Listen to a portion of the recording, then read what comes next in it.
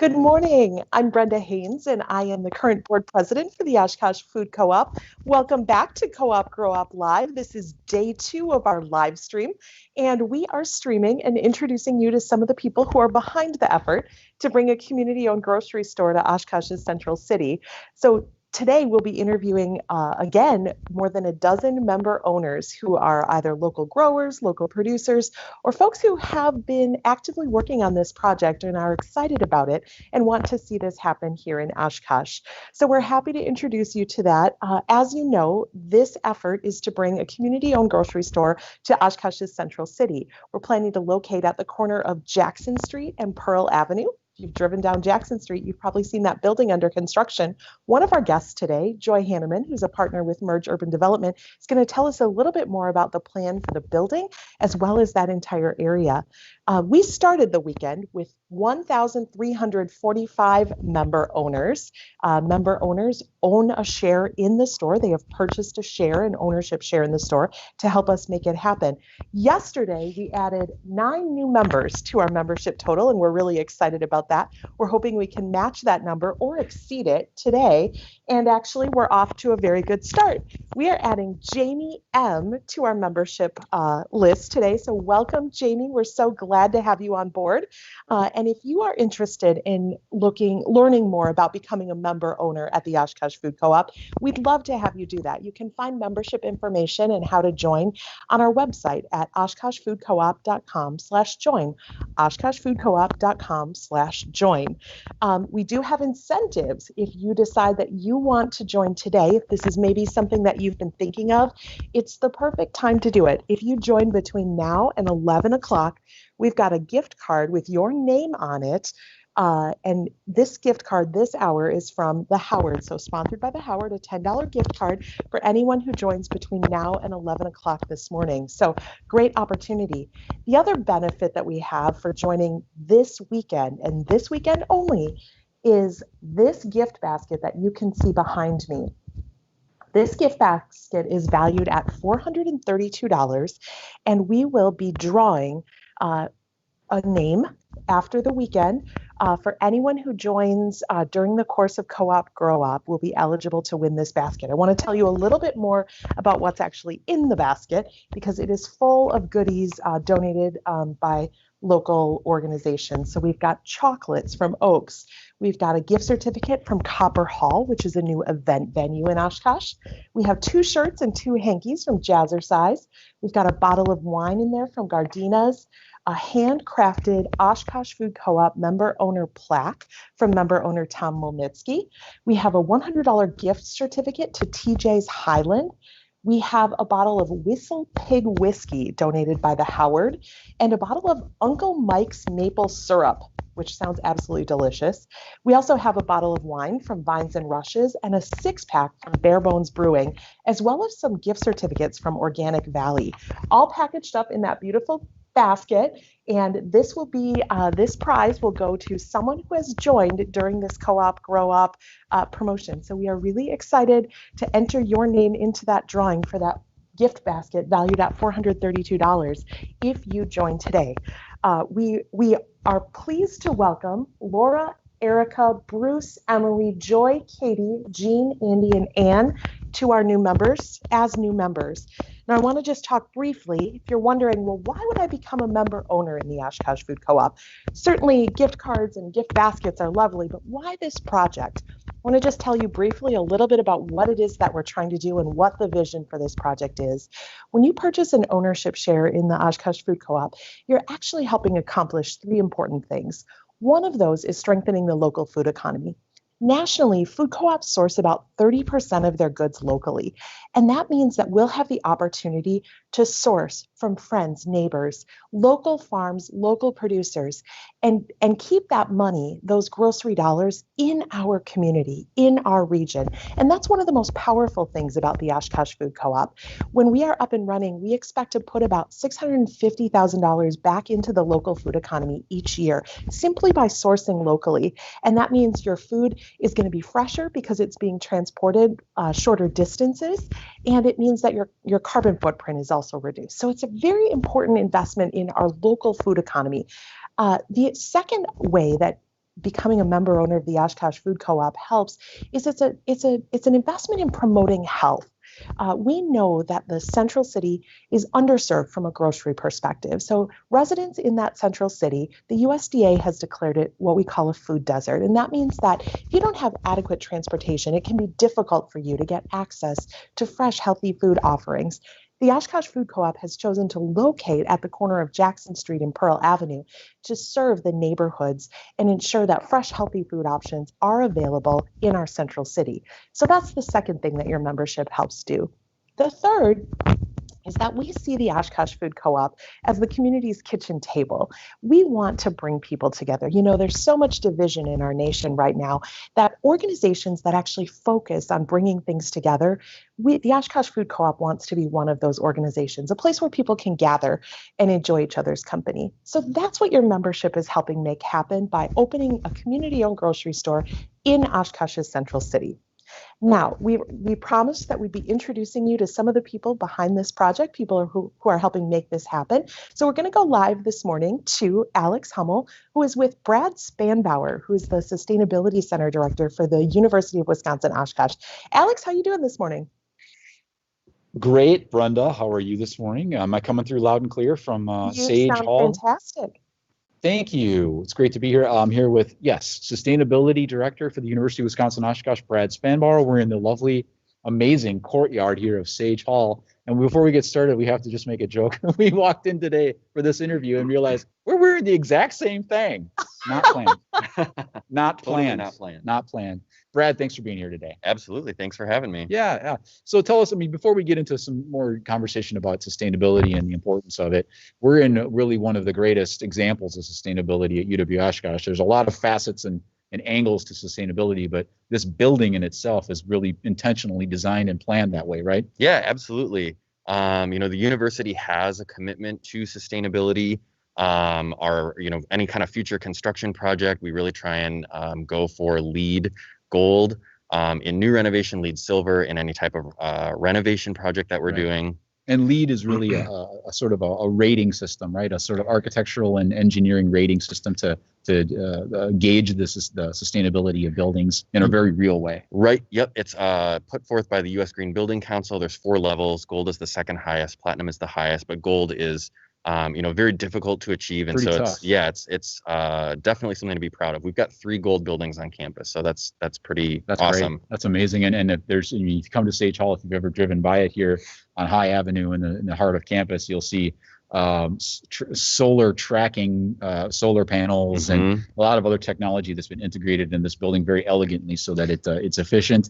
But it still serves its purpose as an academic building. Absolutely, yeah. This building was designed to very much be used by people, but also be very efficient. So this building is 40% more efficient than if we had just built a traditional non-LEED building. Wow, amazing. And the other good thing about this building, or one of the interesting things, is it's only about 3 blocks away from the future site of the Oshkosh Food Co-op. This is true, right? A hop, skip, and a jump. Which is something that, we kind of, it occurs to us now that we see that the concrete going up in the structure of the food co-op, it's literally, short walk from the campus, which is home to thousands of students, faculty, and staff. So there's a good relationship here too, probably in the future. Absolutely, yeah, and a great sustainable feature of the community. So Brad, you're a sustainability director. You help guide our efforts here at UW-Oshkosh.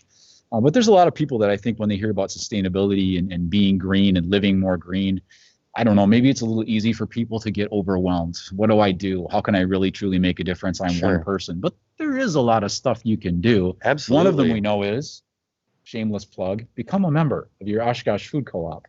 Maybe even by the end of this interview, we can convince one of you folks out there watching right now to become a member. What else can people do as they're living sustainably in their home, making choices every day, the kinds of stuff they purchase? There's, I'm sure, a lot. There is a lot, yeah. The big thing about sustainability, a lot of people I think tend to focus on the environmental side. And here at UW-Oshkosh, in our teaching and in, just kind of our advocating of true sustainability, we like to remind people that it's also about economy and it's about societal issues, right, and social justice and those kinds of things.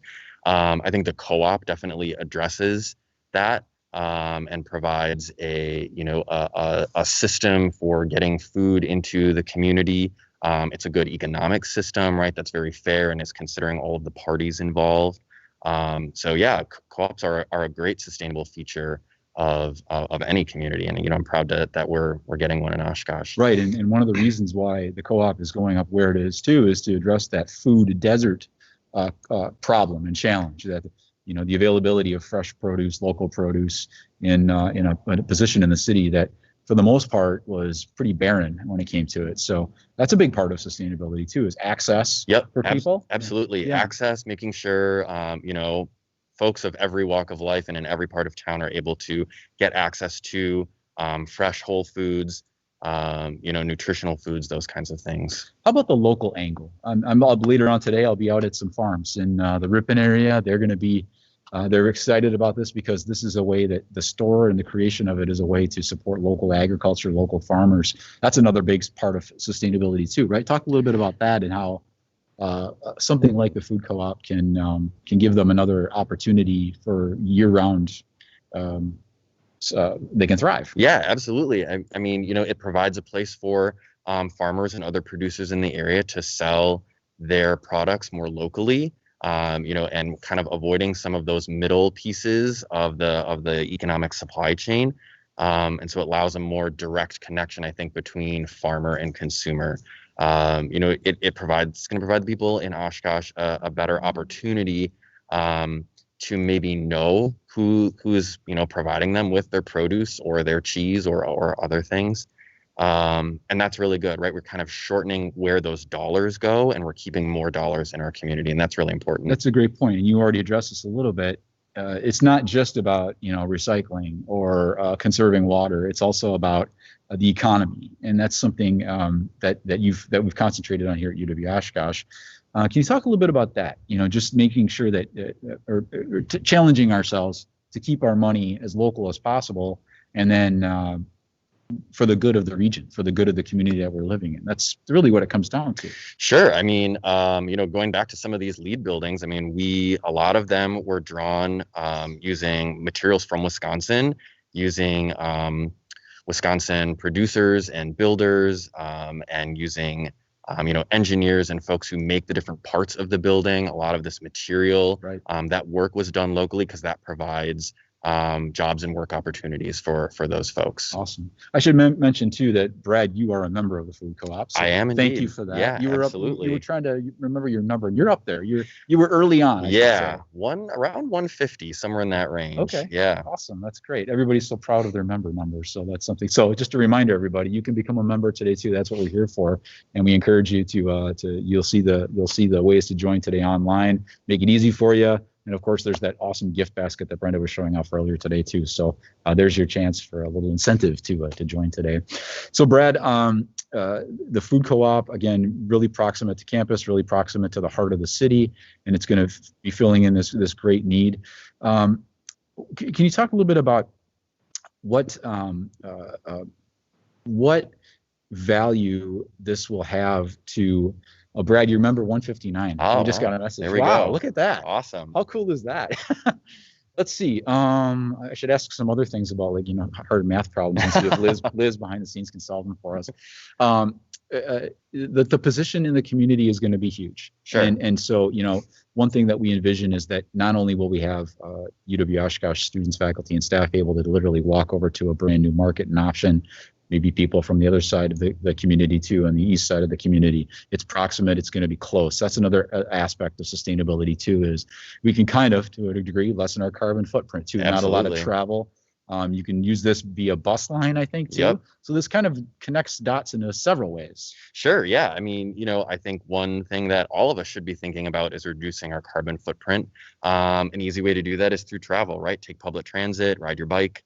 Walk, if you can. Take a boat.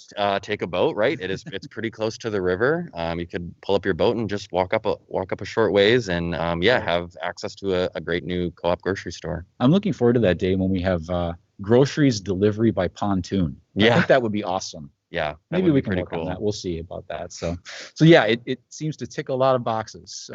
Absolutely. And again, not just because of the physical structure, but because of the way it operates too. Mm-hmm. That'll be key. Definitely. Yeah. Yeah. Do you foresee, being sustainability director at Oshkosh, opportunities for students and our students at the university here and other institutions around the region having an opportunity maybe to interact with the co-op, maybe as a part of their education?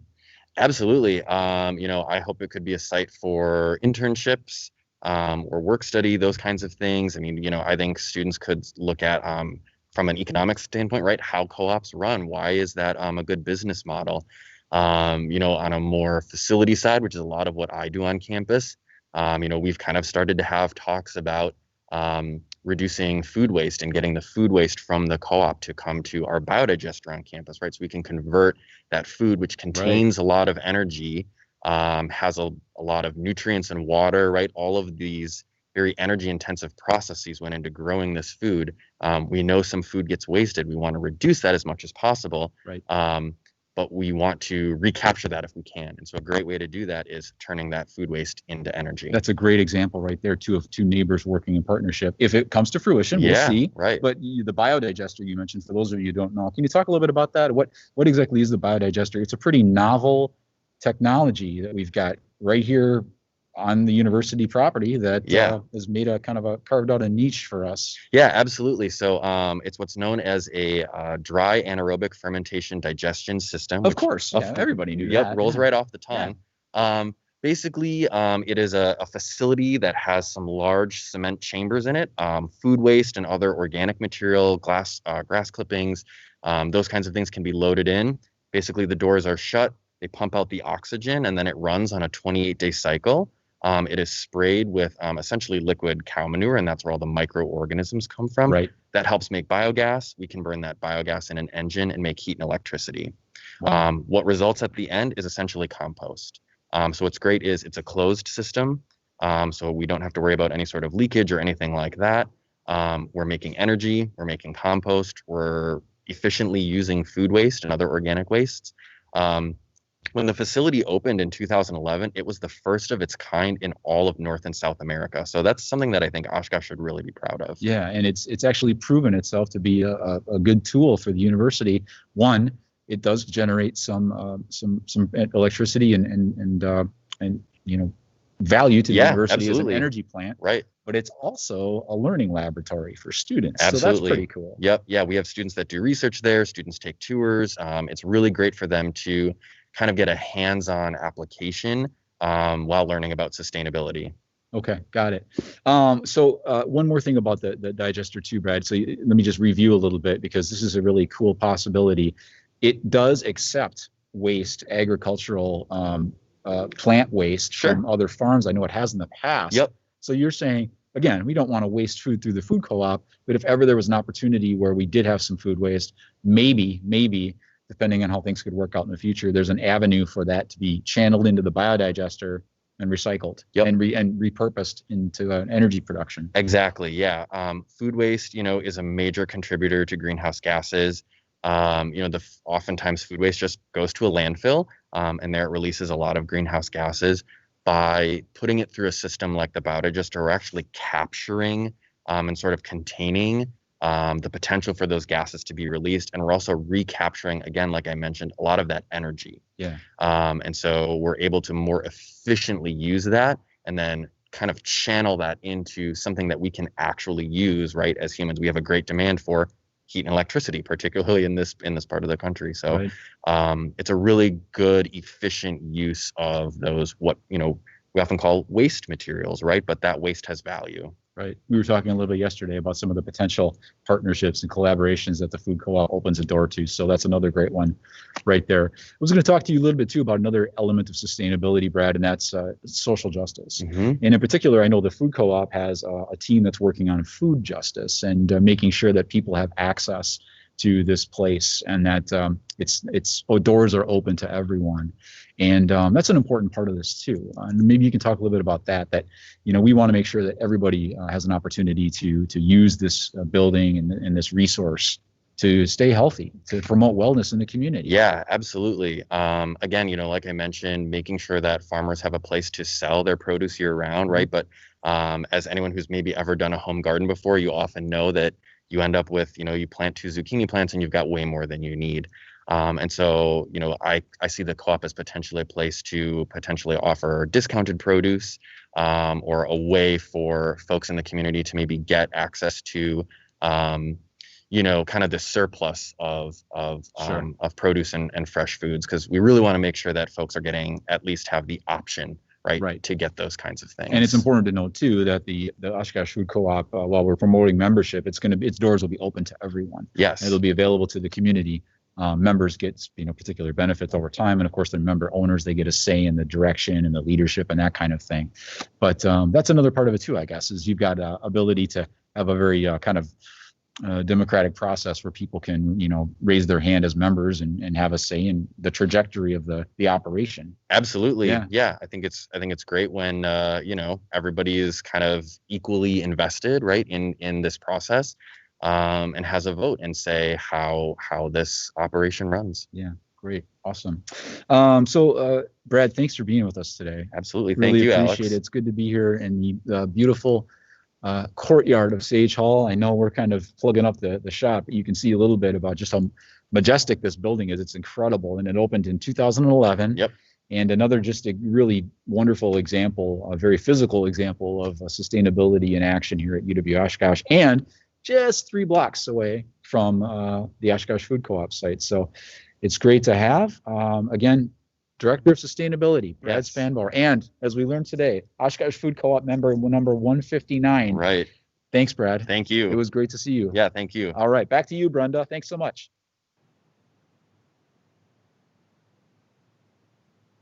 Alex, I've got one more question for you before you let Okay. Brad go.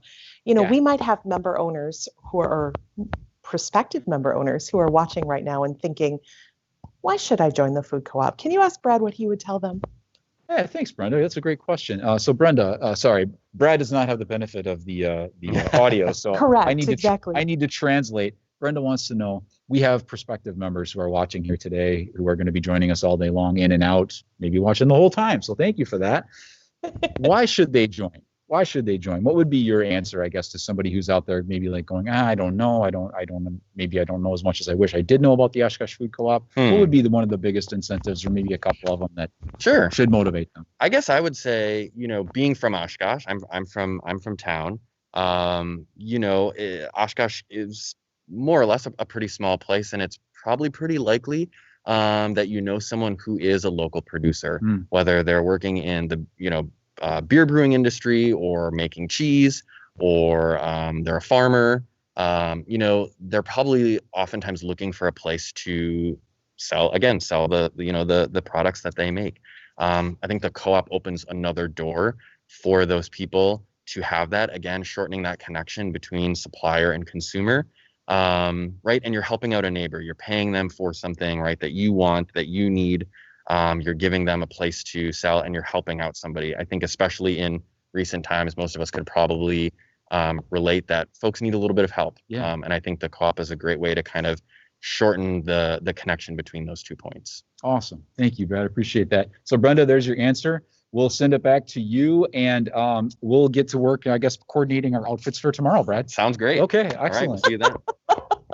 Fantastic. Thanks so much, Alex. Thank you, Brad. As you heard, great opportunities through the Oshkosh Food Co-op to support this local food economy.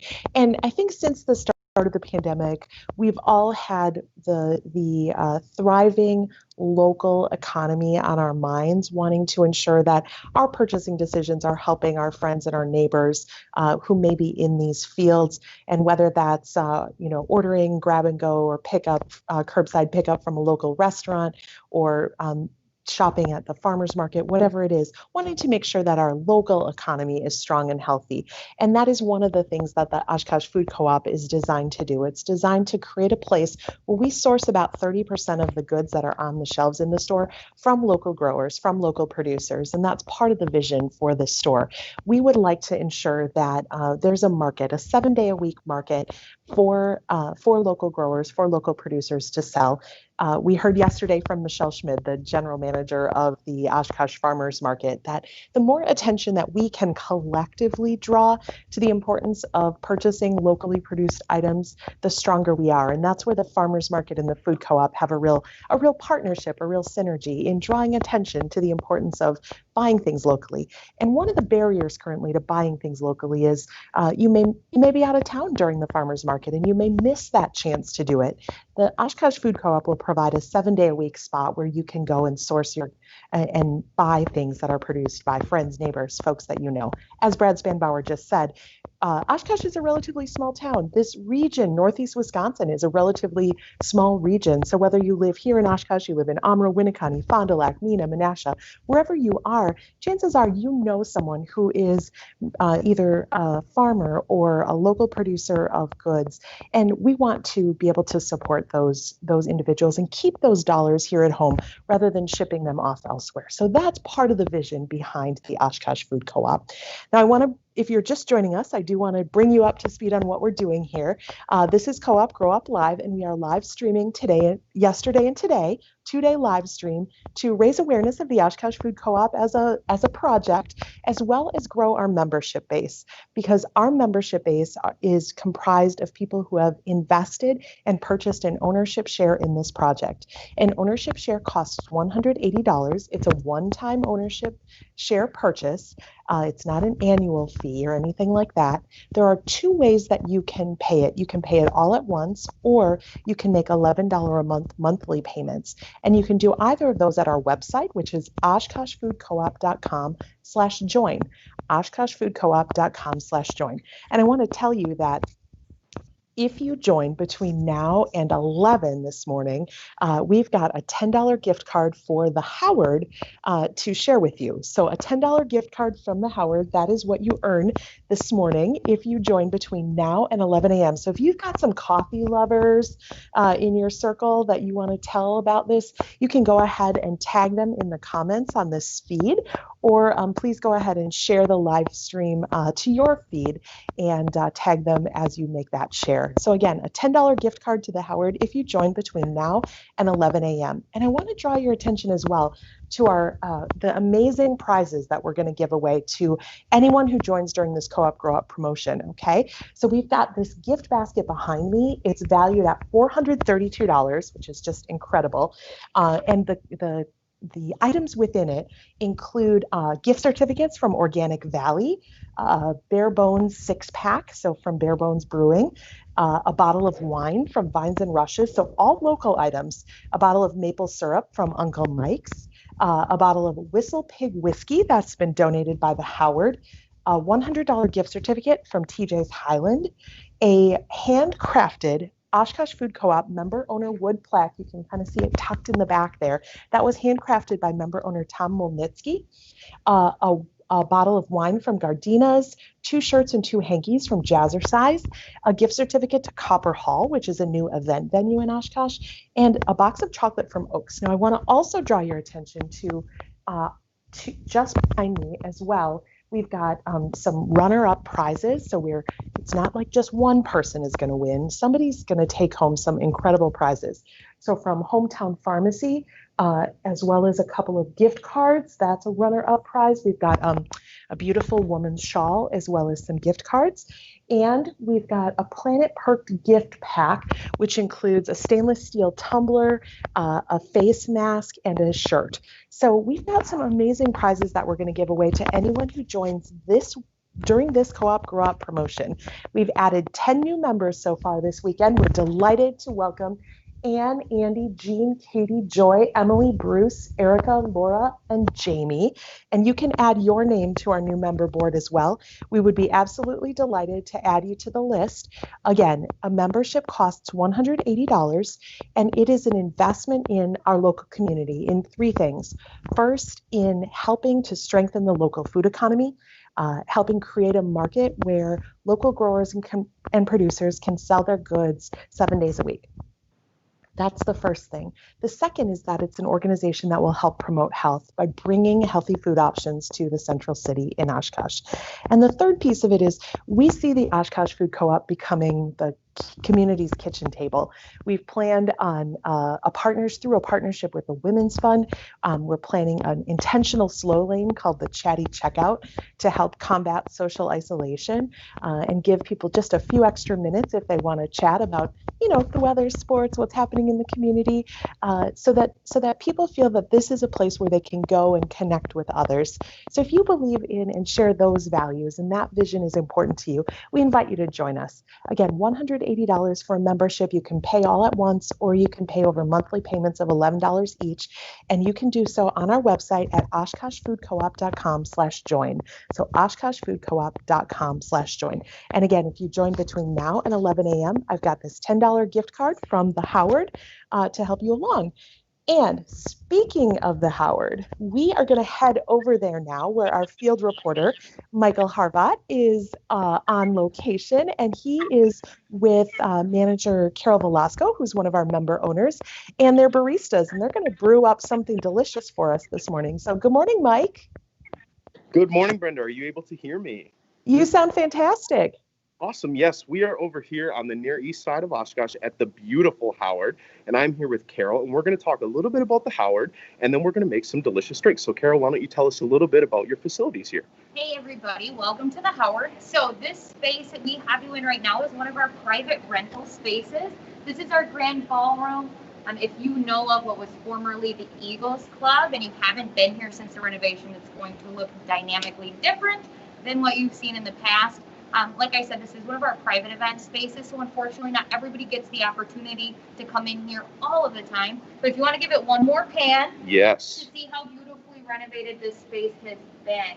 We've done anything from concerts to weddings to corporate events in this space. And then, of course, we have our great hall upstairs. If you are just dying to see some photos, jump onto our website, thehowardoshkosh.com, and you can see that. And I'm going to shamelessly plug right away before we get in there with the baristas that on our website, you can also see our online ordering menu for everything that you're going to see in the cafe that we're going to talk about today. So we hope that you have a chance to stop by at some point. Of course, everything's a little weird right now, but as we ramp things up in 2021, hopefully when things are a little safer, we'll be able to get you guys into this space. And we do have the bowling alley downstairs, correct? Which yes, is private right now. Totally neglected that. The bowling alley, again, keeps some really beautiful photos. We are shut down just for the health and safety of everybody here in Oshkosh, and especially our staff, to make sure that everybody stays happy and well, but that space is going to be available for private rental as well. So if you're looking to do something down there with your group of folks, you can do that. As we head into the cafe, Amy and Courtney are going to be doing a couple drink demos. They're some of our favorites that we have here, and then we'll give you just a look at that space that you can see from Tuesday through Saturday, 7 a.m. to 3 p.m. every day. Awesome. And Carol, why don't you tell us a little bit about why you became an Oshkosh Food Co-op member? Well, I actually met Liz, and Liz educated me all about it. Now, I am not from Oshkosh. I am from Janesville, so when I came to Oshkosh, it was definitely a different feel. For me, I think that people don't realize how great Oshkosh is all the time.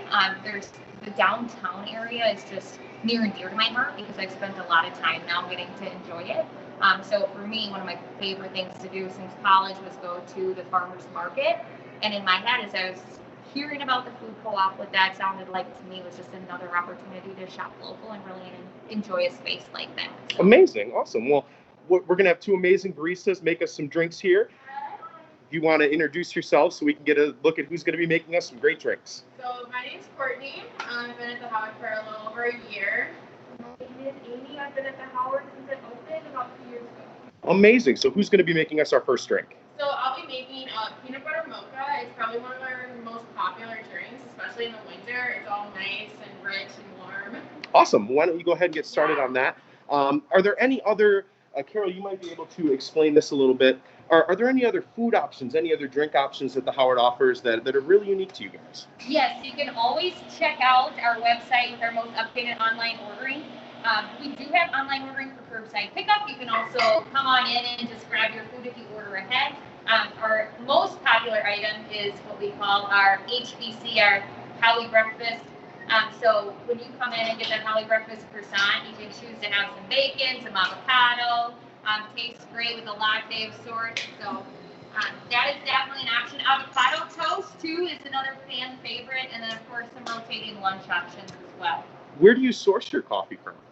Our coffee is sourced out of Milwaukee, Wisconsin. So it's Anodyne Roasters. We've got about 5 cafes there, including one in the Mequon and Milwaukee Public Market, Bayshore, all sorts of areas down there. Amazing. So maybe you guys could talk a little bit about what else is going into this drink here as we're making it. So first, I put in chocolate chips, which not a lot of cafes use because it makes it super difficult to mix and it takes a little bit more time, but it makes it super rich. That sounds delicious. And then add peanut butter powder to add like that peanut butter flavor. And since we're making a 12-ounce drink, it's 2 shots of espresso. If you do a 16-ounce, it would be 3, and then you can always add more. I mean, I think everyone wants more coffee. Yeah. So, Carol, maybe you can explain a little to us more about what makes you excited now that the co-op is finally breaking ground. We're starting to see it come in late 2021, I believe. Brenda has discussed this earlier in the live, but we're really pushing. We have a lot of momentum here. Maybe you could talk a little bit about what makes you really excited. Well, here at the house, we can definitely understand what a labor of love it is to get people to come to a new area, to a new space. So I think that anybody that is a part of the co-op or is considering being a part of the co-op, it's really great to see how much time and energy is put into just making it come to be. And then you can see that when it actually is a thing in 2021, it's just driving that support. So we're excited to have another, something built from the ground up, just like we were, to come downtown, and we're excited to support it. Awesome, amazing. So how is our drink coming over here? I'm gonna be really loud for a second. Okay. Some milk.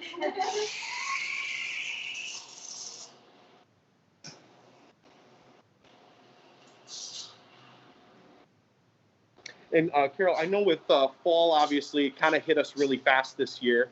With winter coming up, are you guys kind of thinking of any winter promotions or anything else coming like that soon, maybe? For any drink specials, will you guys be changing your menu up? Yeah, we will change things a little bit. So what we are not making for you right now is the pumpkin spice latte, and our pumpkin syrup is actually made house-made from scratch. All of our syrups are made house-made, so they're a lot of yummy things there. Now, Amy and Courtney do all of our drink development.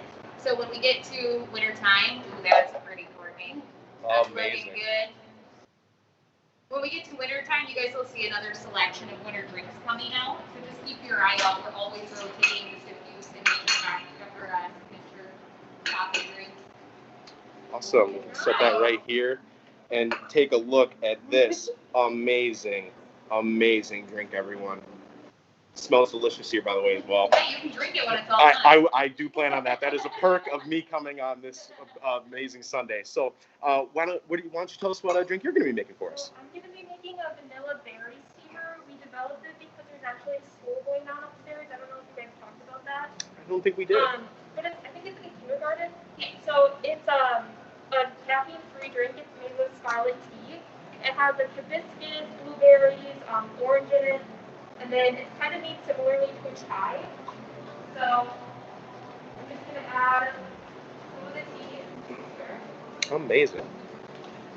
And Carol, you might be able to also speak. So if we look at over here while she's making that lovely drink for us, we also have the basically enjoyment area, as I like to call it, the entranceway of the Howard here. Why don't you speak? So this is a public area that people can come in and enjoy their drinks in while they're here. Yep, so your drinks and your food, you can come on in, you can take a seat. As you can see, everything is very socially distanced. If you've been to the Howard in the past year, you'll see that we swapped out some of the chairs to be easier to clean and scrub with everything going on right now. But this space, as well as there's a little bit of time left to enjoy the outdoor seating areas as well. This is open at 7 a.m. to 2 p.m. Tuesday through Saturday for you to come enjoy. The tea room across the way also has 6 seats in it that are spread apart just a little bit more if you are doing, daytime book club, business meeting, whatever it might be. Amazing. Well, that's great. Also, with the food co-op coming, I know personally I'm going to definitely enjoy a lot of the amenities at the food co-op. What would you have to say to someone who's trying to get a member family owner or a friend? How would you tell them, hey, this is going to be a really cool thing to do? There's power in numbers. Yes. So this only becomes better the more people that choose to be a part of it, and I think that that's what's really, really exciting about it. So part of, and I think I heard somebody saying something about it a little bit before this, but you might just be a degree of separation away from a producer. So you might not even realize that somebody could be greatly affected by you becoming a member and supporting that. So just get out, talk to people, ask questions. I know that Brenda and Liz have a ton of answers for you, so don't be shy about that. And yeah, that's awesome. it. Yes, I think that does very well. Now let's take a look at this drink. This looks very good. Yeah. So it's topped with So it has vanilla or house-made vanilla syrup in it, and then it's topped with butterfly pea flower, so it turns this really pretty blue. And the longer you let it sit, the more it kind of looks like, I think it kind of looks like the sky at night. It's super pretty. Yes. But it kind of is supposed to taste like a blueberry muffin.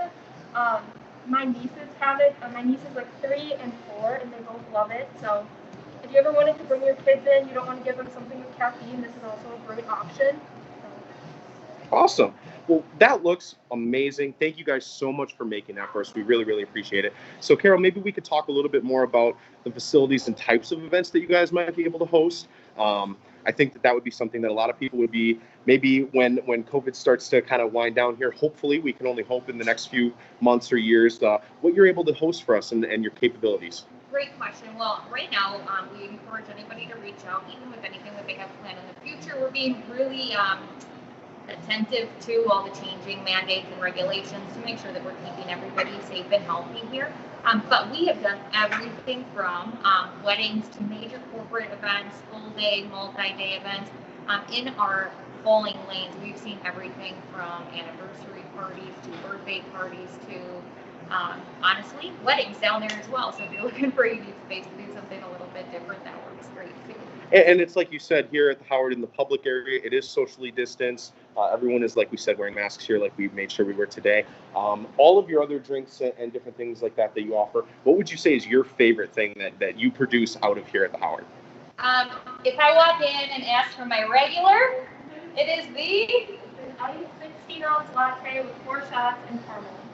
Yep.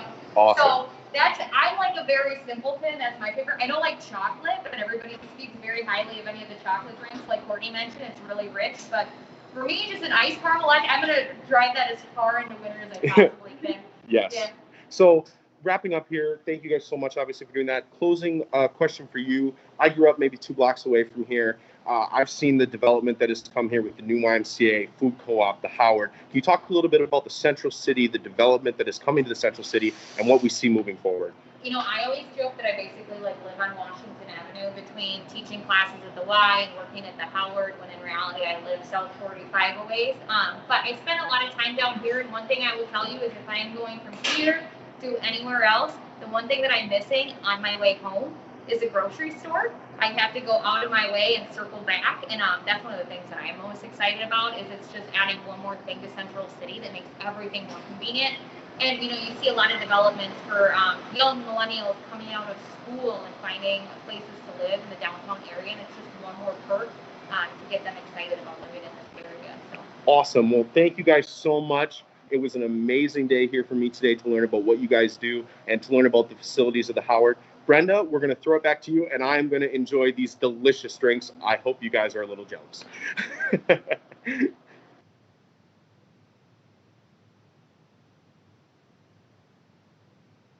Awesome. Goodbye, guys. Brenda, you're muted, by the way. Oh, my bad joke then got missed. I was saying how caffeinated you're going to be by the end of the day. Oh, yes. Well, enjoy the rest of the day, and I hope the rest of the live stream goes great, Brenda. Thanks so much for your help today, Mike. Great to talk with you, Carol. Thanks for joining us, and to your baristas. We appreciate those beverages. They look incredible. So thanks for making those for us this morning. Thank you. All right, gang. If you are just joining us, thank you for joining us on day 2 of Co-op Grow Up Live. This is our live stream. Part of it is muted. Part of it is going to be actually audible. We are happy to have you with us today. We are spreading the word about our efforts to bring a community-owned grocery store here to Oshkosh's Central City. And one of the things that we are doing to help encourage you to join these efforts is we've got some hourly incentives. And so I want to talk quickly about what is happening this hour. If you join, you just saw those beautiful beverages over at the Howard. And if you become a member owner this hour, we've got a $10 gift card for you for the Howard. And we have volunteers. Now you're not going to have to wait for this gift card. You could probably get over there today. We've got volunteers lined up who will be actually hand delivering the gift card, your co-op membership card, and even a yard sign if you'd like one, directly to your house. We'll ring your bell and leave it outside your door, contactless delivery. We're really excited to welcome so many new members already this weekend, and I'm delighted to say that we have had another another owner join. Michael and Janet S., thank you so much for becoming member owners of the Oshkosh Food Co-op. Easy for me to say. Thank you for becoming member owners of the Oshkosh Food Co-op. You join a lineup here that is growing. We are delighted. This is our 11th new owner of the weekend. So Michael and Janet join Ann, Andy, Jean, Katie, Joy, Emily, Bruce, Erica, Laura, and Jamie. We would love to add your name to our list of new owners. You can join by visiting our website at oshkoshfoodcoop.com/join, oshkoshfoodcoop.com/join. Now, if you are just hearing about this for the very first time, I want to give you some background. This effort started back in 2013. We officially incorporated and became an official entity and decided to get to work on building a food co-op in Oshkosh's central city. And the effort nationally, it takes 5 to 7 years to start a food co-op. We will be Northeast Wisconsin's first food co-op. So the Oshkosh Food Co-op will be the first in Northeast Wisconsin. And this really has been a strong community effort and a strong regional effort. When we look at where our members actually come from, we have about half of our member owners live in the Oshkosh community and about half live external. So Fond du Lac, Winneconne, Omro, Neenah, Menasha, Appleton, Green Bay. We know that co-ops, food co-ops have groupies, and we expect that the co-op will help bring people to our community. More and more people are interested in shopping and supporting locally. That is a value that is held by especially millennial and Gen Z generations, and we know that it is increasingly growing in interest. Again, similarly, interest in organic, local, natural foods is also growing. And both of those things are important values to us here at the Oshkosh Food Co-op. And there's some of the reasons that people have gotten behind this effort. A strong local community doesn't just happen. It takes people like you, people to invest and help make new projects get underway and become successful. And that's what the Oshkosh Food Co-op is. Already 1,355 member owners have purchased a share in this project, purchased an ownership share to help make this project happen.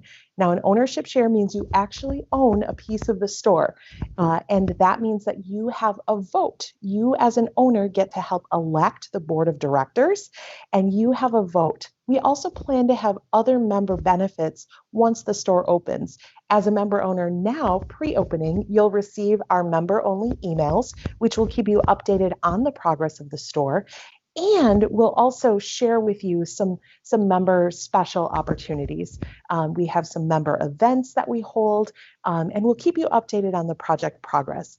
Plus, you'll have the benefit of knowing that you helped make this project happen in our community. Again, as I said earlier, these projects don't just happen. It takes the vision and investment from people just like you to help make the project happen. So if it's important to you that we have a strong local economy, if it's important to you that we have a healthy central city, if it's important to you that we have an open and inclusive store where the health of the community is valued as much as the bottom line, then the Oshkosh Food Co-op is an important investment, and we hope it's one that you'll make today by joining us. You can join again by visiting our website, oshkoshfoodcoop.com/join, oshkoshfoodcoop.com/join. And like I said, if you get your membership in by 11 o'clock this morning, we have a $10 gift card for you from the Howard. And you'll be entered to win our beautiful prize baskets. We have a grand prize drawing that's happening after this event wraps up, and we'll be giving away a few beautiful prizes. So we've got a grand prize basket valued at more than $400, and that basket includes some pretty amazing things that have been donated by local businesses, including Organic Valley gift certificates, a 6-pack from Bare Bones Brewing, one of the local breweries, a bottle of wine from Vines and Rushes. We were out there yesterday and spoke with them. Uncle Mike's maple syrup, a bottle of that produced in Stevens Point. A bottle of Whistle Pig whiskey donated by the Howard, where we just heard from Carol Velasco. A $100 gift card from TJ's Highland, where we're going to next. A Wisconsin, a wood plaque that was handcrafted for the Oshkosh Food Co-op by member owner Tom Molnitsky. a bottle of wine, 2 shirts and 2 hankies from Jazzercise, a gift certificate from Copper Hall, that's a new event venue here in Oshkosh, and chocolate from Oaks. So if that doesn't have your mouth watering, it will. We also have other prizes that we'll be giving away, including a beautiful ladies shawl from Hometown Pharmacy, as well as some gift cards. And Planet Perk, we've got a great gift basket from Planet Perk that includes fresh coffee beans, as well as a stainless steel tumbler, a face mask, and a shirt. So it's a great opportunity to get entered. Anyone who has joined since the beginning of this promotion till 11:59 p.m. tonight will be entered to win in that drawing, and we look forward to adding your name to that list. You can join now by visiting our website, oshkoshfoodcoop.com/join, oshkoshfoodcoop.com/join.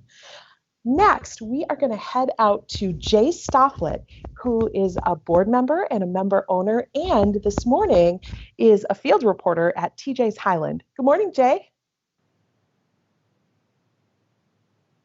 Oh, Jay, I'm not hearing you, so let's just check and make sure you're not muted.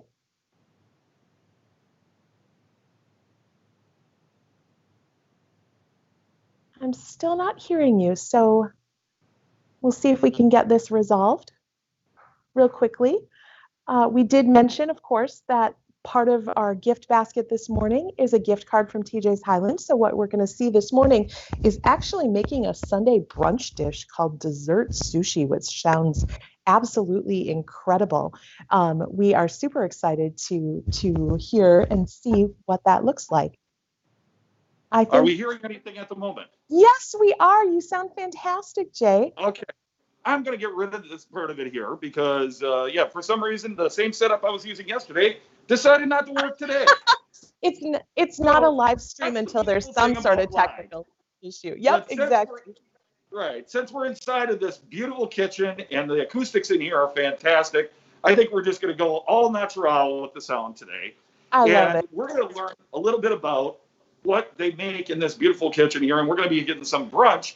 Chef Mike is going to kind of talk us through a little bit here, and Samantha, the pastry chef, is going to show us what she's going to do. So,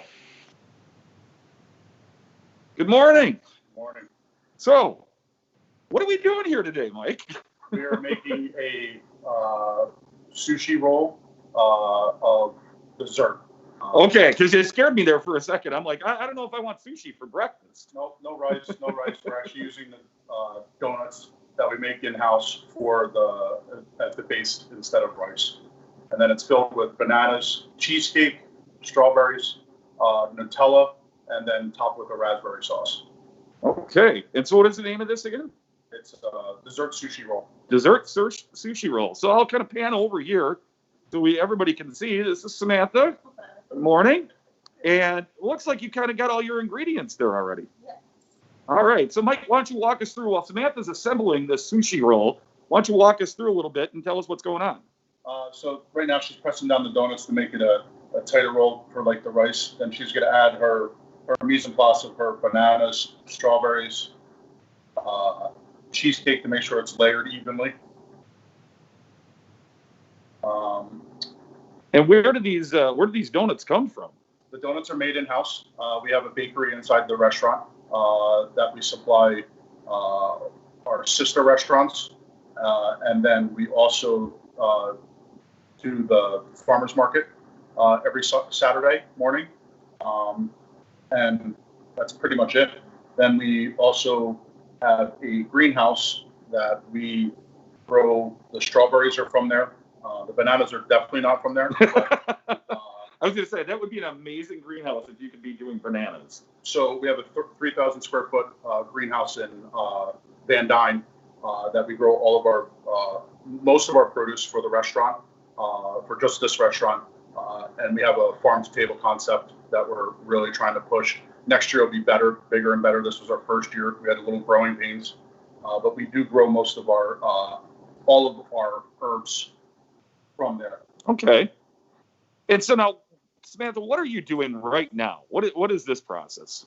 It's making sure that the sushi roll is very tight. So you pull from the backside over and then grab the front and pull back on this part. Okay. So that it makes the sushi roll nice and compact. And is that the standard sushi roll rolling mat that you get anywhere? Yes. Okay. Not a special breakfast brunch sushi roll rolling? Basic one, we cover it with plastic wrap so it doesn't get the bamboo all covered in Nutella and donut flakes. Makes sense.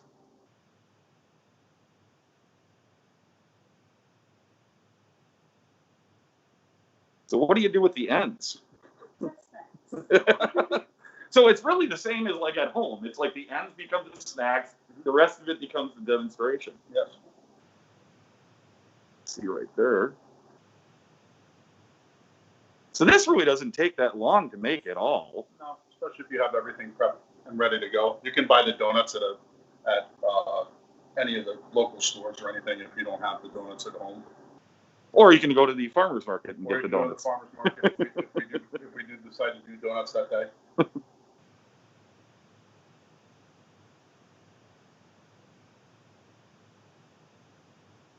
So is there anything, so what are we going to top this with next? It's a raspberry sauce that we make from fresh raspberries and a raspberry puree.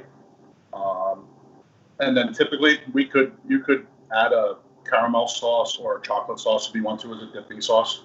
And then we'll even give chopsticks as a garnish. You put a little whipped cream on it. Oh, of course. Everything goes better with whipped cream. Yep. Then little chopsticks to add the Japanese flair. So now, is this something? Yeah, we bring that. Can we bring that around here and get a closer look on that? Look at that. That looks fantastic. Here, I'm gonna pick this up here quick. Look at that. Presentation is wonderful, and then of course you got the chopsticks. Would people actually use the chopsticks on this? Sure. Oh, it looks fantastic, and I'm sure it's low calorie as well. 100%. Not much Usually fat.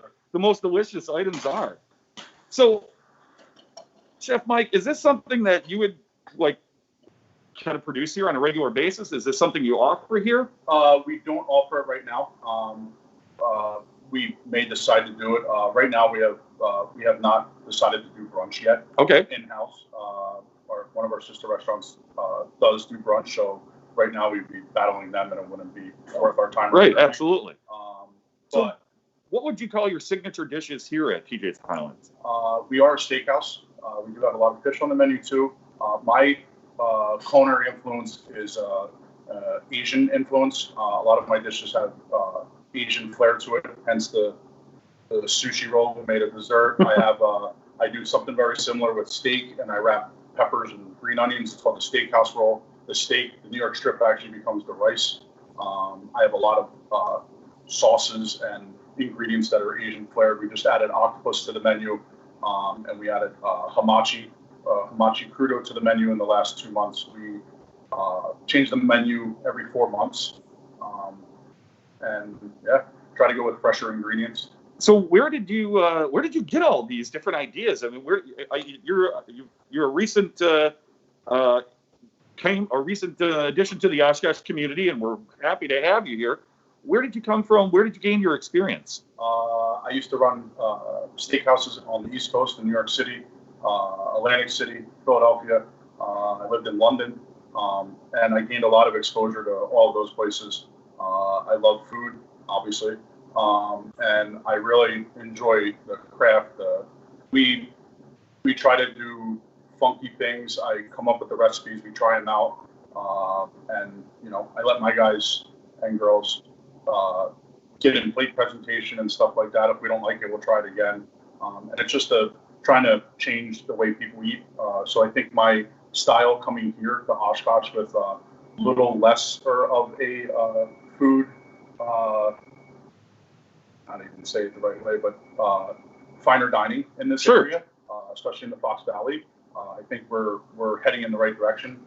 Rave reviews all the time. But again, our signature thing is steak. We are a steakhouse, and that's pretty much it. Can you tell us, or is it a secret? Where do your steaks come from, and what makes the best steak? Okay, so we actually have 2 styles of steaks. We are a dry aged steakhouse. Most of our meat is dry aged. It comes from Iowa. through Buckhead, which is based right outside of Chicago, which is a Cisco, their Cisco brand. And then our other one is the Wagyu beef. It's American Wagyu. That comes from Snake River Farms in Iowa. We are probably their biggest producer in Wisconsin of their meat. We carry 4 of their steaks and pork chop, caribou pork chop, and then we carry 4 more steaks of theirs on the menu. So we have a in between dry age and the Wagyu. We started moving towards the Wagyu more and more. That's a vast difference in flavor. So how do you, maybe help out some of our watchers here and even myself here, how do you really know when you get all these pieces of meat lined up, all these steaks lined up, how do you pick the right one? What is it you're looking for? Well, I mean, we don't do much butchering in-house. Right. But if I'm going out to the store or I'm going to a butcher shop or I'm out there looking for a thing, what do you look for in a steak cut? It's a personal preference. If you want lean, then it's a fillet. If you want fatty, it's going to be a ribeye. And then we have everything in between. That's why the Wagyu cuts, they have more fat in them. More fat introduces more flavor to it. A boned-in piece of meat also introduces more flavor to it. A dry-aged meat introduces more. So now you add a bone-in ribeye. You add a bone-in ribeye to the menu and you eat that. It is the most expensive steak because of how it's done and how it's cut. But you add the bone-in ribeye with the flavor, the fat, the bone, and that's probably the best steak that we have on the menu. Well, we're thrilled to have you and all this knowledge that you have that you brought in from the East Coast and London and brought this to Oshkosh. Have you really been finding your way around Oshkosh? Have you enjoyed the community being here? Yep. I bought a house here, so I'm here to stay. Awesome. What are some of the things that you've discovered that you really enjoy about the Oshkosh area? I like the farmland, the openness. Everybody's really, really friendly. Not what I'm used to on the East Coast. But yeah, it's been a really good time. It's only been about 1.5 years, almost 2 years coming up.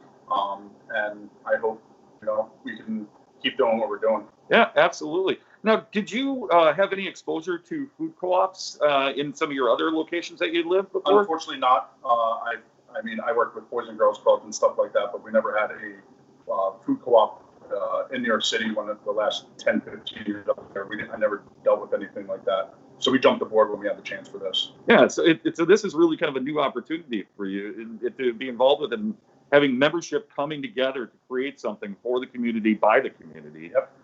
For yourself personally, is this going to be something that you feel is going to be a benefit to your, just because I'm sure when you're home, you have to cook as well. I mean, we all have to kind of do this, or do you just take home food from here? I usually get takeout. I don't cook when I get home, but I really think that the food co-op is going to be a great thing. Talking with everybody about it, the people that are on the board, the people that are running it. I really believe that it's going to really help the community, and I hope people really take advantage of it when they do open. So, speaking of being open, tell us a little bit about TJ's Highlands. When can we come here? What's the dining room look like right now? Tell us a little bit about why we should come to TJ Highlands for dinner. Well, TJ's Highlands is open Tuesday through Saturday from 11 to 8, Friday and Saturday until 9. We are open for lunch and dinner, 2 different menus. Lunch is more of the burgers and the sandwiches, and dinner steakhouse feel. Our owner is TJ Rogers. He is a Oshkosh resident, resides in California now. We own TJ's Harbor down the street. We had just recently purchased Artie and Ed's that's down the street. Our bakery, greenhouse, a farm. So we're starting to build a little bit of establish something here in Oshkosh to help the community. But for the restaurant, it was all TJ's vision, Scottish Highlands. When you go out there, there's tartan that we brought somebody in from Texas that laid all the tartan, which is from Scotland, all around the whole restaurant in both dining rooms. There is a unique bar with a patio.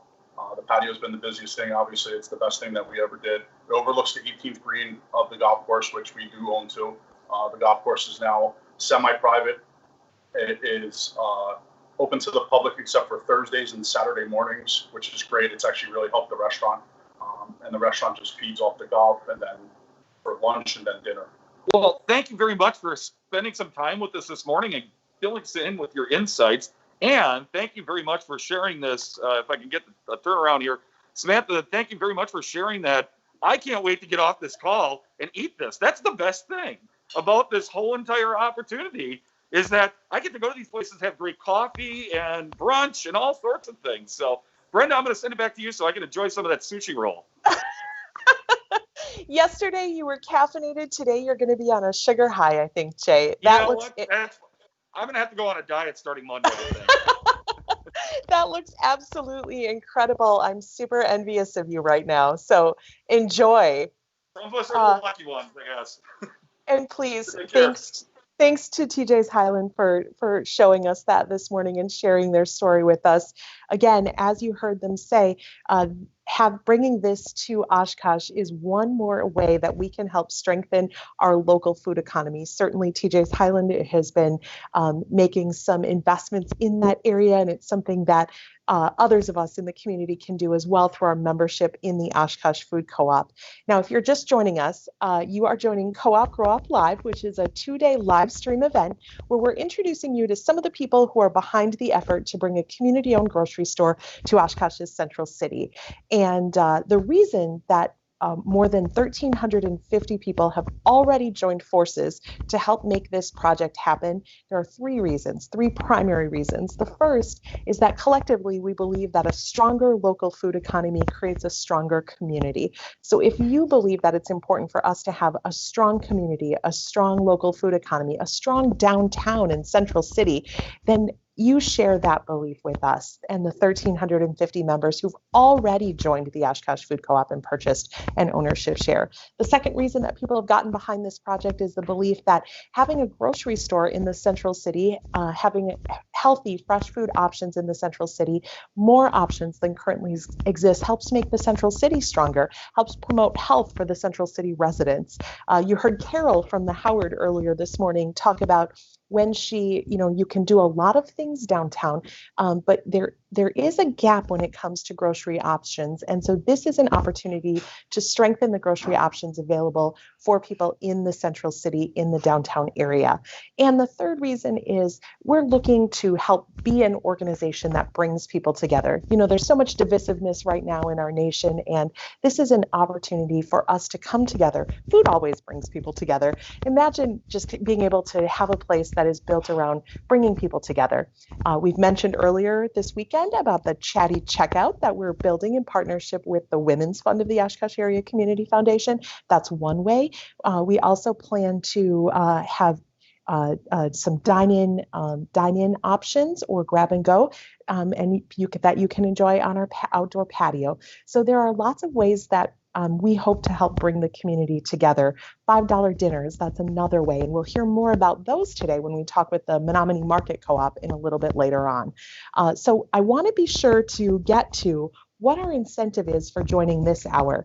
Now, a membership is $180. That's a one-time purchase, and you can pay it all at once, or you can pay it off in $11 monthly payments over an 18-month period. And if you join between now and noon, we've got a great promotion for you, because we have a gift certificate for some Organic Valley milk and cookies from Caramel Crisp. So milk and cookies is what's on this hour for anyone who joins and becomes a member owner of the Oshkosh Food Co-op. It's very easy to join. If you go to our website, oshkoshfoodcoop.com/join, you'll find both options, either the pay all at once or the opportunity to pay in over 18 months and split that payment up with $11 monthly payments. Of course, if you join before 11:59 p.m. tonight, we'll also enter you into our grand prize drawing. And I want to tell you a little bit about the prizes that we have that we'll be giving away, because they're pretty incredible.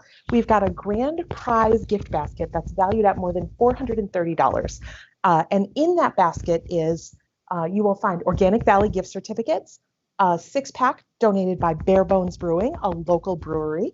You'll find a bottle of wine from Vines and Rushes. That is a local organization as well, and we toured there yesterday.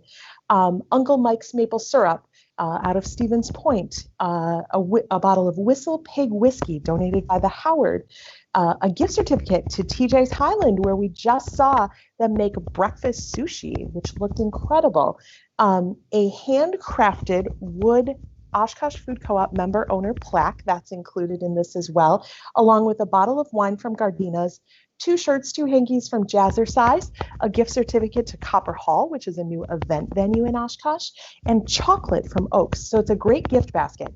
And we do have some additional prizes. So we're not just going to award one person. We've got 2 additional prizes as well. One is a woman's shawl from Hometown Pharmacy, as well as gift certificates from Carrot and Kale and Manila Resto. And then we also have from Planet Perk a stainless steel coffee tumbler, as well as fresh coffee beans, a mask, a face mask, and a shirt. So we've got some great prizes that we'll be giving away to anyone who joins between now and noon. And we're eager to have you enter, and you can do that, your name entered. You can do that simply by visiting our website, oshkoshfoodcoop.com/join, oshkoshfoodcoop.com/join. All right, next we are going to hear from member owner Bill Timke, who also is the owner of Black Pearl Coffee Traders. And he's going to tell us a little bit more about the history of coffee. Good morning, everybody. I am here with Bill Timke. He is going to be chatting with us about coffee. Thanks so much for taking some time, Bill. How are you today? I'm just great, Liz. How about yourself? Hanging in there. This is an exciting day for us. So excited to chat with a bunch of different member owners, including yourself. So can you tell us a little bit about why you joined the co-op, maybe how you heard about it? Well, Ada and I have been involved in the community for a very long time. And friends of ours, Susie Betty, is one of the, I think, one of the beginning members, and she sort of cornered Ada. So here we are. Awesome. And besides, personally, I'm on a mission to get good coffee to people. So I thought the co-op would be a perfect opportunity to help make that happen. That is true. That is great. I'm a coffee lover myself, so I'm excited to learn from you today. So how did you dive into the world of coffee and fall in love? Well, first of all, I was raised, on a electric percolator with coffee, and my father always called that church coffee, which was pretty tasteless and just sort of like drinking hot brown water. So after a while, after a few years, I've gone through numbers of hobbies, and I just about the year 2000 decided to start roasting my own coffee at home. So it went from a roaster that did 8 ounces and smoked up the kitchen to a roaster that did 2.5 pounds, which almost burnt down our garage, to my current roaster, which is a relatively small one. It's called a shop roaster, and it does 12 pounds of coffee at a time. So I can produce about 40 pounds an hour on average. Okay. Now I did that because I got tired of paying big money for small amounts of coffee from the people that sold coffee to home roasters. And in order to buy coffee from the international importers, I needed to start going through a lot of coffee. So I started out with 1 grocery store and then 2 grocery stores. Now I have 6 festival stores, Wagner Supermarket, a couple of odd other places, a bakery in Appleton called Happy Bellies. I don't know if you've ever heard of them. They do gluten-free stuff. Mm-hmm. We've supplied them for years. And this is about where I stopped, because now my hobby has become a business. Sure. But can you touch on the coffee bean itself? I don't think a lot of people realize that, number 1, it's a fruit, and number 2, it's white when it reaches you, correct? Well, actually, let's start. It's not a bean; it's a seed. It's called a bean just because it sounds better than coffee seeds, right? And it's a It's a part of the Arabica plant or the Robusta plant, two basic varieties of coffee, and they are both relatives of the evergreen trees, like the ones you see outside your door.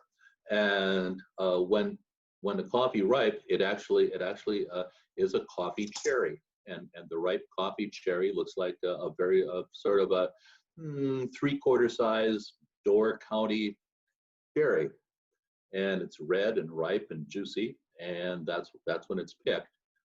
Then it's processed, and the coffee actually comes to us two different ways. It can come sort of whitish if it's done naturally through just naturally drying it outdoors, which in some of the more remote regions, it's still done that way. The majority of coffee is done through a wet process where the coffee is depulped and spun around and dried out in mechanical dryers and things of that nature, and that looks sort of greenish. Okay. Okay, great. So, and long-winded. where is that plant native to? The plant is native to Ethiopia, and it actually the history of coffee, and I'll get going here so we don't have much time, but the history of coffee is really a rather dark history, and it follows the colonial expansion of the Dutch and French and Spanish empires. And it's a relatively new beverage. Coffee wasn't really written about or talked about much until the early 16th century. And in Ethiopia, it was actually used as a religious tool by the Sufis, which are a Muslim sect, and their habit was to stay up all night in prayer. Well, staying up all night in prayer, you needed something to help you stay awake. So they ended up discovering coffee. But in Ethiopia and Yemen at the time, it was punishable by death to remove a coffee plant, a live coffee plant from Ethiopia. They really wanted to protect their source. Anyway, the Dutch managed to get a plant out to India and Goa in about 1536, somewhere around there. From there, they moved it to their new colonies in Java and Indonesia, Sumatra, that area, where they started forming coffee plantations to, of course, grow the coffee and ship it back to Europe. Well, these coffee plantations, they employed natives, not as we know employment. They enslaved the natives to operate the coffee plantations. Sure. From Europe, actually, the Dutch gifted a coffee plant to Louis XIV of France in about 17 something. He kept it in his greenhouse in Versailles, and what was it, 1750, somewhere around in there. He sent one of his coffee plants aboard a ship with a French lieutenant to French Guiana. That's how coffee arrived in the mid-18th century in what is now Central and South America. And there the same thing occurred. They imported a whole bunch of white people and gifted them lots of land with lots of natives on it. And they enslaved the natives to grow coffee. As a matter of fact, the largest coffee growing country in the world to date is still Brazil, South America. And Brazil did not abolished slavery till I believe somewhere, I think it was 1882. And in the early part of the 19th century, the 1820s, 30s, 40s, Brazil imported as many as 60,000 Africans a year to work in the mines and the coffee plantations. So while coffee is a wonderful drink, it is the second or third largest legally traded drug on the planet. Wow, I love that statistic. Here's another question, Bill. So coffee, we hear about coffee a bit in the news lately about climate change because it has a specific elevation that it grows best at. Is that correct? It has a specific region between the Tropic of Cancer and the Tropic of Capricorn, that mid layer right on either side of the equator. And that is coffee's prime growing region. And yes, climate change has been affecting the specialty coffee harvest greatly. About the only area that it hasn't been affected is, again, Brazil. Brazil has coffee farming that is much like going down to Iowa and watching them harvest, 3,000 or 4,000 acres of corn or soybeans. It's monocropping, really. But Brazil is the only one that does that. The rest of the world, for instance, some of the coffee that I just bought a wonderful Chiapas coffee from southern Mexico. Now that particular co-op is run by a woman whose name I've forgotten, but they have about 130 different farms that contribute to this co-op. Some of them as small as a half acre in size.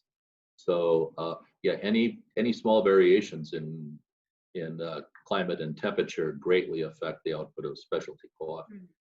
I love hearing about cooperatives that are happening in the coffee industry. Of course, a cooperative is a business that's owned by its members. In this case, it would be owned by its producers. We've talked a little bit about the darkness of coffee, but what are some of the good changes that are happening to ensure that the people who are growing coffee today are getting a fair price for their product? Well, actually the greatest change is happened in the 1970s. A guy named Schultz bought out a company called Peet's, Alfred Peet in California, and he started a company called Starbucks. Until then, the entire world of coffee was controlled by about a half a dozen different people, including giant corporations like Nestle's, Kraft, and General Foods. But Schultz, again, got the idea from Pete that small specialty coffee, you could market this, you could sell it, et cetera, et cetera. So Schultz really in the 1970s started it, and it's gone gangbusters ever since. There are no small or mid-sized coffee roaster would be in existence if it wasn't for Starbucks. So what they did in order to guarantee a supply, they actually started to pay the people more money.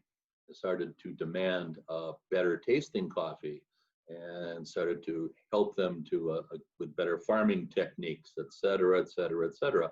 And it's grown from there. Now we have a fair trade coffee, which you've heard of, where the growers pay their workers a little extra money. Now, this is a very good thing, but just as an actual fact, in order to be fair trade certified, you have to come up with money to pay the fair trade people. And most of the small vendors in the world don't have the money to be fair trade certified, but they really are. They get along on their own. Sure, that's the same issue we talk about with USDA certified organic.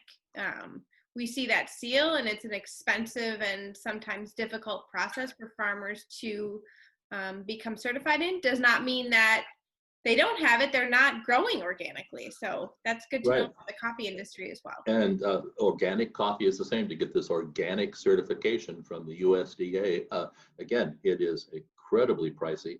And most of the small growers in the world are already organic. They simply can't afford fertilizer, so or insect repellent. And actually, that's what the caffeine in coffee is all about. Caffeine for the coffee plant is really an insecticide. It's a nerve agent. It stimulates us, gives us focus, stimulates the nervous system. But in a small bug that's eating on the coffee leaf, it rather stimulates him to death. Wow, that's interesting. Well, speaking of coffee, in our last few minutes here, Bill, you talked about the coffee, the church coffee that you perhaps grew up on. What is your favorite variety to drink right now, and how do you brew it at home? Well, I brew it many different ways. I keep testing and brewing it all over. But I'd like to discuss just a little bit in the last couple of minutes about, for instance, the coffee that you normally find at a supermarket and some of the simple secrets of coffee. Sure. And I'll use this analogy. Coffee is sort of like beer.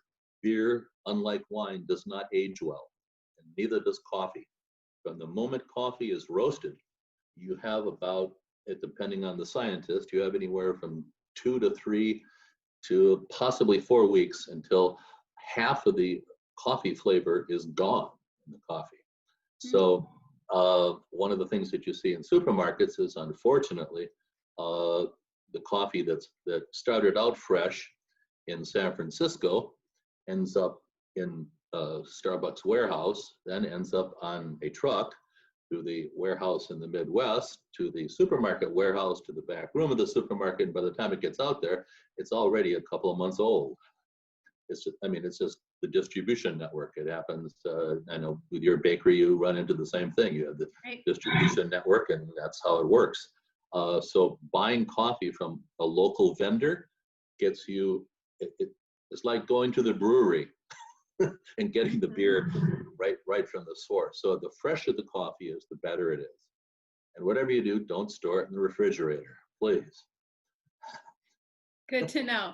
Well, I think the other great thing about whether it's local coffee, beer, produce, bread, if you are willing to spend a few more dollars that oftentimes go right back into the producer's pocket rather than a larger conglomerate, you can taste the difference. And I know my coffee habit now, I love buying from local producers because, gosh, it just tastes so much better too. Whether it's the freshness or the love that goes into its production, you can really taste the difference.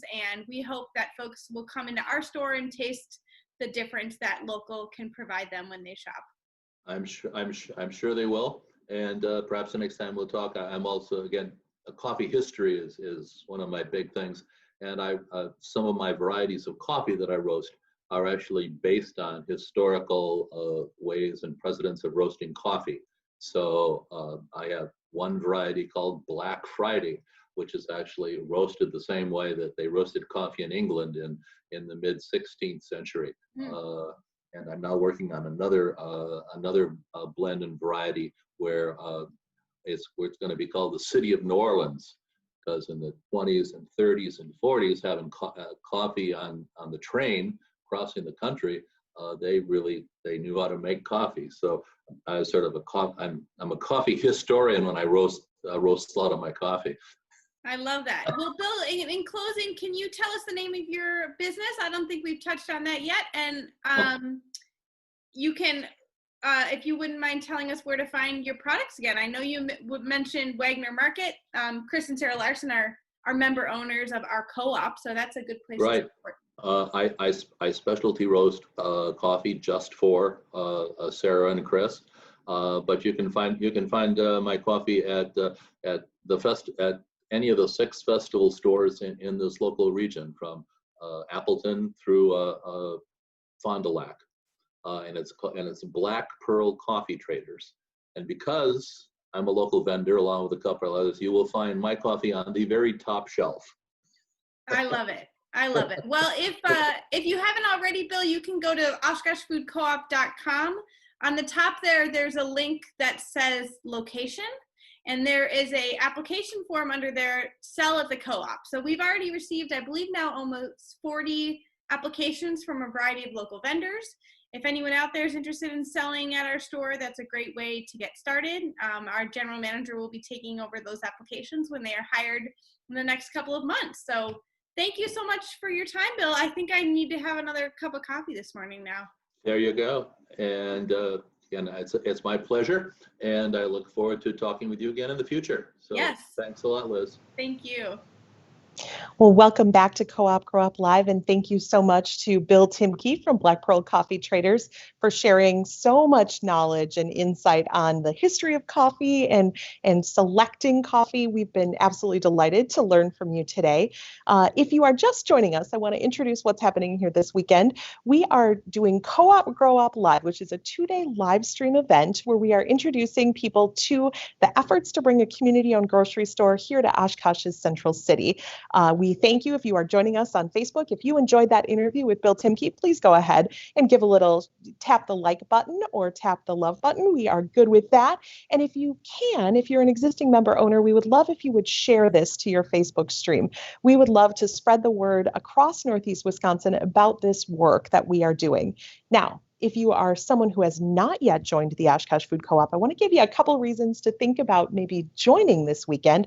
One of those is a very special incentive that we have going on right now, which is everybody loves cookies and milk, right? So this weekend, if you join between now and noon, we've got cookies and milk for you. So milk from Organic Valley and cookies from Caramel Crisp Cafe. And we have a volunteer who is waiting to hand deliver this to you. We will drop it at your door. We'll ring your doorbell and drop it at your door. So contactless delivery. And we would be delighted to bring that to you. Additionally, if you join this weekend, we will enter you to win our grand prize basket. We're having a prize drawing at the end of the weekend, and we'll enter anyone who has joined during the Co-op Grow-Op promotion. And among the prizes that we have here, this grand prize basket, I want to tell you a little bit more about what's in that, because it's some pretty amazing items from some pretty wonderful local organizations, including chocolate from Oaks, a gift certificate from Copper Hall, which is a local event venue, a couple of shirts and hankies from Jazzercise, a bottle of wine provided by Gardina's. We've got a Oshkosh Food Co-op member owner handcrafted wood plaque from member owner Tom Molnitsky. We have a $100 gift certificate to TJ's Highland.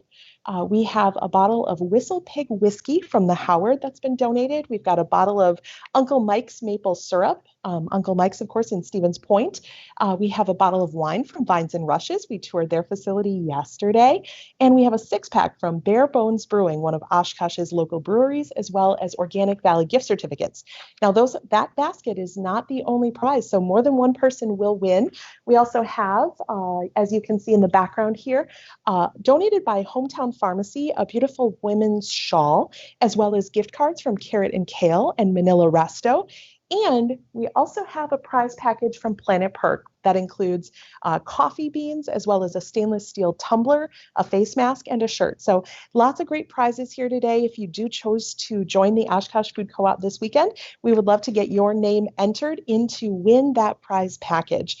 We have already welcomed a dozen new members this weekend, so I'd like to give a shout out to those who've already joined, including Ann, Andy, Jean, Katie, Joy, Emily, Bruce, Erica, Laura, Janie, Michael and Janet, and Mike.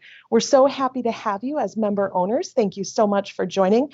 Our member count today, we started the weekend at 1,345 member owners. Today, we are at 1,357, and that number has been growing. You can add to it. If you believe in helping us strengthen the local food economy, if you believe that it's important that the dollars that we spend get pumped back into our community, joining the Oshkosh Food Co-op is a way to show that support. If you believe that having healthy food options in the central city of Oshkosh is important, a membership in the Oshkosh Food Co-op is a way to show that support. If you're looking for and supporting organizations that help bring people together, a membership in the Oshkosh Food Co-op is a way to show that support. And it's very easy to join. You can do so online. A membership costs $180. You can pay that all at once, or you can pay an $11 a month payments over an 18-month period. And you can do that at our website, oshkoshfoodcoop.com/join. That's oshkoshfoodcoop.com/join.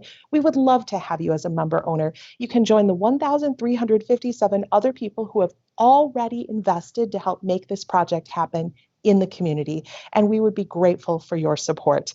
Next up, we are going to go out to one of our member owners, and this is not just any member owner. This is board member Melissa Whalen and her farm. She's with another of our member owners, Roy Owensby, and we are going to talk to them. It looks like they are in their pasture. We're going to meet some of their cows, I believe, today. So hi, Melissa. Hi, Roy. I'll give you the heads up that you are muted, I think.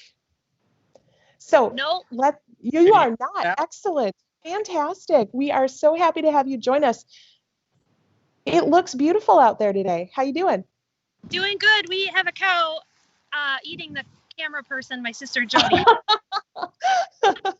This is live streaming, right? So a cow eating a camera person, it's natural. It's part of a live stream event where we're talking about local farms, local producers. We're glad to have you. Tell us a little bit about your farm, Melissa. Yeah, so welcome. We are only about 20 minutes from where the Oshkosh Food Co-op will be located. So we're right in your backyard. And hey, this is the heart of Wisconsin, right? Being actually out on a real dairy farm. So we are Claytonites. We farm in the town of Clayton. We operate just over 1,000 acres, and we milk about 110 cows, all certified organic. I will be the second generation on this farm. My parents actually started this operation, purchased this farm in 1990. The home Weiland farm actually was lost during the 1980s farm crisis. And so at that point, when my mom and dad were starting, they knew that if they were going into dairy, they needed to do something different and manage differently and do things differently. And so from that point forward, they began farming biologically right away in the 90s and all through the 90s. And then 20 years ago, in year of 2000, we became certified organic, and we have been organic ever since. The reason that I chose to show you guys the pasture today, there's a lot of cool things I could show you on the farm, but this is really the heartbeat of our operation for me. Cows out grazing, using their legs, out in the fresh air, out in the sun, exhibiting natural behaviors is really one of the most beautiful things that I think that I get to see every day. So I'm happy to have you guys out here. Today's grazing is nothing special. My dad and I planted this. This is new seeding that we put in this spring. Well, my dad planted it. I just helped get the planter ready and also filled the seed. However, so we're trying to just extend our grazing season here. It's obviously cooling down. We're in gloves. We're in our overalls and our vests here today. But this is how we are just trying to lengthen out these cows' time out in nature and out on the pasture. So, obviously we're here on the farm, and like she said, that the pasture is very important. And obviously the cows are very important. That kind of, a little bit of fun thing is, what are some of the cows' names that are out here on pasture, and what are some of your favorite cow names? Oh, some of my favorite cows and cow name. Well, I'll start with my favorite cows. One is Malibu, who was chewing on Jody's jacket earlier, our camera person. Vanessa's out here somewhere, so I have a lot of people that follow me on my Instagram and on my Facebook and on my Snapchat, and they see Vanessa about every day, and my heart is broken that I cannot find Vanessa right now. So yeah, Vanessa. We also have some funny names like Beans is a funny name. Darth Vader. We try to keep it light and fun, but also have names that reflect the cows' personalities out here. Definitely. Now the cows, they can kind of be like family at times, right? Would you say? Yeah. And so what do you say is the importance of family farming in this local community?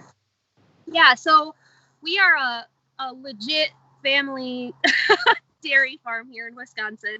I'm almost full-time on the farm. I also work full-time off of the farm. My sister Jody is here full-time on the farm, and Roy here is full-time on the farm. So we are here mainly with my dad and my mom some, and we have very few hired labor individuals. So we are the ones. I was up at 4 this morning. Jody on the camera there was up at 4. So I think we've got 8 or 9 hours in already today. Oh my goodness. But this is, yeah. So we're the ones that put the work in. We love the few employees that we have, but it is actually really special, I think, to get up and work with your family and to be alongside of your family. Be working together on something as a family versus working somewhere else with other people. So, yeah, that's good. Now, you kind of mentioned some of the ebbs and flow of the dairy industry in the past and how this farm got started. Where do you see the future of dairy going in this region, the state, and the country as a whole? Okay.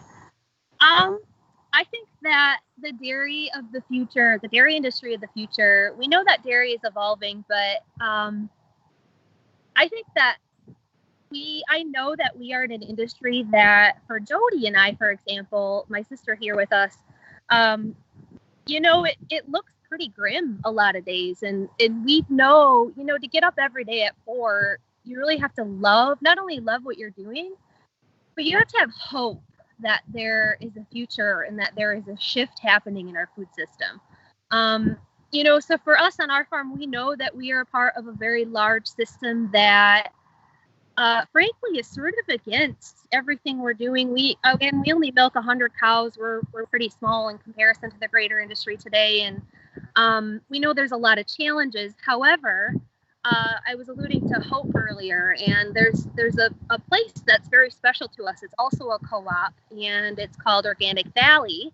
My family, my dad is member owner of Organic Valley, and our co-op, our farmer-owned co-op, really invests in us, and they're really working so hard and just doing so much to help us evolve this food system and try to help these family-sized dairies go to the next generation. And so I think when I think about Organic Valley, I think, gosh, the future is pretty bright for us. We're very fortunate. We're very thankful to have a co-op like that for our farm. But also I think that as the future continues for the dairy industry, the next generation of dairy farmers looks very different. Our value system is a little bit different. Our moral compass is a little bit different. We're very cognizant and aware of how our farming methods here are impacting the environment. We're very aware of animal welfare and all of these different pieces. And so I see our farms evolving, and I see dairy. I do see dairy staying strong for us and for our generation as we go on. You mentioned Organic Valley, which is also a cooperative. Now to bring it back to local here, why did you choose to join the Oshkosh Food Co-op? Okay, so I left the area actually for a while to work at Organic Valley's headquarters, and I lived out in Southwest Wisconsin and became a member of the Viroqua Food Co-op. And I moved back to this area about 6 years ago.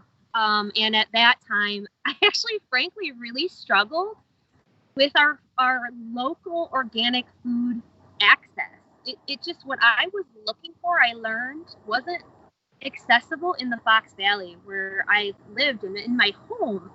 And so I was actually looking up health food stores and co-ops and just trying to get a better understanding of where I could grocery shop locally. And in a Google search, Oshkosh Food Co-op came up. And literally, like that week, I didn't even know these people. I didn't know anything about this. I joined. I'm like, I'm in. Let's get this started. And then I think literally kind of funny, within a week of that, they did a call for board nominations. So here I am, just over 3, maybe going on 4 years later, not only as a member, but as a board member. So it sounds like you joined because of the local food and you wanted to get that here and the healthy options around it. Now, if you were to speak to someone directly on this live stream and say, you should join the Oshkosh Food Co-op because, what would you say? Oh, I have 2 reasons. So the first is very selfish. Just like my cows out here, these cows are really eating a salad today. If I had more time, I would show you all the biodiversity out here and talk more about our ecosystem. But me, I love fresh foods, local foods. So very selfishly, I'm looking forward to Oshkosh Food Co-op for my own grocery shopping. But in terms of anyone else joining, the power of people coming together for a co-op is immense. Organic Valley, again, being a co-op, has just taught me so much about how people coming together for the greater good can change the world and change the system. We wouldn't be here today without that co-op. And so I know that Oshkosh Food Co-op is going to have a really neat impact on our local community. And so all of you viewers, if you're not already a member, I know there's probably members watching also, but if you're not already a member, it's a no-brainer. Hop on board. Only $11 a month. Hop on board. Support what we're doing. I also think that I know that the number one challenge for young and beginning farmers is markets. And I think that Oshkosh Food Co-op, we can really move the dial here and make a place for our young and beginning farmers around the region and locally here to have a new place to sell and market products. So, now, with regards to markets and products, do you know where the listeners can find Organic Valley products and support the way that we farm here? I know a few places. that you can find Organic Valley products right now until the food co-op is open. Actually, Quick Trips have our milk. You can find my milk there. Where else? Help me. You got Woodman's, you got Walmart, you got Festival, and you got Free Market up in Appleton, and NDC or Nutrition Discount Center in Oshkosh. Yeah. So, a few other ones. Yeah. So yeah, check us out. So I have a. That's all we got for questions on our side, unless Brenda and the rest have any questions over there. So actually, so my sister Jody and I came up here. Our cows are really allowed, and they do and are encouraged to exhibit natural behaviors every day, all day. That's part of the reason that we love grazing. And Jody and I came up here today, and there was actually a cow that had a calf. We were not expecting a calf today. And by golly, of course, we start filming, and I don't see this calf. She's out roaming around with mom. So I want to just throw a challenge out to you listeners, members and non-members. Could you help us think of a name for our calf? The mom's name is Jackie. And again, I wish I could find her. She's this cute little peanut walking around with her mom. So that's all I have. Well, that is a great challenge out to our member owners. It sounds like you may have the chance to help name the newest calf on the Wayland farm, which would be just amazing. So if you've got an idea for a new calf name, throw it in the comments of this stream. I think Melissa will see that and be able to check it out. I love it, Melissa. That's a great idea. Thank you so much. And thanks for giving us the tour and talking through the impact that the Organic Valley as a co-op has had on your family, as well as why you see the vision for the Oshkosh Food Co-op, being so important. Oh, are we about to meet the mom here? We're about to meet someone. Yes, all of our cows have names, and their names are on their collar. But Jody, I don't know who that is. That is the unnamed mystery cow today. So thank you so much, Melissa and Roy, for sharing the story with us this morning. As you heard here, your chance to help name a baby calf. Throw your name in the comments below. Melissa will be digging into those and choosing, her favorite. And then I think you can follow her Instagram to find out what the name actually is. And we'll try to have that latest news for you on the live stream as well. Yep, I'm on Instagram as Melissa Organic. Come find me there.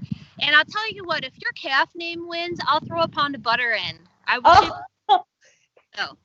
That is an offer that no one can refuse. So sounds good. Organic Valley butter on the line with this calf naming contest. Have fun with it, gang. Thanks so much, Melissa and Roy. We appreciate it. We are coming to you live stream, the Oshkosh Food Co-op. This is Co-op Grow Op. This is live. Normally, when we posted this event, it has been an in-person event held on one evening at the Convention Center in Oshkosh to raise awareness of what's happening with the Oshkosh Food Co-op. Our member owners have been asked to invite their friends and family members to learn more about the project. We're doing it virtually because of the pandemic. So thanks so much for joining us. If you haven't already, hit the like button. Let Melissa and Roy know that you appreciated their time today in participating in this event. And if you can and you haven't already, we'd love if you would share this live stream on your feed to help get the word out about this project to bring a community-owned grocery store to Oshkosh's Central City.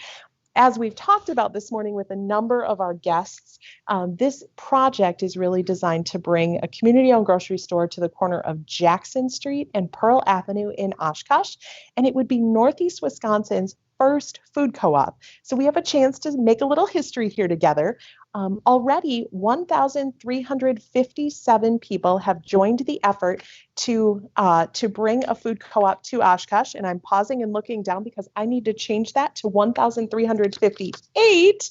Thank you so much, Barb E., for joining this effort. So 1,358 people have already joined the effort to bring a community-owned grocery store here to Oshkosh's Central City. And we're so excited about this project for a few different reasons. One, we believe that a strong local food economy is a strong local economy.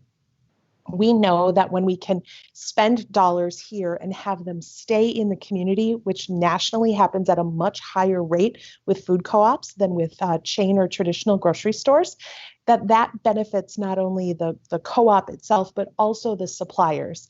Nationally, food co-ops source about 30% of their goods locally, and we look forward to being able to do that here in Oshkosh as well. Sourcing within the state of Wisconsin, we hope to source about 30% of our goods. That would pump about $600,000, $650,000 back into the local food economy each year. So that would have a significant impact on some of the growers and producers that you've met already this weekend. And we believe that together we can help make that happen. That's the first reason that we're supporting this project. The second reason that we're supporting this project is really around the idea that the corner of Jackson and Pearl right now in Oshkosh is located in what the U.S. Department of Agriculture calls a food desert. That means there aren't sufficient healthy, fresh food options available to residents who live in that area. And as a result, if residents are low income and they have low access, they may need to make they may need to buy or shop for groceries at a gas station, a convenience store, a dollar store, something like that. We believe that by opening the Oshkosh Food Co-op at the corner of Jackson and Pearl, that we can provide healthier food options for residents within the neighborhood. And that's really important part of this project as well. And finally, the third big reason that people have gotten on board, 1,358 people have already gotten on board to support this project, is because we believe in bringing people together. This co-op is about building community. We've got a couple creative ways that we're looking to do that. One of them is called the Chatty Checkout. We've set up a partnership. This is funded through the Women's Fund of the Oshkosh Area Community Foundation. It will be an intentional slow lane. You know, we hear so often about the impact that social isolation has on people. It's the health equivalent. Reporting shows of smoking 15 cigarettes a day, social isolation. So it's really critical that we find ways to help people within our community connect and give them places to do so. The Chatty Checkout will be one of those places. People want to take an intentional slow lane and spend a few extra minutes talking about what's happening in the community, talking about sports, talking about the weather, whatever that might be. We're going to encourage that within the Oshkosh Food Co-op. You won't be forced to use that lane. So if you're somebody who likes to get in and get out as you're shopping, there's no forcing you to use the Chatty Checkout. But for those who want it, it'll be available. Post-pandemic, we're also hoping to be able to offer what we call $5 dinners, which would be community dinners that you can come and enjoy collectively. So we'll have an outdoor patio where people can sit and enjoy these dinners. We'll have some indoor seating, and maybe, you know, people will gather in the aisles. We'll be so busy.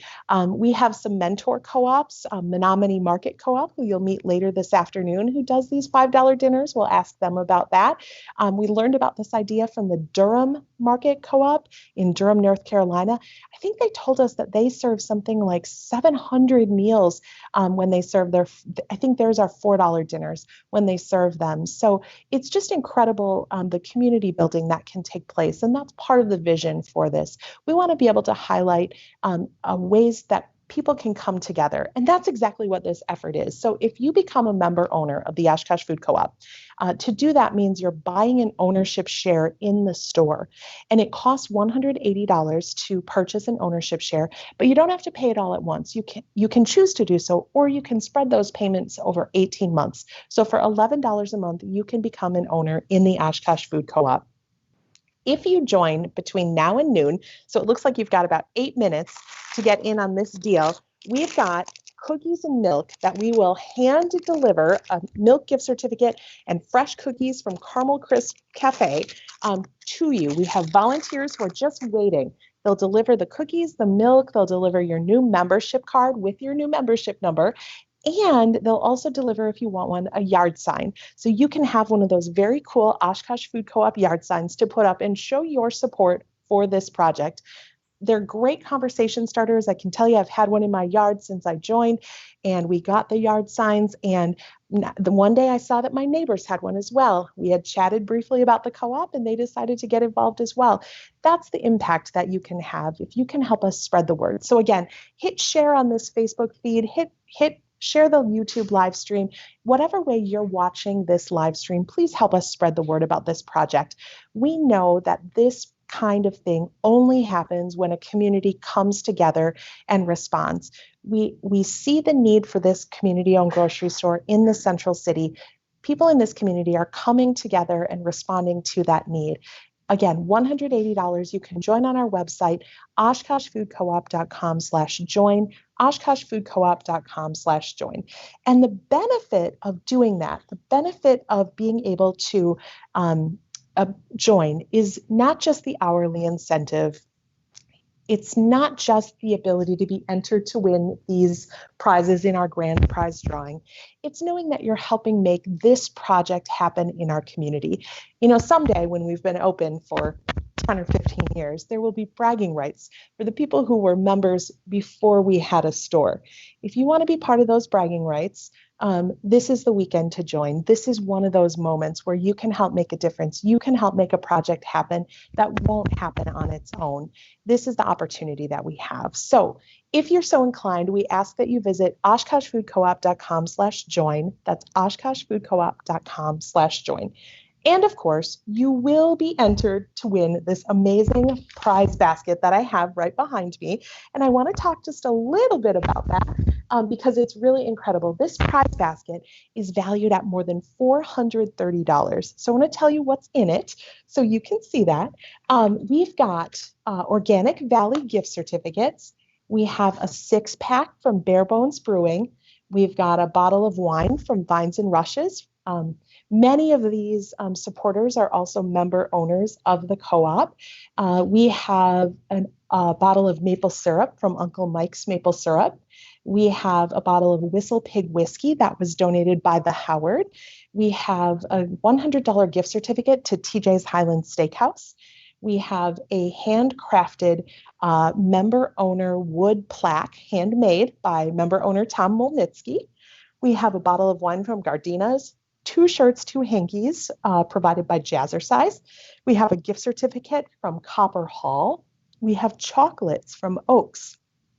And that's just the grand prize basket. We have 2 additional prizes that we'll be giving away. So we will be entering the names of anyone who has joined from the start of this Co-op Grow Up promotion and through anyone who joins through 11:59 p.m. tonight.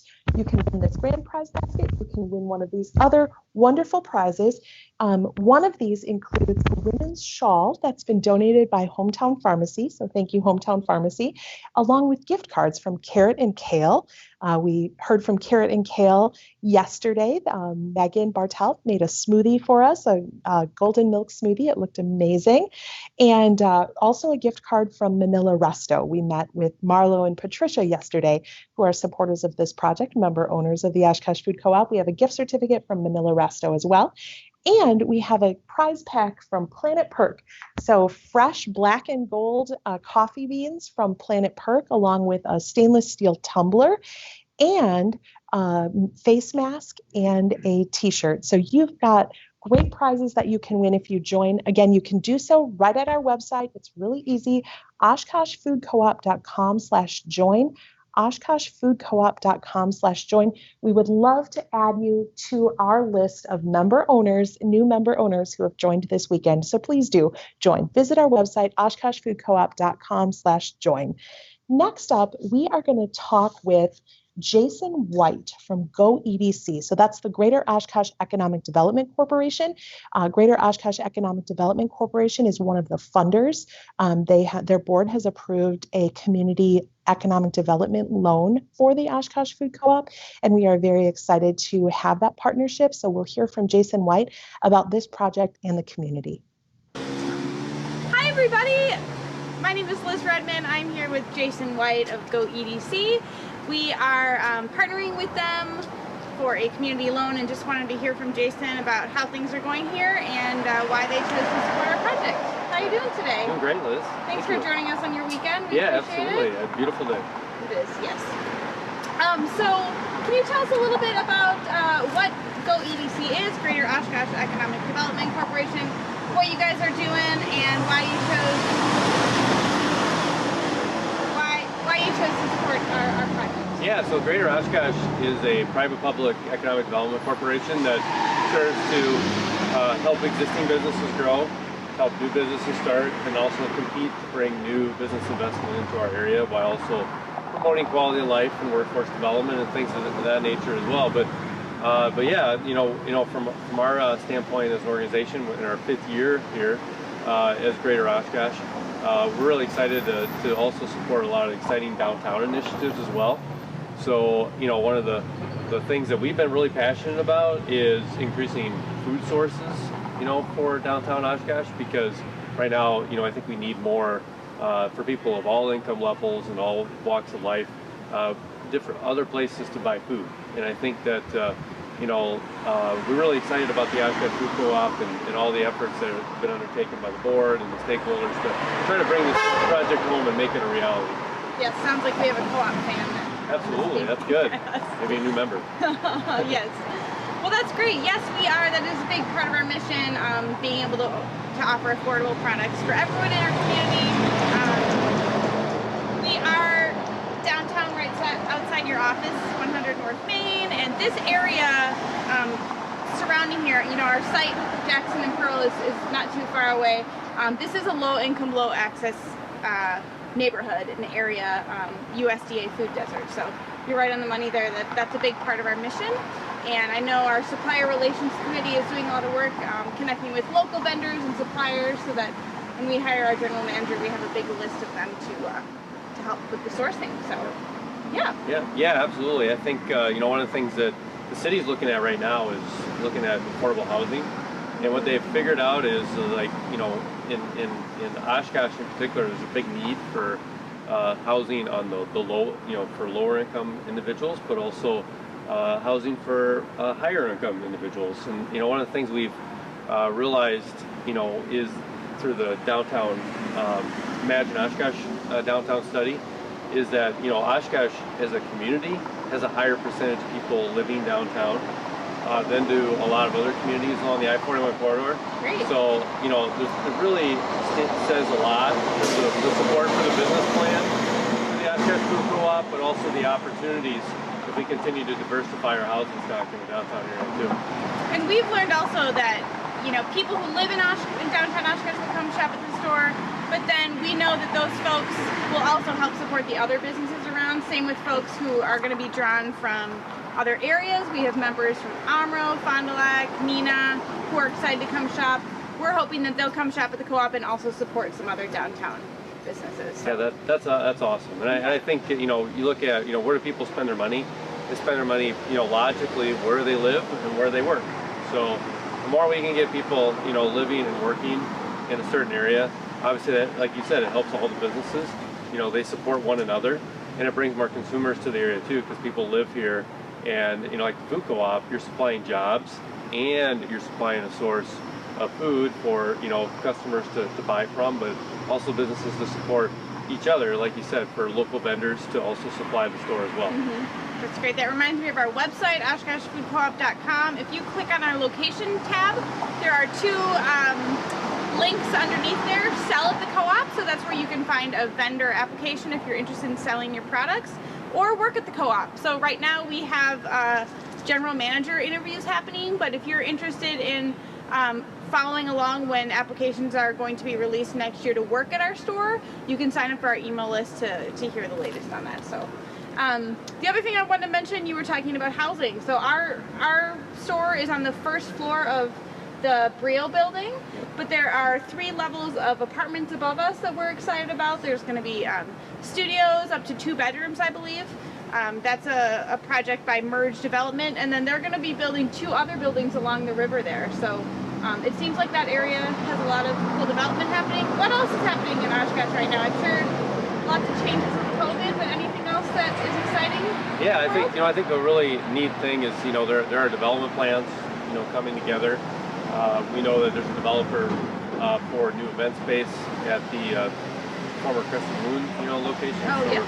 We're excited about that, another downtown redevelopment initiative. And Oshkosh has become really well known for taking one project after another in redevelopment. And obviously the project you identified with Brio is a good example of that. But the Miles Kimball building has another developer in mind for taking that building and doing something new with it, maybe in a multifamily apartment side as well. The Sawdust District, which is currently home to the Pioneer and Menominee Nation Arena, some other redevelopment projects. The city's done a nice job with the Redevelopment Authority of taking down blighted sites and also, you know, recognizing the historic value of some of the other properties in that area, while also leading towards a larger vision for that area as well. So I think we see momentum on both sides of Main Street, south side and north side, and that's pretty exciting too. In addition to, you know, Fifth Wharf Brewery, they continue to do really well. I know we've continued to support their business as well through some of our business finance programs.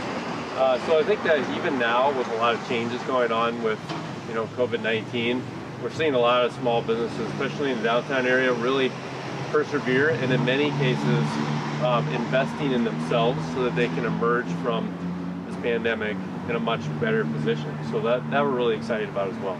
That's awesome. We're actually going to be hearing from Ian over at Fifth Ward later today. So I believe he's on about 3 o'clock. You can see a glimpse into the brewing process, but how awesome that they have Go EDC to help support them here. So, yeah.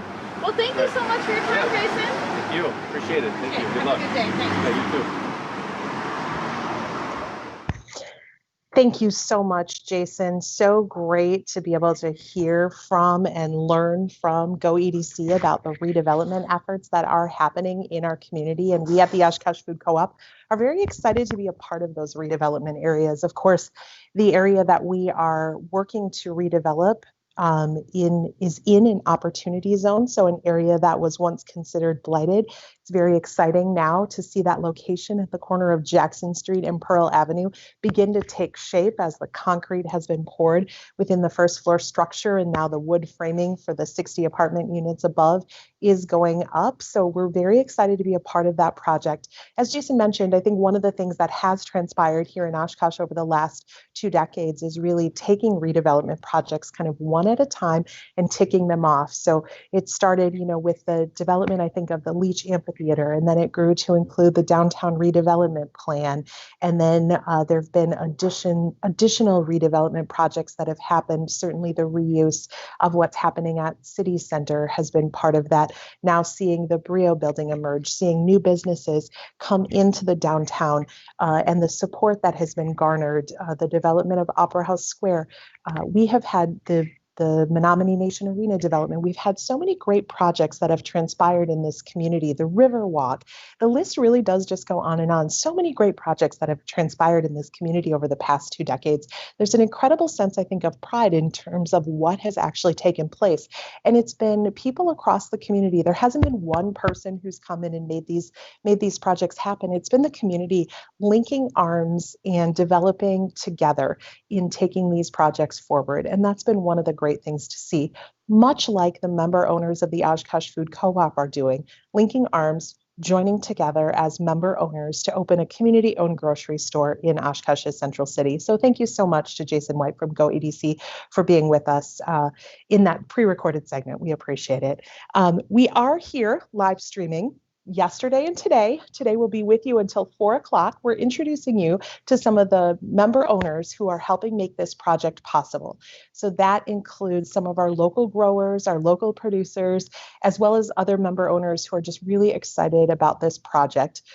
You heard earlier from Melissa Wayland, who is not only an Organic Valley farm family, but also you heard the story that one of her cows this morning delivered a baby calf, and we have a little bit of naming competition going on our Facebook page right now, where she offered us the opportunity to help name that calf. I've seen some very clever names come through. I will say that I might be partial to Cheese Curd. I think that's a pretty fun name for a calf, but if you've got an idea, that would be fantastic. We'd love to hear from you. Please throw that into the comments below. If you're excited about what's happening with redevelopment in Oshkosh and some of the projects that are taking place, including the building of the Oshkosh Food Co-op, please give us a thumbs up or hit that love button.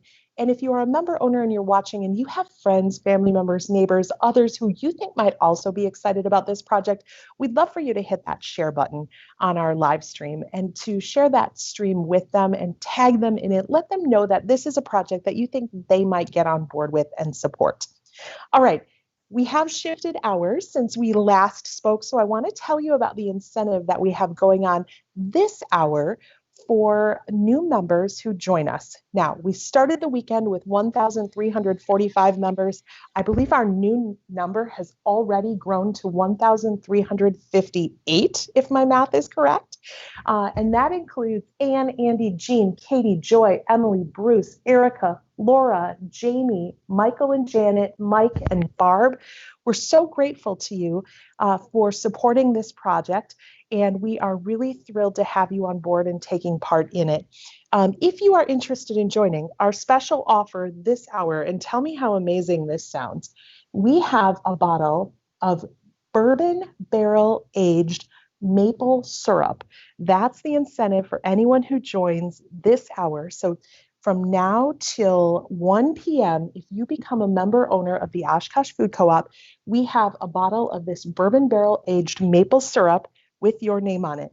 And we do have volunteers who are delivering these immediately. So you will have this bottle of maple syrup delivered to your house along with your Oshkosh Food Co-op member owner card. And if you'd like one, a yard sign that you can drop into your yard to be able to show your support for the project.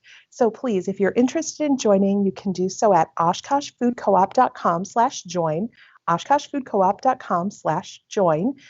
Memberships are $180. You don't have to pay that all at once, though. It's easy to pay in $11 monthly payments over an 18-month period. And that's just one way you can do it, again, at our website, oshkoshfoodcoop.com/join. And we would love to have you as a member owner. Becoming a member owner, it's a one-time investment. And what it means is that you actually become an owner of the store. So you have purchased an ownership share in the store when you become a member owner. That means that you get to help elect the board of directors who are making the decisions about the store.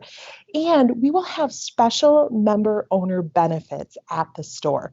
That's one of the things that we're excited about is engaging our member owners and showing them how they can be a part of this project. So we are very excited about the 1,358 people who have already joined, and we invite you to join them as well at oshkoshfoodcoop.com/join, oshkoshfoodcoop.com/join. Now, I want to tell you that in addition, if you join between now and 1, you'll get this bottle of bourbon barrel aged maple syrup from Uncle Mike's Maple Syrup in Stevens Point. And if you join anytime during this Co-op Grow Up promotion, so before 11:59 p.m., we will enter you to win some of these amazing prizes, including this grand prize basket, which is valued at more than $430. I want to tell you a little bit about what's in that basket because it is pretty incredible. We've got chocolate from Oaks, and if you know Oaks, you know that those are going to be great chocolates. We have a gift certificate from Copper Hall. We have a couple of shirts and hankies from Jazzercise. We've got a bottle of wine from Gardina's. We have a handmade Oshkosh Food Co-op member owner wood plaque from member owner Tom Molnitsky. We have a TJ's Highland $100 gift certificate. We have a bottle of Whistle Pig whiskey donated from the Howard. We have another bottle of maple syrup from Uncle Mike's. We have a bottle of wine from Vines and Rushes and a 6-pack from Bare Bones Brewing, as well as some Organic Valley gift certificates. So it's a great prize basket. That's not the only one, though, that we're giving away. We also have 2 additional prize packages, one that includes a women's shawl donated by Hometown Pharmacy, as well as gift cards from Manila, Resto, and Carrot and Kale. And we also have a Planet Perk prize pack. And the Planet Perk prize pack includes a stainless steel tumbler, fresh coffee beans, a t-shirt, and a face mask. So some great prizes that you can get simply by becoming a member owner today. And you can do so at our website, which is oshkoshfoodcoop.com/join. Again, oshkoshfoodcoop.com/join. Now, I'm sure you can imagine that an event like this, of this scale, where we're interviewing 30 different member owners over the course of a 2-day live stream, this kind of event doesn't happen on its own. We've had a ton of volunteers working in the background, and I want to give a special shout out and thank you to them today because they have really helped to make this event possible. So Cynthia Thorpe, I owe her a debt of gratitude. She has been my co-chair on our past Co-op Grow Up events, which were held in person. And when I talked to her about the potential for holding this one virtually, she agreed immediately to serve as co-chair again. So Cynthia Thorpe, thank you. People who are watching our stream, if you give a little thumbs up to Cynthia, she has been absolutely amazing on this project. She's a former board member and a very active volunteer. She helped with our capital campaign, and she's again helped with many of these co-op grow up events. And we're very grateful to her for all the gifts that she brings to this project. We've also had a number of member owners who volunteered to call other member owners and tell them about this event, that it was coming up, ask them to invite their friends to learn more about the project. And as soon as we started making those calls, we started to see membership numbers tick up again. So that was really exciting.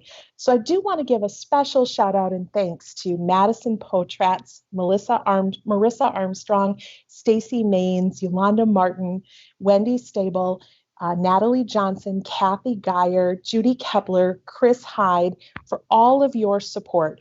You guys have been absolutely amazing. One of the things that has really made this effort unique is the fact that we have done so much community organizing, so much grassroots work to help spread the word about the Oshkosh Food Co-op as it's been getting underway. And we couldn't do that work without callers who are willing to reach out to other member owners and have those conversations. So again, to Madison Potratz, Marissa Armstrong, Stacy Maines, Yolanda Martin, Wendy Stable, Natalie Johnson, Kathy Geyer, Judy Kepler, Chris Hyde, thank you. You've been a pivotal part of this event. We've also had tech assistance from a couple of really critical volunteers. We have had Laura Crichton has been a volunteer with our co-op grow ops, and I think maybe almost from the very beginning. So she helps us with our Nation Builder database and helps us get our web page and reservations set up for the event. So Laura, thank you again. She helped us with our capital campaign. She's just been an amazing volunteer. So Laura, thank you for your help. I also want to thank Jason Tony and Mark Cyrillic, who are both member owners on this project, who've helped us prepare this video live stream. So learning the software that we're using and being able to help us put this live stream out on both Facebook and YouTube. We couldn't have done it without their help, and we're very grateful to them for pitching in to help make this live stream possible. Obviously, we typically hosted this event in person, so the notion of doing it virtually required us to pick up a new set of skills. And so to Jason and Mark, thank you for your help in teaching us how to do this and showing us how to do this and donating your time to be able to help make that happen. I also want to thank our field reporters. We've had some amazing field reporters over the weekend who've helped conduct the interviews that we've conducted with some of our owners. Alex Hummel, Jay Stofflet, Chris Arnold, Michael Harvat, and Ryan Rasmussen. You guys have been absolutely incredible talking with a number of different member owners. John Alvetti, who you'll meet this afternoon, is acting as a field reporter. Roy Owensby, who you met just a few minutes ago, talking with Melissa Wayland. And we also appreciate the volunteer work of Joe Wiedenmeyer, who worked with our project manager, Liz Redmond, to pre-record some of our interviews and sessions. Of course, we've been trying to do this event in as safe a manner as possible. So Joe and Liz being able to pre-record some of the sessions allowed us to do that. And thank you so much for that. We also want to thank some of the folks who have been doing our deliveries, which have been direct to our 13 new members who've already joined this weekend. They've been hand delivering immediately to those people who've joined. So Warren Bergman, our board member and volunteer coordinator, thank you for helping coordinate the volunteers. Billy and Julia, Carol, and Kathy and Dennis, thank you as well for your willingness to help. We are so grateful to you for your support of this project. You have been absolutely outstanding in playing a role in this. We also would like to spend a little time just touching base quickly again on why this project is so important. In this hour, we're actually going to be talking with a few people who are going to give us a heads up on what's happening within the Oshkosh Food Co-op. So Joy Hanneman, we're going to talk with her next. She is one of the partners in Merge Urban Development, and they are the organization behind the Brio building. We're going to learn a little bit more about that. And then we are also going to learn a bit more about from Kevin O'Donnell, a consultant with 7 Roots, who is working with us on our prepared foods planning. And so we'll learn and talk with both of them in just a few moments. But I do want to remind you that if you join between now and 1 p.m., we've got this bottle of Uncle Mike's bourbon barrel aged maple syrup, with your name on it. So we would love to have you as a new member owner. You can join the 13 who've already joined this weekend: Ann, Andy, Jean, Katie, Joy, Emily, Bruce, Erica, Laura, Jamie, Michael and Janet, Mike and Barb. That list is getting long, which I love. Feel free to add your name. We would love to add your name to this list and send you home with a bottle of Uncle Mike's bourbon barrel aged maple syrup and enter you to win into these amazing prizes. That's just part of what you get as a member owner. One of the things that we do want to be sure to mention, of course, is where you can join, which is on our website at oshkoshfoodcoop.com/join. oshkoshfoodcoop.com/join. And as I mentioned earlier, joining it's a $180 one-time fee. One of the questions that we often get asked is, do I have to pay this every year? Is it $180 a year? And the answer is no. Your ownership share in the co-op is a one-time fee. So that $180 is the total sum of the fee that you will pay to be a member owner of the Oshkosh Food Co-op. And with that $180, you're actually purchasing an ownership share in the co-op, which means that you have a vote, you have a say. You will help to elect the board of directors who will make decisions on the co-op's behalf. And when the store is open, we'll also have special member benefits. Now we will add you to our member email, so you'll get regular updates on our project and the progress of our project. If you're so inclined, you'd have the opportunity to volunteer with us, and we look forward to holding more special member-only events once we are past the pandemic. So again, if you'd like to become a member owner, we would love to welcome you and have your name added to the list of 1,358 people who've already invested in bringing a community-owned grocery store to Oshkosh's Central City. We'd be absolutely delighted to do that. All right, we're going to shift gears a little bit here, and we have a very special guest with us next. Joy Hanneman is not only a member owner of the Oshkosh Food Co-op, but one of the partners in Merge Urban Development. And Merge Urban Development is the organization that is helping to bring the Brio building to Oshkosh. So, hi, Joy. How are you today? I think that. Oh, perfect. Now I'm off of mute. Hi, Brenda. How are you? Oh, we are fantastic. We're having a great weekend. It's been really fun to speak to so many different member owners, and I'm excited to talk with you about the Brio Building project. Yeah, thanks so much for having me. Now, we also have our field reporter, Jay Stofflet, who is on site at the location of the Brio building. Oh, that was a great Vanna look for you, Jay. I appreciate that. Yes, you wear it well. This is the location of the Brio building and the future home of the Oshkosh Food Co-op. So we're delighted to have Jay on site there so we can see. So Joy, can you tell us a little bit more about Merge Urban Development? Can you tell us a little bit more about your company? Yeah, of course. So my name is I am based in Madison, Wisconsin, and in Falls, Iowa.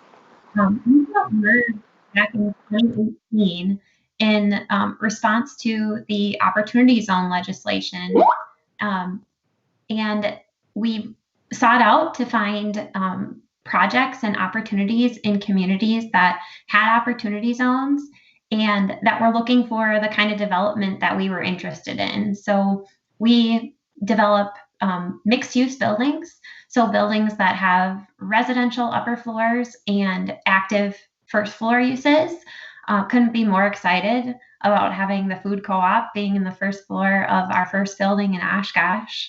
But that's what Merge does. What we do is we find the capital and put the deal together and work with city leaders and the city to really deliver on their development goals and bring sites that are typically underutilized or they are redevelopment priorities, bring projects like this.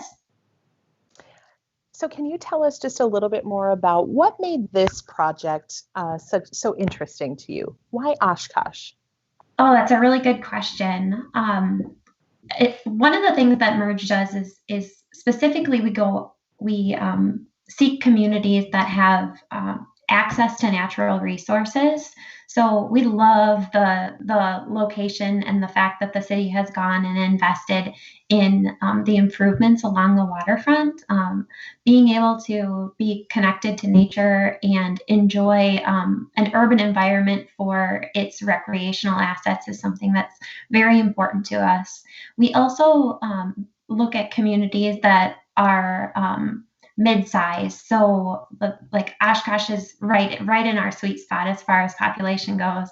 And then we also appreciate and love the presence of higher ed in the communities that we look to. And what was most compelling about Oshkosh was the fact that the community had invested so much time and effort into the Imagine Oshkosh master plan. So when we first got to walk sites and see the community's redevelopment priorities, we saw that what they want is what we can bring. So that was really exciting for us to be able to really consume that Imagine Oshkosh master plan and tie our project proposal to what the community was looking for. Very cool. Now, Jay is actually on site at the Brio building. So can you tell us, how are things looking down there, Jay? It looks like everything's taking shape. I love being here because it's so exciting actually seeing a thing there instead of just an open field and a carrot. Actually, to have this building coming up and what you really can see above the fence right now, that represents the ceiling of the co-op, and so it's really exciting. And Joe, you mentioned all of the apartments around here that I think it's going to be amazing at this location, because as I look behind me, there are so many different residents around here that will be able to take advantage of this great location. And plus, being right on Jackson Street, it's a good visible location as well. And having the river just down the road, it pulls it all together. So it's really understandable why you chose this spot. So Joy, can you just tell us a little bit more about, we're starting to see the wood framing, just very beginning of the wood framing go up above the concrete structure. You've planned 60 apartment units for the building, correct? 4 stories of apartment buildings will be above the food co-op. Tell us a little bit more about what people can expect in the apartment units. Yeah, of course. So we have a range of unit types, ranging from small studios and even furnished studios, fully furnished units, to 2-bedroom, 2-bath. They'll be very, very nice units. The interior finishes are very modern. We'll have luxury vinyl plank flooring, nice cabinetry with soft closed doors, stainless steel appliances, washer and dryer in every unit, and we're a pet-friendly building too. So you can expect to see folks, walking their dogs and enjoying the downtown lifestyle with their pets as well. I love it. Jay has actually zoomed in, and we're now able to see a little bit more of the construction site and the construction that's happening. How are things going with the construction and with the timeline? Are things on schedule, and when would you expect people to be able to begin moving into the apartments? Yeah, we're right on schedule. We've been very, very pleased with our construction team. Green Fire Management Services out of Wausau is managing this project, and the only hiccup that we've had was that there was an underground stormwater pipe, unexpected, didn't know it was there, and that presented some excavation issues, but no impact to our timeline. So relatively speaking, when you talk about developing in in an urban area, you never know what you're going to actually find underground. So having found that storm pipe was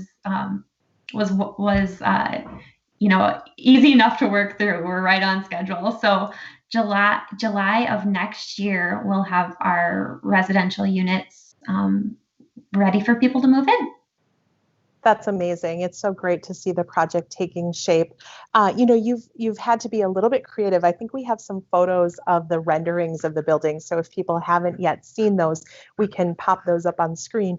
You've actually had to be a little bit creative with the Brio building because there is an overhead utility line that you needed to plan around. So the building has a little bit of an unusual shape. Can you tell us a little bit about that? Yeah, it's technically a parallelogram. One of the things that went into the inspiration, Slingshot Architecture is a group out of Des Moines that designed this building. And ISG is the architect of record. They have offices in the Green Bay area, and then also they have a main office in Mankato. And working with some of the utility easements, again, when you're working on an urban site, it's not like greenfield development. You just have to work within the Legos that currently exist. So this easement made the building take a parallelogram shape, and it helped us to kind of look at the building a little bit differently. What Slingshot had done with the concept was they were really taken by the Niagara Escarpment and the rock formations in Oshkosh. So the building has its setbacks that are meant to mimic that the natural environment in Oshkosh. So now we've got just a more unique shape that exists with the different dimensions in the facade. And one of the questions we get asked most often is, will we have enough parking? Because, there's not parking on Jackson, there's not parking on Pearl. So what's the parking situation going to be like? And I think we're seeing Jay now show us, I think, the area that will be the future parking lot. Can you talk a little bit about what the parking will be for the building? Yeah, absolutely. So 60 residential units, and we have 117 parking stalls that will be right behind the building and have the great access to the Oshkosh Food Co-op. So beyond that, we have the adjacent site as well near the water tower that will be additional parking in the future redevelopment, and have some townhomes along that site as well. So the district should have a great, central parking strategy and lots of spaces for folks. Very cool. You started to talk a little bit about what's coming next, because this building is building 1, but you have future plans for this area as well. Can you talk a little bit more about that? Yeah, absolutely. So there are 3 sites that we worked with the city to bring together a redevelopment plan, the Marion Road redevelopment area. And the site that is nearest to the water is one of those sites next to the all residential building there along the water. And then also the water tower site, and then obviously the Brio building and the Oshkosh Food Co-op site. The Brio building is building 1, and then the next building will be an all residential building along the water. The third building will be the Maxon Corners development, and that will have retail space and a corridor that reaches to the water and hopefully creates a really nice kind of community corridor and retail corridor for some interesting waterfront activities, restaurant. Maybe it'll be a fitness user. Who knows? We're excited to get under construction next year on the future phase and see how it takes shape once we are able to just connect with more of the community and figure out what retail concepts are going to make most sense there. And I can see that Jay has planted us firmly in front of the map for the overall area. Jay, you want to take us through how this looks visually? Yeah, absolutely. For some of us who are visual people, it's always nice to see a map. And you can see down here in the bottom corner, that's where we are currently right now. What we're looking at is the Brio building. And the other places that she mentioned, right behind the water tower there, is that another Maxon corner. And then right on the waterfront, just down the road a little bit, is the other one here. Which is just, it's a great visual to be able to show how the development is going to take shape as a whole. I think we will see a lot of infusion of new residents in that area. Joy, how many units are planned right now for the next phase of the development? It's around 150 units. And then there are also townhomes that would be along Marion Road on both of the Maxon Corners sites. Jay, that was perfect for you to find that map. He's working hard this weekend to help bring viewers of the Co-op Grow Up live stream all the latest information on the development projects here. Joy, you're not only owner of Merge Urban Development, you've actually become an owner of the Oshkosh Food Co-op as well. What prompted you to become an owner? Oh my gosh. Well, it has been amazing to see the food co-op team and to know that you guys have been working on this for 6 years before the Brio building, was beginning to take shape. So we were just so impressed. We hope to, when we have buildings in Oshkosh and continue to become a bigger part of this community, and $180 to me just seemed like a great way to show my support. And I look forward to seeing all of the cool local vendors and the greater connection to the food that's being sustainably grown in the area. So I can't wait to see how this continues to take shape. And I couldn't think of a better way to support the momentum. Well, thank you. We're grateful for your support. I do think we should maybe share with people, you chose the name Brio for the building very intentionally. Can you tell us a little bit about why it's called the Brio building? Yeah, so Brio is a musical term, and it's with enthusiasm. And it just really captured the spirit of the Imagine Oshkosh master plan, and the way that we were really embraced by all of the stakeholders that we interviewed when we were trying to decide exactly how this redevelopment plan would look. So Brio with enthusiasm. It's a perfect name, and we feel like it captures not only the building as a whole, but certainly the excitement that people have had for the Oshkosh Food Co-op project as well. And so we're very excited and enthusiastic to become tenants in the building. So Joy Hanneman, thank you so much for joining us today. Jay Stofflet, thank you for taking us to the building. It's exciting to see this progress taking place, and we've appreciated having you as Vanna. If you haven't yet driven past the building on Jackson and Pearl as it's going up, I encourage you to do so. It gives me a little thrill every time just to see that construction underway. As Joy said, the apartment units are expected to be available for rent next July, and we are expecting for our construction on the food co-op to begin in April, and hoping to open late summer, early fall. So thank you again, Joy and Jay, for being with us for this segment and telling us more about what's happening down at the building. So we appreciate it. Thank you. All right, gang, if you are just joining us, I want to bring you up to speed on what's happening this weekend. This is Co-op Grow Up Live. Normally, Co-op Grow Up is a one-night event where we bring together, 300 to 500 people in the community in order to build support for the Oshkosh Food Co-op. We have had very successful Co-op Grow Up in-person events in the past. And unfortunately, due to the pandemic, we had to shift gears this year. So necessity being the mother of invention, we realized that we could take this opportunity to help introduce you to some of the people who are helping make the Oshkosh Food Co-op happen. And as we're doing that, invite you to become a part of this project. So we're very excited to ask you if you would like to become a member owner of the Oshkosh Food Co-op. You heard Joy just say that the Brio building is named, its name was selected based on the term with enthusiasm. That's what Brio means. It's a musical term that means with enthusiasm. If you're enthusiastic about the idea of bringing a community-owned grocery store to Oshkosh's Central City, you can help.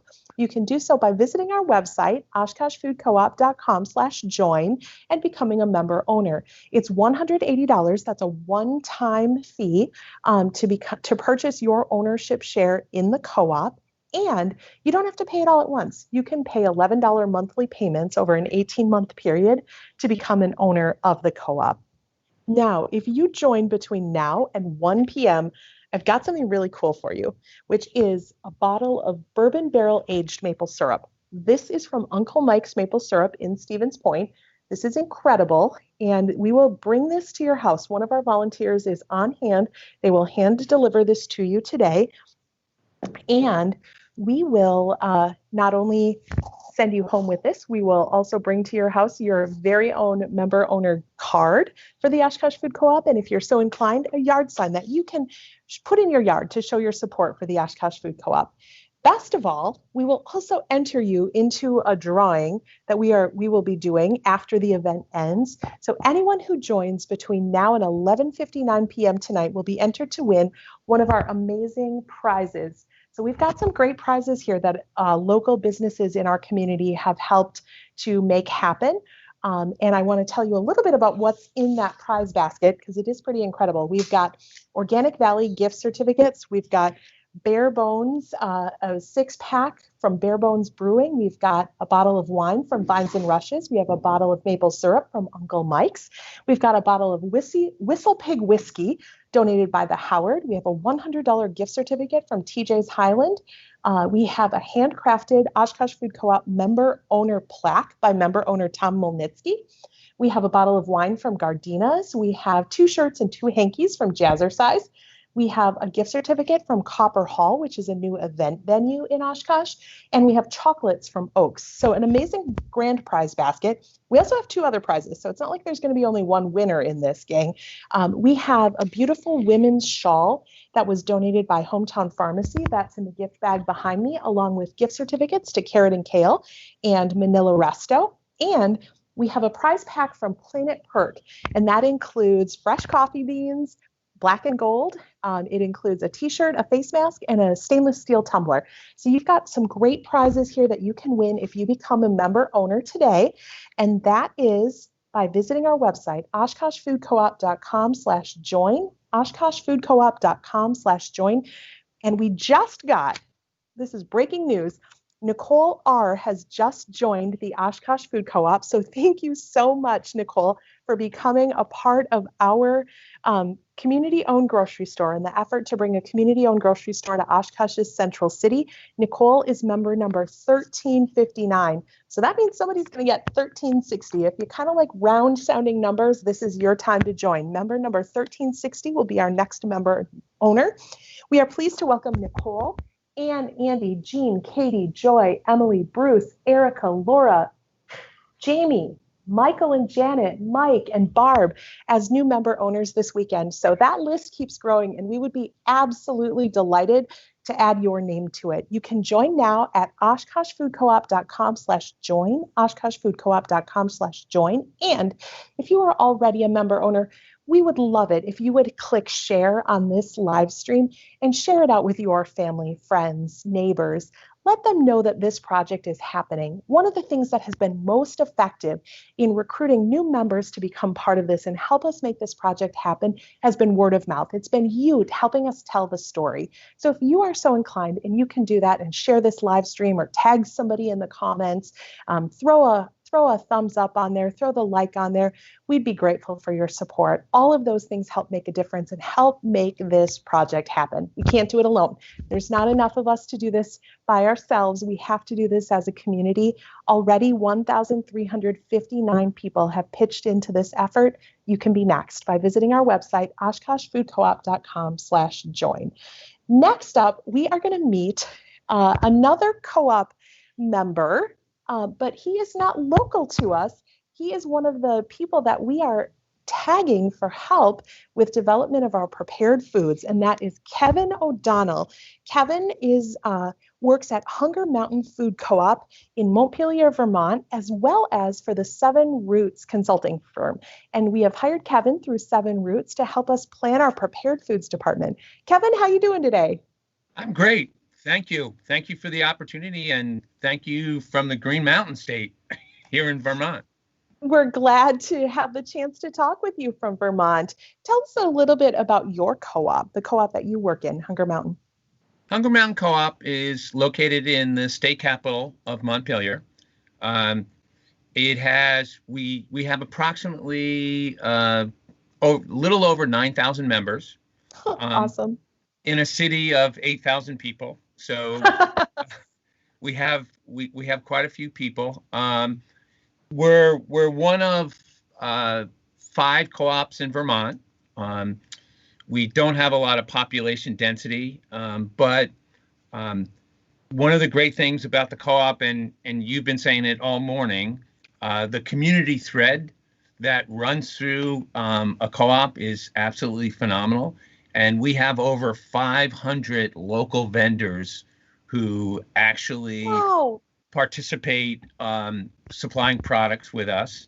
And a good fun fact about our co-op, they've recently done a study as an impact report, and for every dollar people spend at our co-op, it multiplies by 8 back into the community. Wow, that's incredible.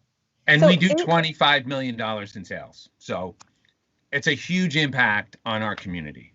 And I just want to clarify, Kevin was not joking when he said 9,000 members on a population of 8,000 people. Correct. That is serious. So 100 and, my math's not that good, 15% of your population is member owners. So you're clearly serving a region broader than the city itself. Correct. And your suppliers number in the 500s. And those are just local suppliers. That's just those are the ones who back up to our door. For example, our lieutenant governor is a farmer. He backs his truck up to our loading dock. He's got a suit and tie on. He unloads his product, and then he goes over to the State House to perform his duties as the lieutenant governor. That's an incredible story of community and of bringing people together and how everyone can actually start to play a role. When was your co-op established? It was established in 1978. It was a buyer's club originally. It started in one of our original members' garage. Every great startup has a great garage startup story. It right? does. We eventually had 3 different locations until we got to the location that we're at now. And subsequently, we've added on 2 additional times since we built the facility. Wow, that's absolutely incredible. Well, I think one of the things that we want to talk with you about today is in Hunger Mountain, you lead the prepared foods efforts. And that's what you're working with our team on. So can you tell us a little bit about, for those who may be sitting at home and wondering, what is prepared foods? Can you tell us a little bit about what that all entails? Absolutely. So one of the big components, and it's hard not to understand this, when you don't have a building yet, but food brings everybody together. If you think about how all the big events in our lives, weddings, college graduations, all those things, they all involve a significant portion about food. And food brings us together. It's a social glue. And at co-ops, what makes us different than other chain stores is the food is a component where everybody comes and uses the store and visits. So we have people who come to our store and they'll literally, it's a 4 or 5 hour shop because they're sitting down having coffee, they're visiting with their friends, but we allow that to happen. We make the magic that allows that whole social component to thrive and grow. And part of it is, it's really nice that our members are very vocal about what they like, what they want to see, and we can incorporate that into our daily, routines. So, you'll hear people talk about grab and go. That's the easy, convenient food that you can walk in and pull off the refrigerated unit that we have, or the food bar, or great coffee, great baked goods. It's all a part of the atmosphere in the store. And it's important as we develop this, we want to give people choice. We want to give them choices of what they want to eat and provide healthy food.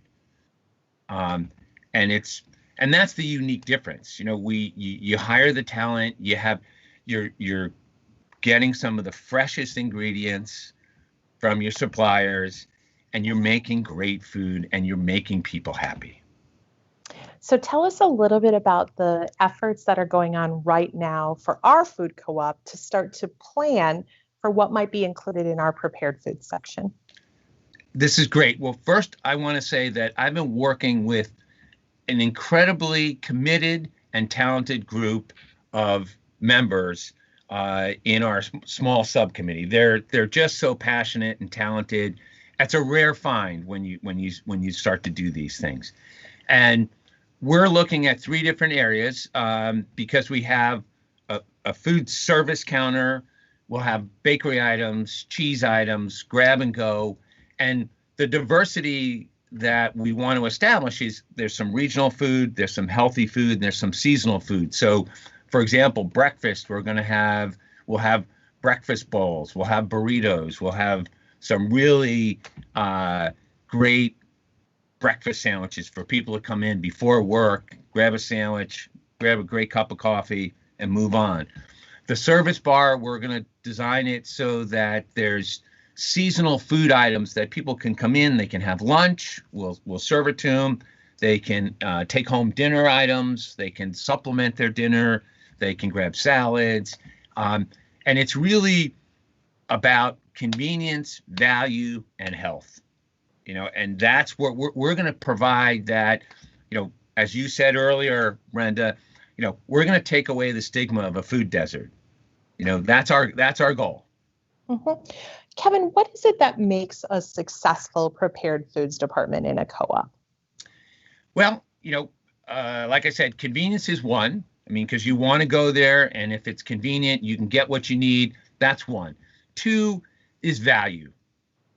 You got to have value. You got to be able to demonstrate that it's worth my time and money to go there. And I think it's easily done. And you do that through just having great prepared foods.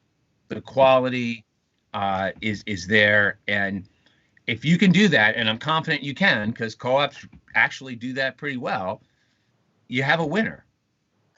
Now, how did you get started in the prepared foods, or how did you get started in the co-op world?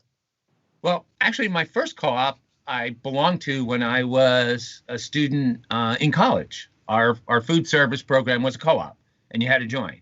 So that's when I started. And then late in life, I managed hotels for 40 years.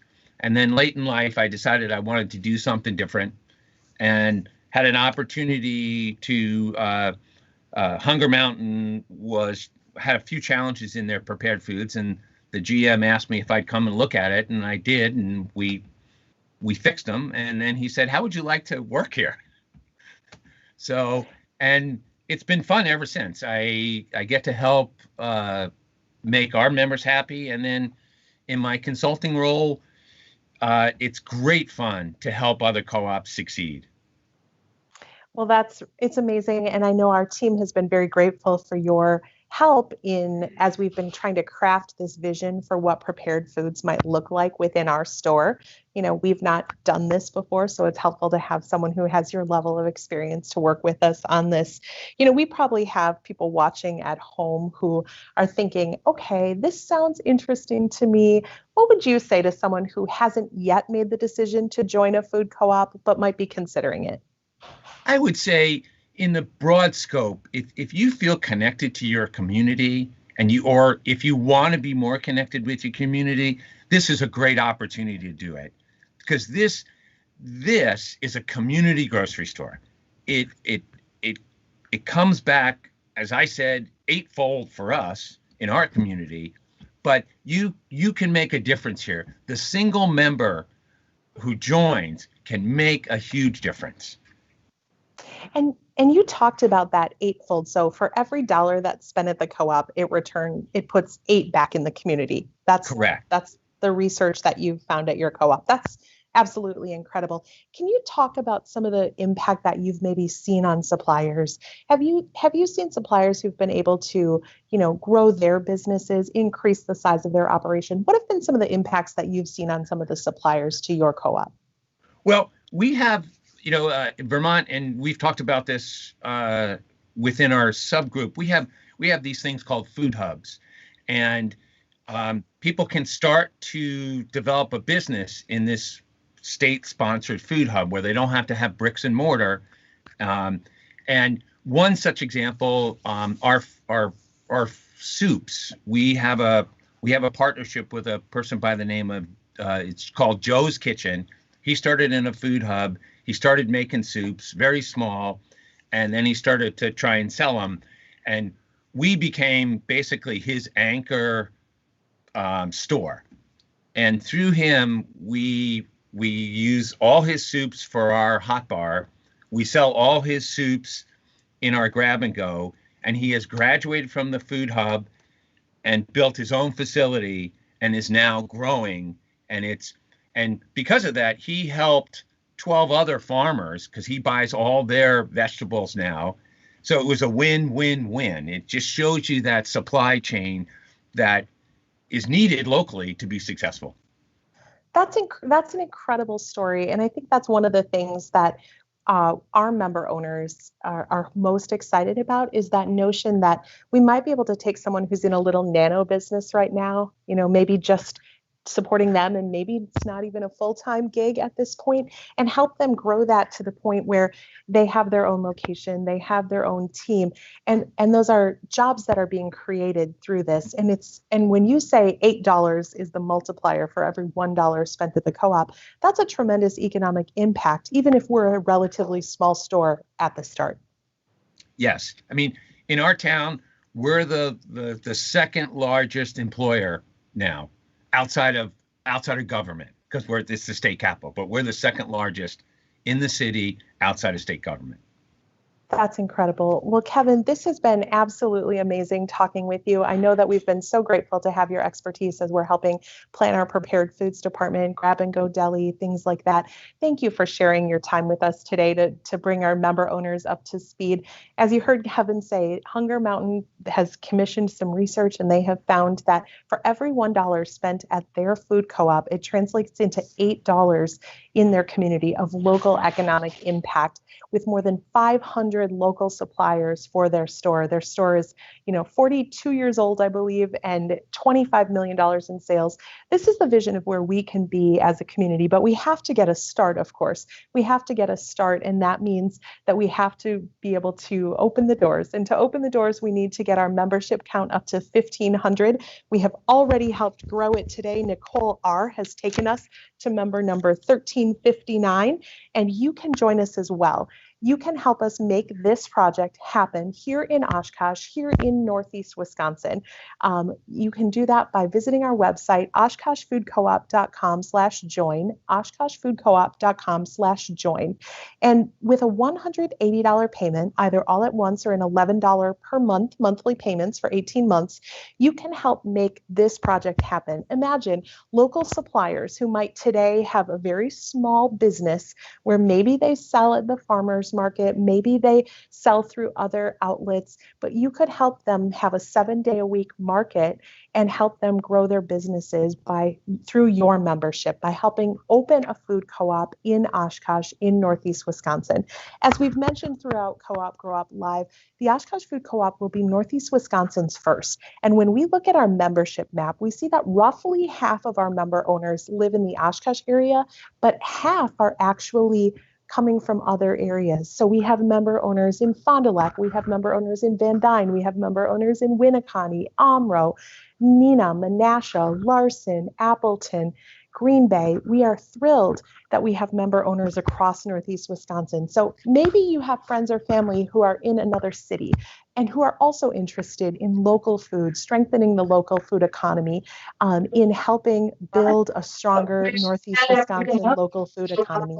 If that is you, if you know that there are people that you believe would support this project, please share this feed out to your live stream. Please tag them in the comments. let them know that this project is happening. Invite them to be a part of it. Our member owners have been absolutely 100% the strongest source of member growth that we have experienced. And that's in part because they can help us tell the story. They can help us spread the word about why we're doing this, how it will help strengthen the local food economy, how this helps promote health in Oshkosh's central city, and how we can use the Oshkosh Food Co-op to bring people together. You heard Kevin O'Donnell just a few moments ago talk about how people at his co-op often may be spending 4 hours at their shopping spree only because they're sitting and enjoying a cup of coffee with friends. They're spending time together. That's what we see happen in food co-ops. There's a vibe, there's an energy, there's an excitement, there's enthusiasm, much like the Brio Building name, with enthusiasm at the co-op. And that is what we are picturing here in Oshkosh. We want to help make that real. Now, you've got just a couple minutes left. If you want a shot at the Uncle Mike's bourbon barrel aged maple syrup, this is our incentive for joining this hour. We will send this to your house along with a Oshkosh Food Co-op yard sign and your very own Oshkosh Food Co-op member owner card. And you'll receive that. We've got volunteer teams who are standing by waiting to deliver these. And you can do that by visiting our website and hitting join, oshkoshfoodcoop.com/join. Again, it's $180. You can pay it all at once. It's a one-time fee. It's not an annual subscription.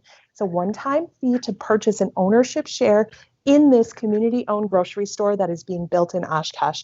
We have already welcomed new members this weekend. We started the weekend with 1,345. We're now up to 1,359. So I'd like to give a shout out to the member owners who've joined us already this weekend. Ann, Andy, Jean, Katie, Joy, Emily, Bruce, Erica, Laura, Jamie, Michael and Janet, Mike and Barb and Nicole. Thank you for joining us. We're glad to have you on board. We want to throw your name up on that list. We want you to be member number 1,360, and we want you to help us make this project happen. This isn't something that any of us are doing by ourselves. This is something that we're doing together, and it's something that you can help make happen by becoming a member owner of the Oshkosh Food Co-op. Now, it's fall, and what says fall more than fresh apple cider? So our next guest is going to take us to something that very few of us have probably done in person, but I understand is quite a tradition for this family. So we're going to be talking with Jonelle Vetty, and she's going to be interviewing us and introducing us to the Fall Apple Crush. Hi, Jonelle. Hi, Brenda. How are you? Oh, we're having a great day. It's been really fun talking to so many other member owners about their support of the Oshkosh Food Co-op, and I'm excited to hear what you guys are doing. Yeah, we are having a lot of fun here. I'm standing here with my mom and with Marty Norton, and I'm just going to flip the camera around so I can introduce them to you. Fantastic. Okay, so here we go. Here we have my mom. Here's Susie Vetty and Marty Norton. Mom, can you introduce yourselves and talk a little bit about the co-op and your involvement? Hello, everybody. We're so glad to be with you today. I'm Susie Vetty. I'm John. We're both co-op members. I'm sitting on the co-op board and absolutely am in love with the whole project. It's very exciting and fun. And today we're hosting a traditional fall event. We've done this almost every year for at least 10 years. And the press we're using was designed and built by a very good friend of ours.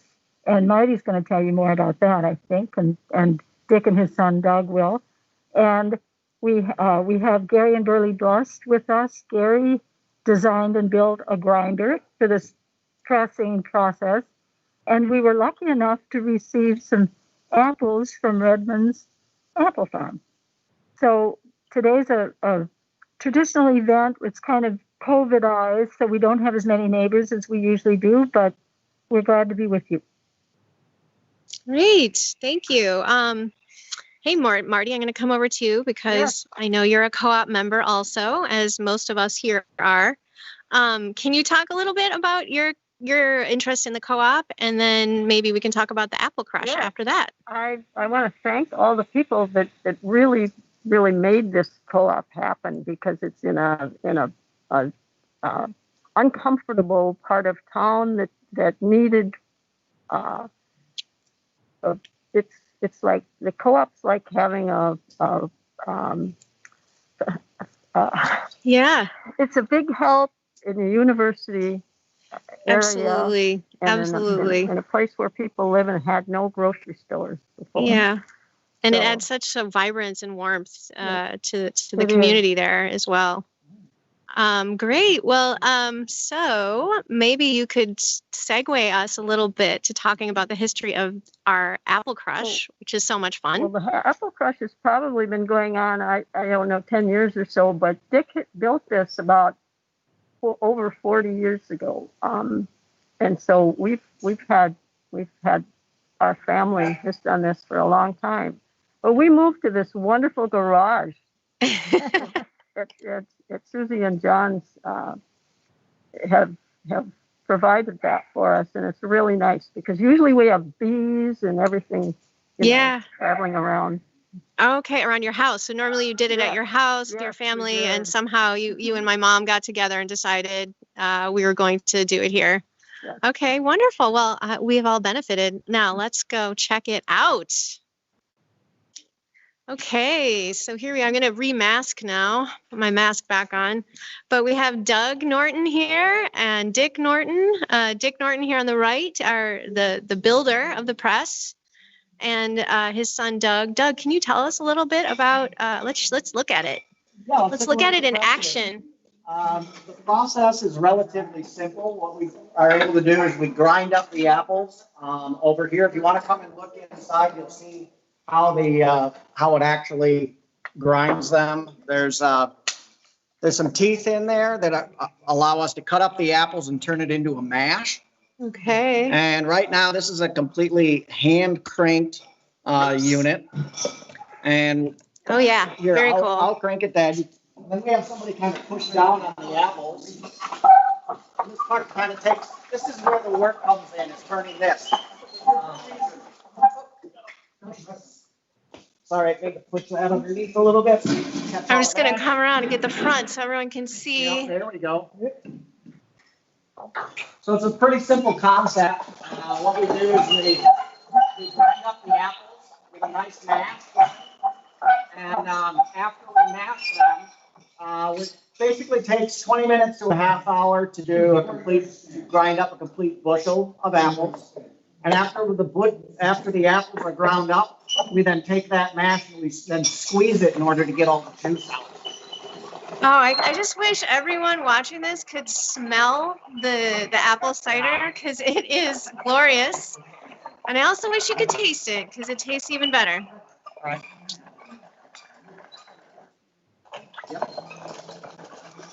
And then I love how it comes out of this little... Just a little more right there.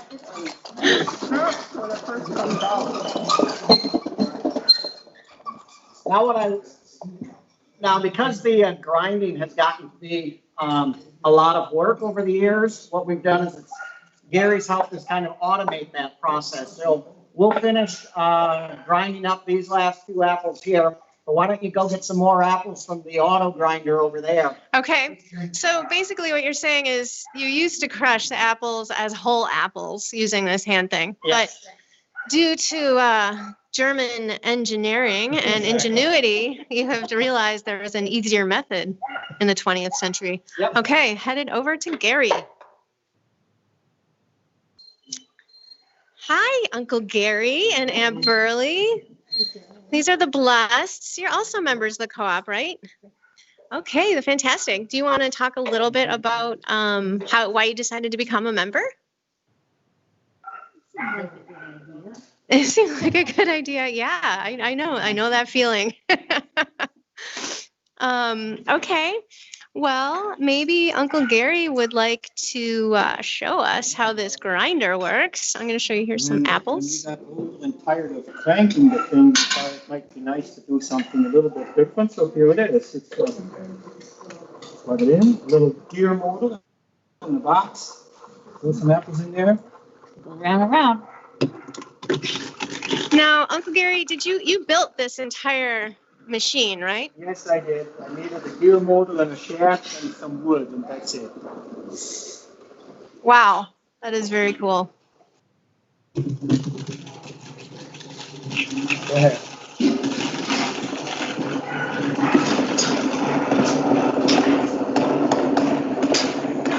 And what can you talk a little bit about why you decided to go ahead and build this? I mean, It got tiring to turn that crank. yeah. And so you just thought, well, what the heck? I'm going to just build a grinder? I went online to see some concepts, and this one stuck me better than the rest. Yep. And it was easy enough to make. Okay, so you used YouTube to help you put it together? I used the table saw. Excellent. Well, Uncle Gary is an engineer by trade and training, and you can probably tell by looking at this beautiful design. It works. Pull out the things. After you're done. All right.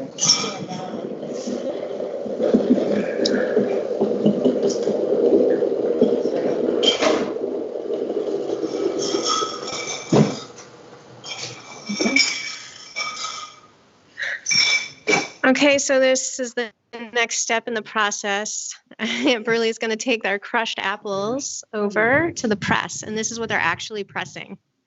Okay, let's do it. All right. Thank you. You're welcome.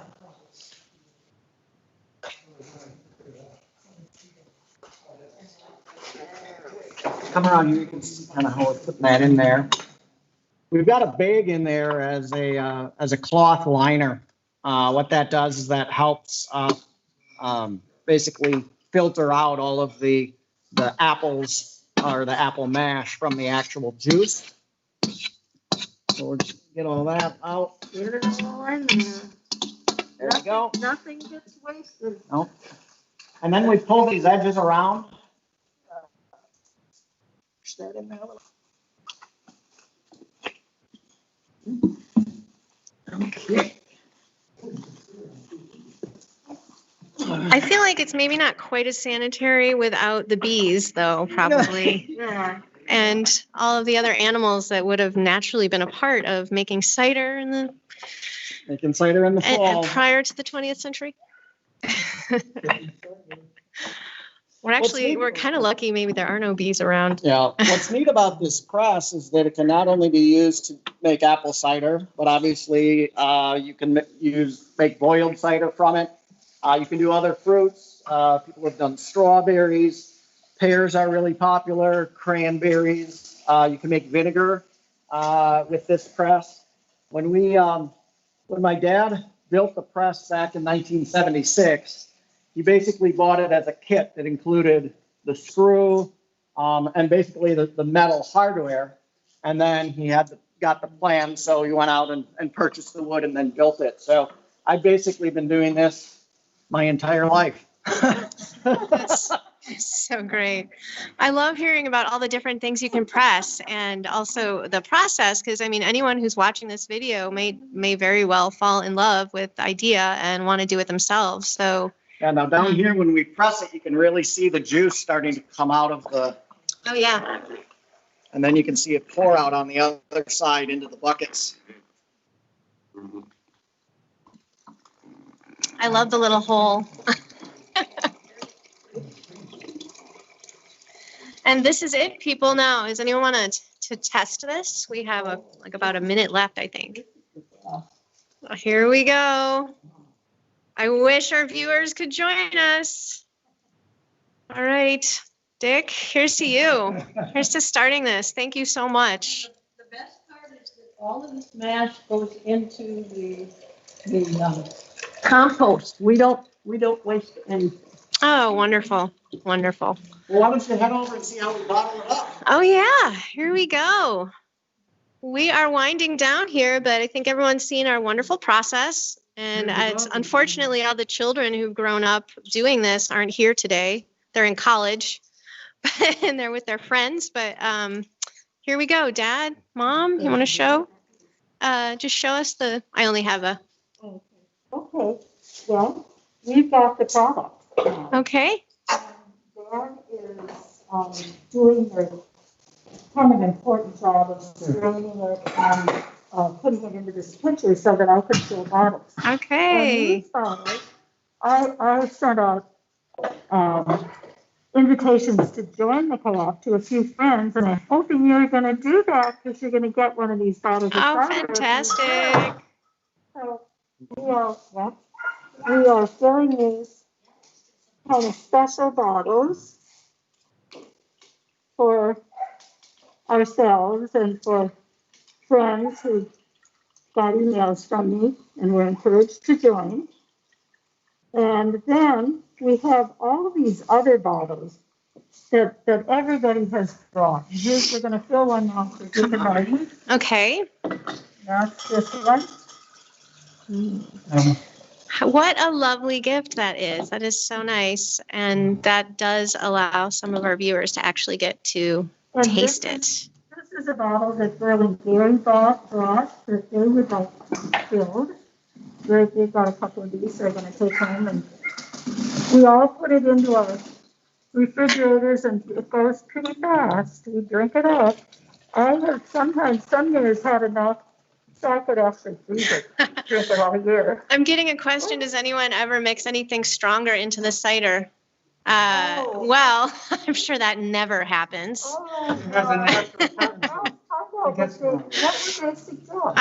I have a feeling that Doug back there might have a few recipes that if anyone really wanted, we could furnish. So. Well, you know, that spiced rum. That becomes even more important when we go later into the season and it's really cold. Okay. Yeah, very good. Yeah, the spices would be fantastic. With the live cider, it tends to ferment on its own, which makes it especially good. If it doesn't explode. As it's aged. I want to add just one more quick thing. Okay. Yep. I forgot to give Gary and Burley a nod because Gary started coming and Burley started coming maybe, I don't know, 6-7 years ago. And Gary said, I can make this go faster. So he created a grinder. And that's the process you showed everyone. Yeah. And boy, did that grease the teeth. Yeah. Yes. So we now can't do it without Gary and Burley. Well, it's kind of nice not having to be quite as fit or as strong to crush the apples as we used to be. So anyway, well, thank everyone so much. It's so fun to be here. And I know speaking for myself, it's really great to be connected to the Oshkosh Co-op and to be a member. And so thank you, Brenda, and everyone for including our little family event. Oh my gosh, that was just incredible. We're so grateful to have you take us along on the Apple Crush for this year, Family Apple Crush. What a cool tradition. I can see why you guys enjoy it. And I think those hopefully we'll see some new member owners enjoying that apple cider. Thank you so much for the segment. We really appreciate it. And please extend our gratitude to everyone there. Have a great day. Now the clock has struck 1, which means that we have a new incentive for people who are joining this hour, and that is a $10 gift card from Caramel Crisp. So you saw some of the amazing caramel popcorn being made there yesterday during our Co-op Grow Up live stream. And you have a chance, if you want to go and grab some of that amazing caramel popcorn, some of the best cookies ever, whatever it is that might interest you, we've got a $10 gift certificate from Caramel Crisp Cafe if you become a member owner between now and 2 p.m. And we have volunteers who are standing by ready to deliver these gift cards to you, to your door. They will ring your doorbell. They will leave it for you at your door along with an Oshkosh Food Co-op yard sign and your very own member card. Now, if you want to become a member owner of the Oshkosh Food Co-op, that means you're purchasing an ownership share. You're helping make this project happen. And you can do that by visiting our website at oshkoshfoodcoop.com/join. oshkoshfoodcoop.com/join. We've had a great weekend so far. We started the weekend with 1,345 members, and we've already added 14 new member owners to our list. You could be member owner number 15 this weekend, and we would love to welcome you. So we're giving a shout out to Ann, Andy, Jean, Katie, Joy, Emily, Bruce, Erica, Laura, Jamie, Michael and Janet, Mike, Barb, and Nicole. Nicole was member number 1359. We are just waiting for member number 1360 to join us. It could be you. Please help us make this project happen here in Oshkosh. We need to get to about 1,500 members by the time we open our doors at the corner of Jackson Street and Pearl Avenue in Oshkosh next year. And we are looking for your help today to help do that. Again, to join, a $180 one-time fee, not an annual fee, a one-time fee. And you can do it all at once, or you can pay it in $11 a month monthly payments over an 18-month period. And to join, visit our website, oshkoshfoodcoop.com/join, oshkoshfoodcoop.com/join. Again, if you join between now and 2 p.m., we've got a Caramel Crisp $10 gift card for you that will be delivered to your doorstep. And we will also enter you to win our amazing prize packages. So anyone who joins the Oshkosh Food Co-op between now and 11:59 p.m. tonight will be entered to win some of these amazing prizes. And I want to tell you a little bit about this. We have a prize pack from Planet Perk that includes fresh coffee beans. It includes a Planet Perk t-shirt, a face mask, and a stainless steel tumbler. It's a really beautiful coffee tumbler. So if you like to take your coffee on the go, you want to live a more sustainable lifestyle where you're not using disposable cups, this is your opportunity. We've got a great prize pack from Planet Perk that includes a tumbler. From Hometown Pharmacy, we have a beautiful women's shawl. And we also have paired with that gift cards from Carrot and Kale. We saw Megan Bartelt make us a smoothie yesterday. And we also have a gift card to Manila Resto. We met with owners Marlo and Patricia Ambus yesterday, and that would be part of the prize package.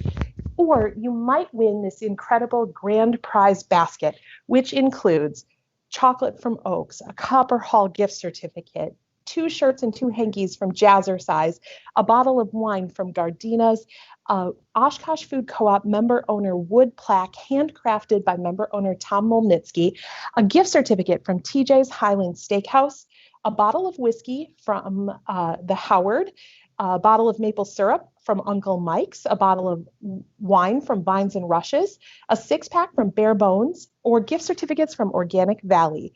That is the prize package. You can be eligible to win by going to oshkoshfoodcoop.com/join, oshkoshfoodcoop.com/join. We are going to next introduce you to one of the region's probably most notable organic farms, and that is Olden Organics, where Alex Hummel is with owner Richard Vins. So, hi, Alex. How you doing? I'm great, Brenda. How are you today? Good to see you again. We are having fun talking with all of the different member owners. I'm excited to take the tour of Olden Organics. Did I hear 14 members new this weekend? Is that right? You heard it. Awesome. Awesome. Well, thanks. It's good to be here. And we're with another member owner today. This is Dick Vins. He's one of the co-owners of Olden Organics. And we're here on his beautiful farm and operation today. Dick, thanks for joining us today. Glad to be here. We gave you a little bit of a break from some of the work you're doing. We are currently in a hoop house. I think I'm going to use my extendo arm to kind of get a sense here for how it looks. You've seen these hoop houses probably if you're driving through the country, but yours is pretty awesome. And it's important to explain that a hoop house is how you get food year round in Wisconsin, because the field isn't going to be producing anything not too well anyway under 3 feet of snow. So this is how you do it. Yep, this is how we keep going all winter long. So we successionally start planting these at the beginning of September and keep going until about the middle of October. So, and what that succession does is gives us continuous production from November through April. So for about 6 months. So these crops are in the ground for a long time. How long has Olden Organics been here now? And explain maybe where we are too. We're we're a little southwest, west of Oshkosh, right? Yep. So we are southwest of Oshkosh, between Pickett, Rosendale, and Ripon. Right. So we're about 4 miles to the east of Ripon. Is so where we're located. Not too far from the co-op when it's built. You'll be close to. Nope. This will be. Yeah, that'll be great. It'll be great to have you there. About 15-20 minutes. Okay. So sorry, I cut you off there a little bit. You do this. You're good at this. You're growing year round, and a hoop house is critical to that. Yep. So we've been farming this way, vegetable farming. This is a 4th generation family farm. So it's about 108 years now, I think, is where we're at. So I grew up farming, moved away from it, came back here, and we've been doing this for 15 years now. The winter production side of it, this will be our 7th year of winter production. So, so every year I learn a little bit more about it. Yeah, and I've been shopping around at co-ops, a few co-ops around the region or state, and I've seen Olden Organics stuff in the case, and that's been pretty awesome because I know where you are, and this is where it all starts. Yep. Yeah, this is where it gets started, and we're to a number of independent grocers and some other co-ops, Outpost in Milwaukee area and Willie's in the Madison area. So okay, great, awesome, excellent. Well, today you're going to kind of give us a little bit of a lay of the land here, literally, and what you're doing to get this this soil ready to go and get some things planted, right? Yep. Okay. Well, I'm gonna do my old switcheroo here, Brenda. So I'll just 1 second. We'll make the magic. Okay, there we go. And Dick, I'll just kind of follow you, and you show us what's going on here. Okay. All right. So this greenhouse is going to be one of our last ones. Right down here is what we're going to be planting right now is a kale mix. So I've gone through a little different in this case. We had some excavating work done this spring actually, and to create better drainage around here. This was one of the first greenhouses we actually put in, and we didn't know where we were going and what we were doing way back then, and we did it wrong. So it was always too low, and this one would always flood, especially coming out of winter into spring when the ground was frozen. And so I'm in the process of building the soil up about 6 to 8 inches in here. So that's the first step in this case, which normally wouldn't happen in most other greenhouse situations where they don't need that grade change. And then after that, what I did, you can kind of see another local farm. This is mushroom mulch. This comes from Gourmet Delight, which is south of Fond du Lac, near Eden, and they grow button, cremini, and portobello mushrooms, which many of you may be already familiar with. And when they're done growing mushrooms in this mushroom compost, we get the product then, and we work it into our greenhouses.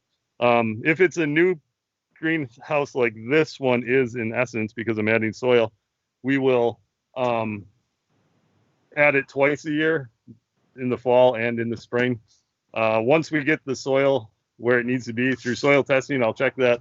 We typically only do it once a year then after that. So it's quite a process to get this kind of ready to go, get it prepared on the front end before you ever see any greens or any other kind of produce that. Yeah, and you also have to realize, like, this was, full of, you can see the trellising up above, so this was full of tomatoes.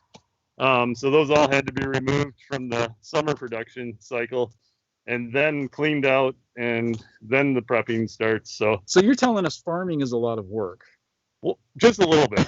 Yeah. So yeah. Okay. Definitely. Right. Well, lead on and show us what else you got going on here. So we used to either do most of this through direct seeding, or like in the case of spinach, which is another crop that'll be going in here. Besides this kale mix, we'll have spinach in here. We'll have a bed of lettuce mix, and we'll have a bed of arugula, Asian greens, and I always forget one of the 5. Yeah. But anyway, so we'll have all those different beds all the way across the greenhouse, and I'm starting with this one. So we used to mostly direct seed, and the struggle with that was that to get the crop that was in here in the summertime out, have enough time to do all this prep work and get it planted, it didn't leave for much time, and it really was hard to get the cycle. So we've got this new nifty tool. This is the second year we've had it. It's called a paper pot transplanter. So now we can start the plants in this tray. We used to plant spinach by hand, like transplant it literally every row by hand, and it took forever. So, but this speeds up the process. So I was going to demonstrate this today and show you how it works. Let's see how it works. Yeah, awesome. So yes, and clearly you can see how meticulous it would have been to like properly plant small seedlings like this, and this guy will do it for you. Okay, here we go. here we go. So as you can see, it just opens up a trench. Right. And the paper chain just pulls down in there, and then it covers it back up. That is pretty cool. And where did you get this contraption, or where did it come from? The whole concept comes from Japan. They've done small scale agriculture for centuries. And it's actually a sugar beet company in Japan that makes the paper chains. Wow. And now a individual went over there from this country, installed it, and saw great applications for small scale farms, and brought the concept back here. And it's constantly been changing. Right. To modify it to make it work for small scale vegetable farming. And it's hard for people to see, but where Dick is walking right now, and we're kind of beneath my feet, this is like prepared soil. This stuff is loose and awesome. So it's taking that planting really easily. So here I am on football Sunday. I am commentating the planting of greens. This is pretty awesome. Play by play. But that is really a great machine, if you can call it that. I mean, really, it's still human power. Yep. It's just making the job for a human much easier. Yeah. And again, this is the kind of stuff that has to happen if you want year-round local produce. This is the solution. So there we go. That's the end of that chain. Fantastic. What does the temperature get up to? What do the conditions get in here like, Dick, when we're in like the dead of winter? I mean, is it pleasant, or is it still kind of It really depends. So what we're trying to achieve is we don't want the ground to freeze. So what you don't see in here is that once all these crops are in place, we'll put wire hoops over the tops of all these beds, and we'll pull what's a floating row cover over it, which is just a woven fabric. So we're doing insulation. And if it got extreme, like last winter was really mild, one of the easier winters I've had for winter production. But if we get really cold snaps that are extended and cloud cover, which tends to happen here in the Midwest, we get maybe 2-3 week cold snaps, and we have a lot of cloud cover. We lose the ability to trap heat during the day, because what you're doing is pulling those blankets back any day it's sunny. And even if it's just filtered sunlight, like today's a good example of that. Even though we think of it as cloudy, right, I can see little breaks in the clouds, and we're actually still getting, as you'll attest to, it's much warmer in here than it is outside. Remarkably. And you're blocking the wind for one, but you're also trapping every little bit of solar energy that's out there. So that's how we do it normally, is you pull it back, trap the heat during the day, blanket it at night to keep that heat in the ground. Right. You actually want the tops of the greens to freeze in essence. So we want it to get cold in here. Okay. So just like a car, the plant's antifreeze is the sugars in it. Okay. So what's happening is every time it's exposed to that colder conditions, that's what sweetens even a lot of our fall crops that are coming to market like right now. Right. Is we go through these frost cycles. Like carrots are a good example of that. And they fix the sugars into the tops of the plant to keep it from freezing when it gets below freezing. And so some of these plants can, probably the best example is Brussels sprouts. They can go down to like 10, 12 degrees actually and not freeze under ideal conditions. So farming is food science, isn't it? I mean, you need to learn this stuff and know this stuff if you want things to survive, thrive, and taste good. Exactly. Yeah. It's trying to take advantage of, because this really gives us a competitive advantage. You know, the stuff that comes from a grown like California or Mexico in a warmer climate isn't going to have the sweetness that these same crops are.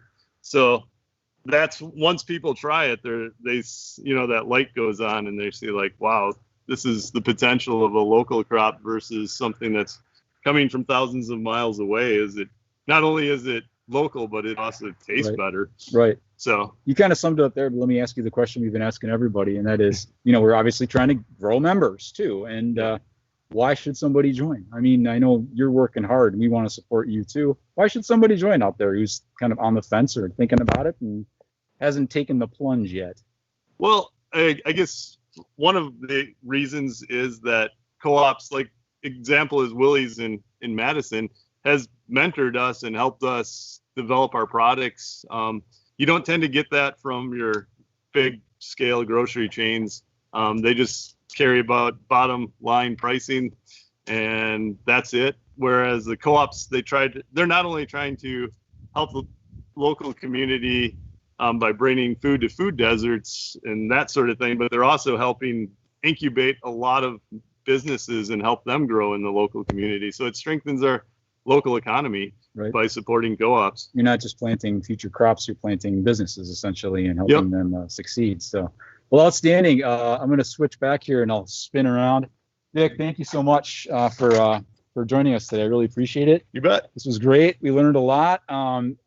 We always drive by, like I said, hoop houses, and it's nice to actually get inside one and see it when it's getting ready to go. Because we're going to benefit from these in the months to come. I hate to say that. It's going to get cold soon. Yeah, unfortunately. This nice weather isn't going to last. Right. So, but this is what's going on, and it's a huge benefit to the Oshkosh Food Co-op. So thank you, Dick. You bet. Thanks a lot. Brenda, that is the story from Olden Organics here southwest of Oshkosh. Fascinating. Awesome. And like I said, farmers work hard. They're also food scientists. They're entrepreneurs. You learn a lot when you get your hands into the soil like this and see the process involved to keep us fed all winter long in a state like Wisconsin. Yes, and I think certainly since the pandemic has happened, Alex, we have been even more focused on where our food comes from. You know, can we get supplies? Will they be on the shelves? And so knowing that we have suppliers like Olden Organics in our backyard is very comforting and reassuring to know that they're working so hard to ensure that supplies are available. So thank you so much for giving us the tour. We look forward to enjoying some of what was being planted today in the not so distant future. So thanks, Alex. Thanks, Dick. I want to now tell you, if you are just tuning in to Co-op Grow Up Live for the first time this weekend, this is part of a 2-day live stream event that we are hosting to build awareness of the efforts to bring a community-owned grocery store to Oshkosh's Central City. More than 1,350 member owners have already decided to become a part of this project. They've purchased ownership shares in the co-op, which means they actually own a piece of the future store. The store is being built at the corner of Jackson Street and Pearl Avenue in the Brio building. So we have leased a first floor retail space where we will be located. We'll have a 4,500 square foot store, and we plan to feature and heavily influence organic, local, natural products, but not exclusively. We know that absent many grocery options in the Central City, that one of the best things we can do is often offer a mix of local, natural, organic, and conventional groceries. So sometimes we get asked whether there will be familiar products on the shelves or whether they'll all be local, and how we will supply this store in January when it's cold and wintry here in Wisconsin and there's not a lot being grown. Well, part of the answer is, as the Olden Organics team just showed us, that we have suppliers who have actually set themselves up to grow during the winter. And part of it is that we'll also stock our shelves with conventional products, some conventional products. So if you'd like to be part of this effort, you can do so, and you can join the Oshkosh Food Co-op and purchase a membership share, purchase an ownership share. It's a one-time fee, $11 a month for 18 months, or $180 in a one-time fee. And you can do that on our website, oshkoshfoodcoop.com/join, oshkoshfoodcoop.com/join. And for a very limited time between now and 2 p.m., if you do join, we have a $10 Caramel Crisp gift card with your name on it. And because this is a very special weekend-long event that we are doing to raise awareness of our project and to build our membership numbers, we are giving away this Caramel Crisp gift card just between now and 2 p.m. And for anyone who joins during this Co-op Grow Up promotion, you will be entered to win in our gift basket. We have some amazing prizes that we'll be drawing after the weekend is ended, and we are happy to enter the names of anyone who joins before 11:59 p.m. into that drawing. Now, why would you become a member of the Oshkosh Food Co-op? Well, maybe it has to do with wanting to support and help local farmers. Olden Organics, Dick just talked about the fact that they have received mentoring and support from Willie Street Co-op in Madison. That's one of the things that makes food co-ops a little bit unique, because the business model is a little bit different, because they're community owned. Co-ops often take the time to help local growers and producers help build their businesses, scale, develop new products, etc. You heard Kevin O'Donnell from Hunger Mountain Food Co-op a little bit earlier talk about the impact that their co-op has on the Montpelier, Vermont local food economy. They now source from 500 local suppliers. Their store is at $25 million in sales annually. They have 9,000 members, though the population of their city is 8,000. So that's the incredible impact. And they pump for each dollar spent at the co-op, they believe that it translates into $8 in the local food economy. That's the impact that we can have when we join together to open a food co-op here in Oshkosh. We're eager to do so. The game plan right now is for construction on the food co-op, the store, to begin April 1st, and to be able to open the store in 2021. So we are looking forward to that, and we can't do it alone. If you are an existing member owner and you're watching this live stream, we'd love if you would hit share and share this out to your friends. That is one of the best ways that people have heard about this project, when friends tell their friends and family members about this project. So please hit share. Or you can tag someone in the comments below. That is one way that you can help us spread the word about this project. This is a community-driven project. It's largely 99.9% volunteer. We do have a part-time project manager who helps wrangle us, but this is a community-driven, volunteer-driven project, and we are asking for your support to help get this store open. We are excited to be as close as we are building the store. The construction on the building itself, the Brio building, has begun at the corner of Jackson Street and Pearl Avenue in Oshkosh. 1,359 member owners have signed up already. We're welcoming some new ones, the 14 new people who've already joined so far. Ann, Andy, Jean, Katie, Joy, Emily, Bruce, Erica, Laura, Jamie, Michael and Janet, Mike, Barb, Nicole. We are so happy to have you on board and welcome you. Our next member owner will be member owner number 1360.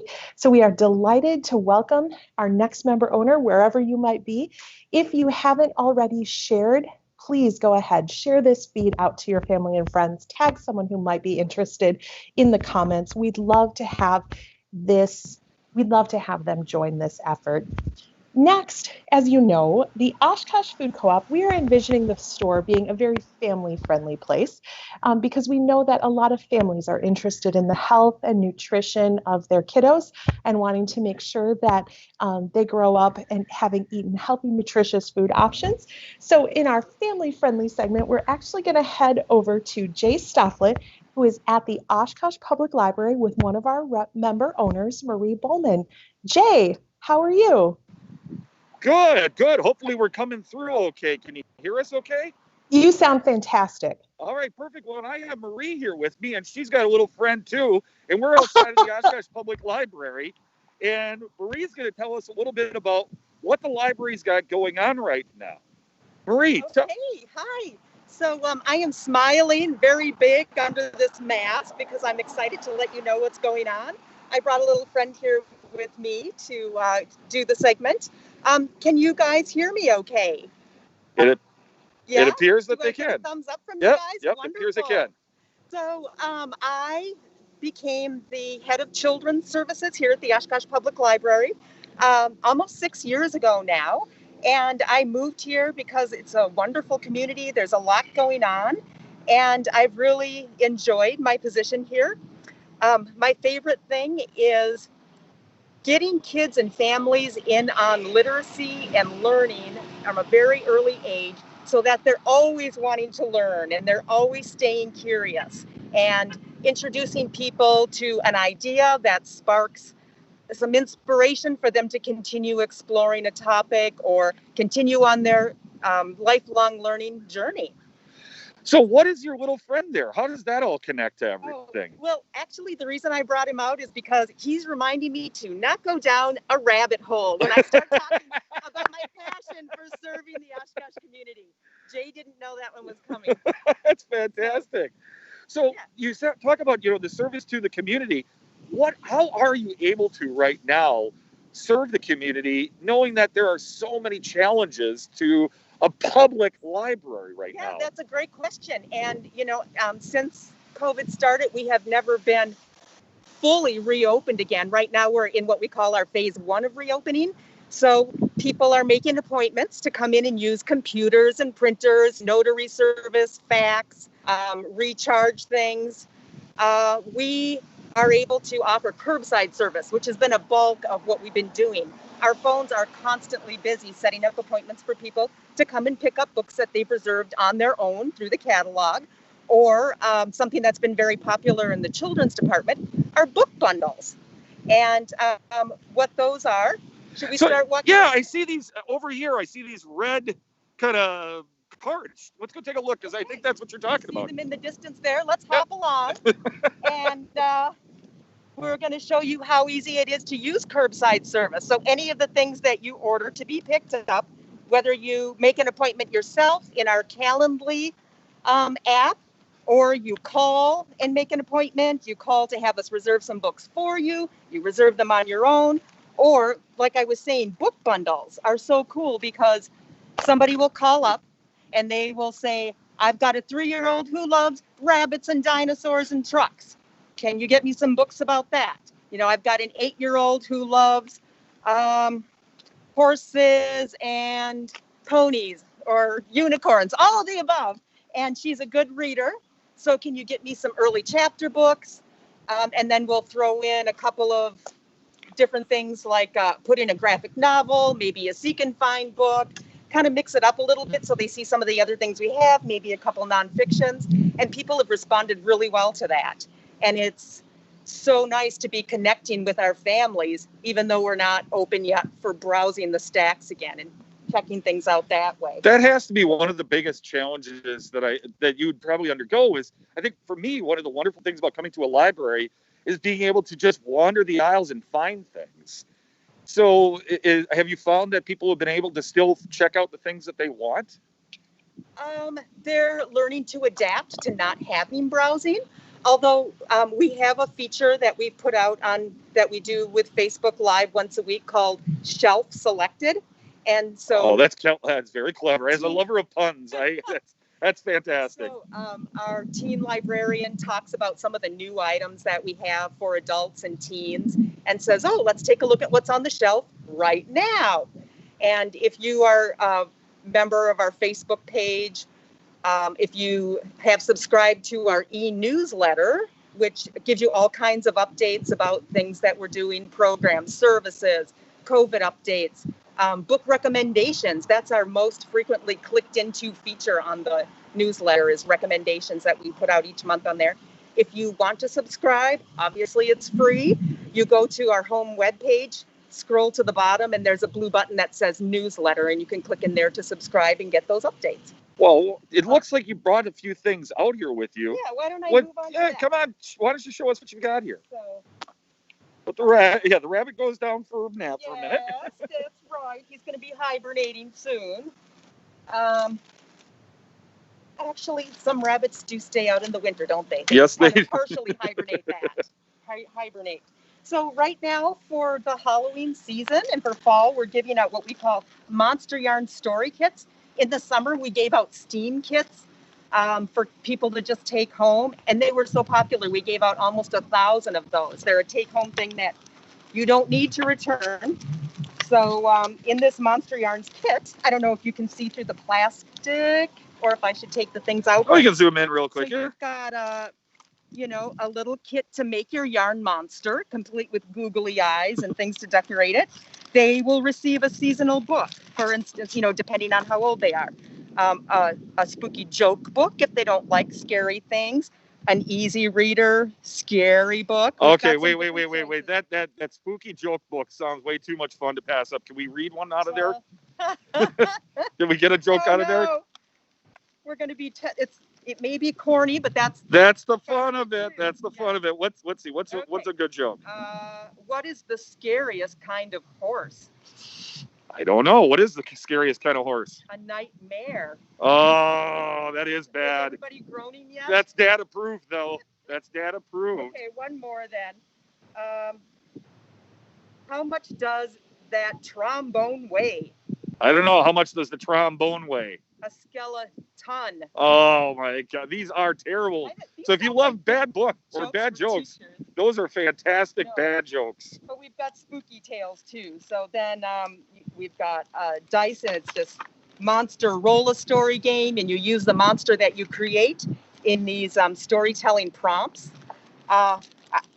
Parents started calling us up as soon as school went all virtual again and saying, can I get one of those early? Because when my kid's done with their schooling in 2 hours, what are they going to do? You know?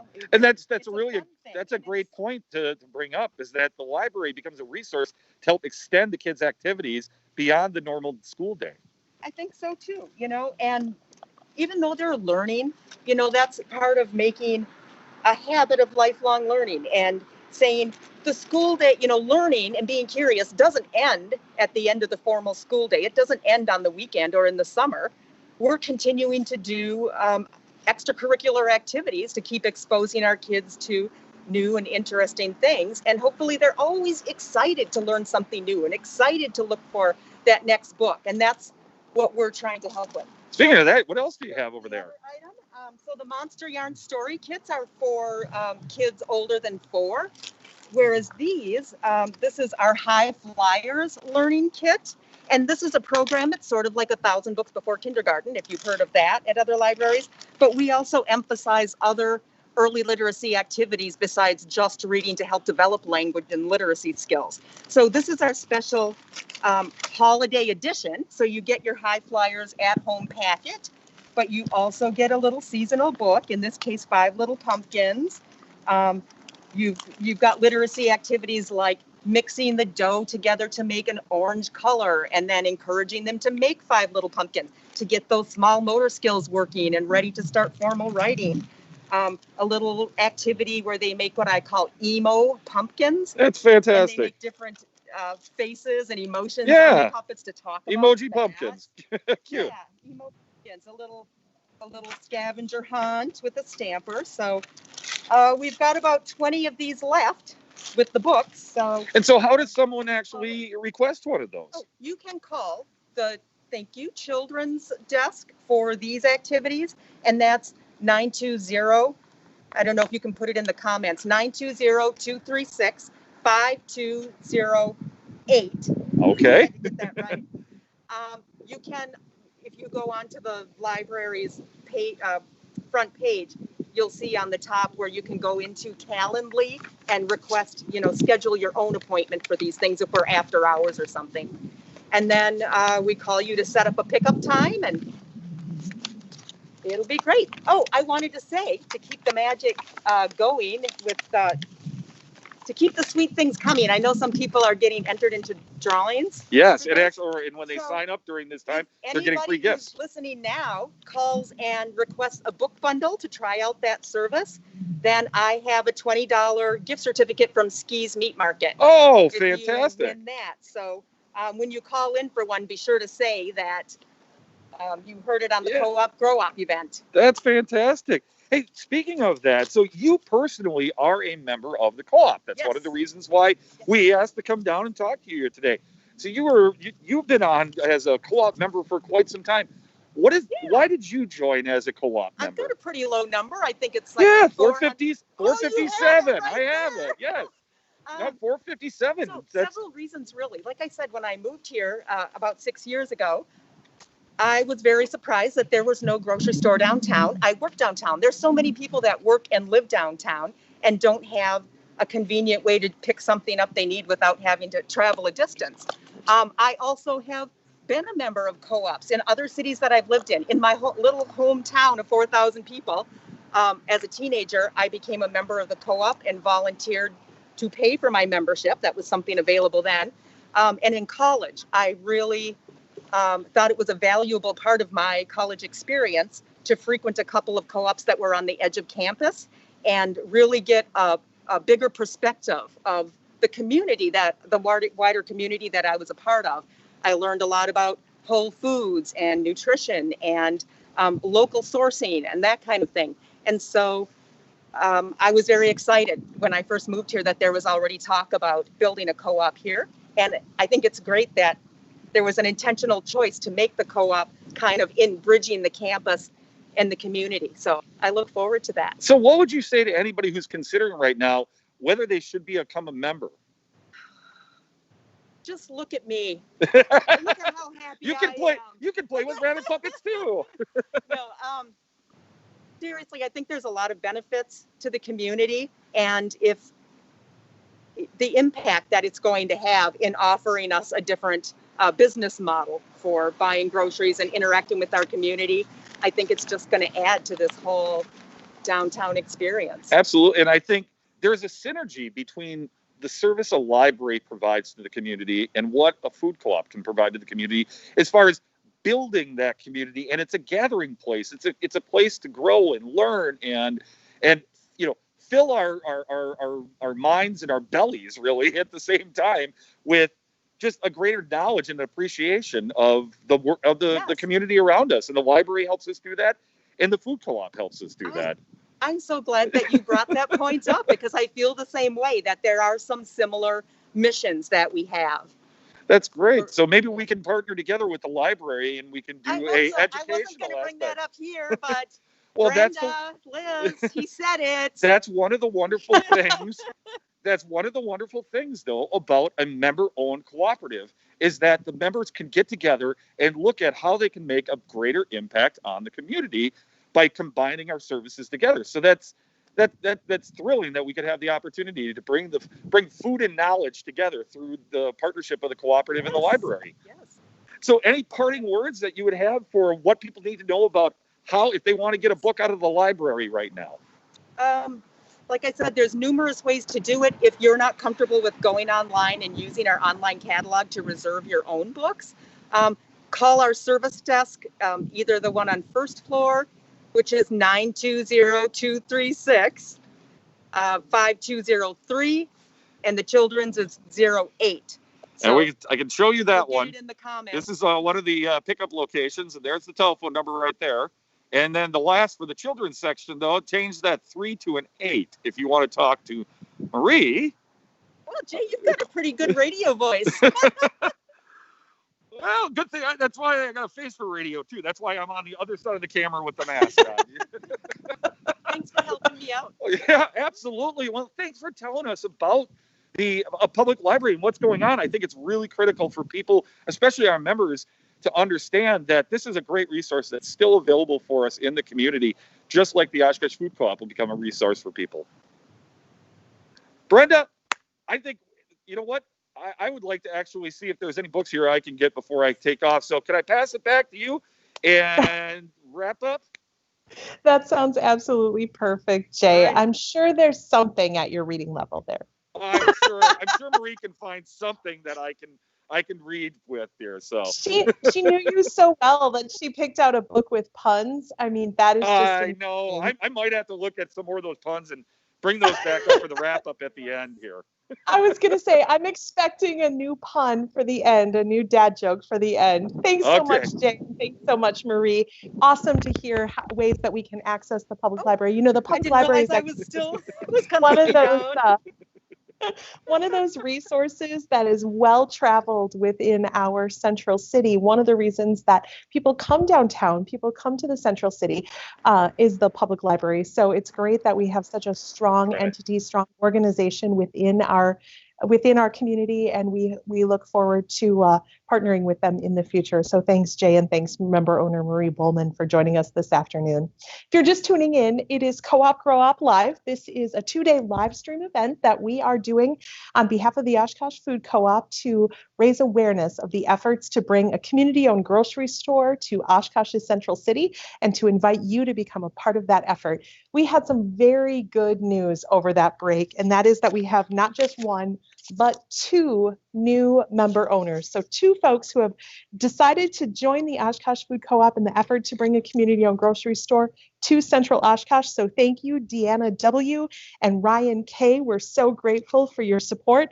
If you're keeping count at home, this takes our current member count to 1,361, which is just incredible. We started the weekend at 1,345, so we've gained 16 new members in the last day and a half, so let's keep it going. If you are someone who is watching this live stream right now and you are interested in learning more about the Oshkosh Food Co-op and how you can become a member owner, please visit our website, oshkoshfoodcoop.com.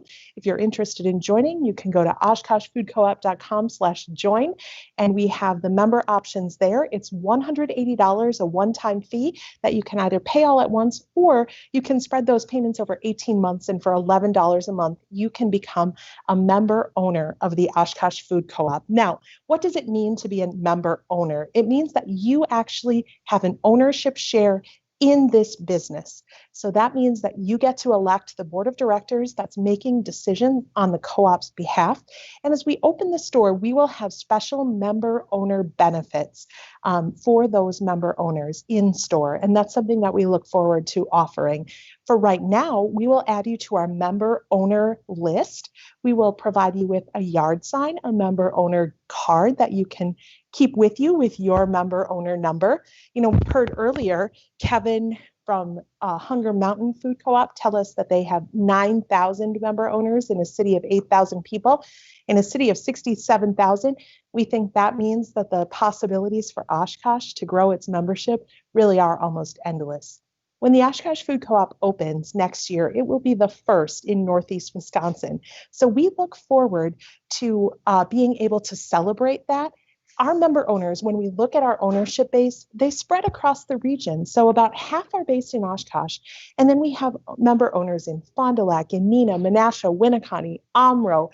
We have owners in Appleton and Green Bay. So we're delighted that this has become such a regional project. We believe the impact on Oshkosh and the surrounding area will be strong.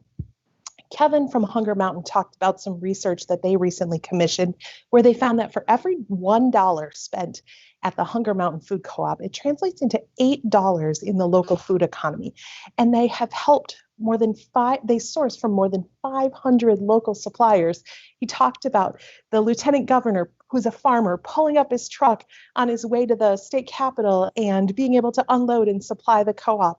That's the kind of thing that we envision here, a strong, vibrant local food economy. But we can't do this alone. If you're an existing member owner and you are watching this stream, we would ask that you click share and share this out to your Facebook audience, or tag a friend, a family member, a neighbor, somebody. Maybe it's your hairstylist, maybe it's your massage therapist, maybe it's your someone from your church or faith community. Whomever it is, let them know that this project is happening. This is a community project, and it doesn't happen without you. Now, between now and if you join between now and 2 p.m., we've got a $10 Caramel Crisp gift certificate that we will deliver to you. Our volunteers are standing by, waiting to deliver these to you. Like I said, along with the co-op yard sign and gift card, and you will also have the bragging rights, the pride of knowing that you are one of the people who invested in this idea before we had a store. You can say you were part of it, part of the startup, part of the founding, part of getting this idea off the ground. And that is really exciting, and that is something that we can all be very proud of in the future. Next, we are going to go to a very special guest.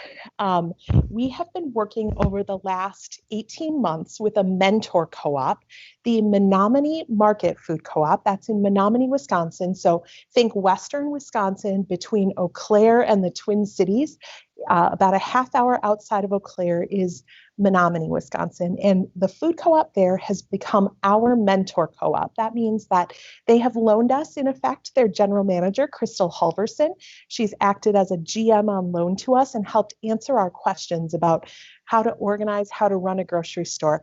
And so today we are very delighted to have with us Becca Shaneberg. Becca is with the Menominee Market Co-op, and she is going to tell us a little bit more about their co-op and take us on a little tour of their store. So if you haven't been to a food co-op, you actually can experience what it will be like once the Oshkosh Food Co-op opens. So hi, Becca. Thanks for being with us today. Hi. Nice to meet you all. I'm happy to be here. I am starting out in my beautiful classroom that unfortunately isn't used much these days, but wanted to show it off because it's my baby. When you're not in the middle of a pandemic, what is this classroom used for? So this is where we have community classes. So we have a full kitchen behind me here. We have yoga classes, cooking classes. We rent this space out for meetings, conferences, things like that, since we have our board and projector over here. So this room is usually bustling and pretty busy and can hold about 40 people. So when we for those of you that don't know, like Brenda said, my name is Becca. I'm the Outreach and Education Coordinator here at Menominee Market. We opened this store in 2015, so we've actually been a co-op since 1974.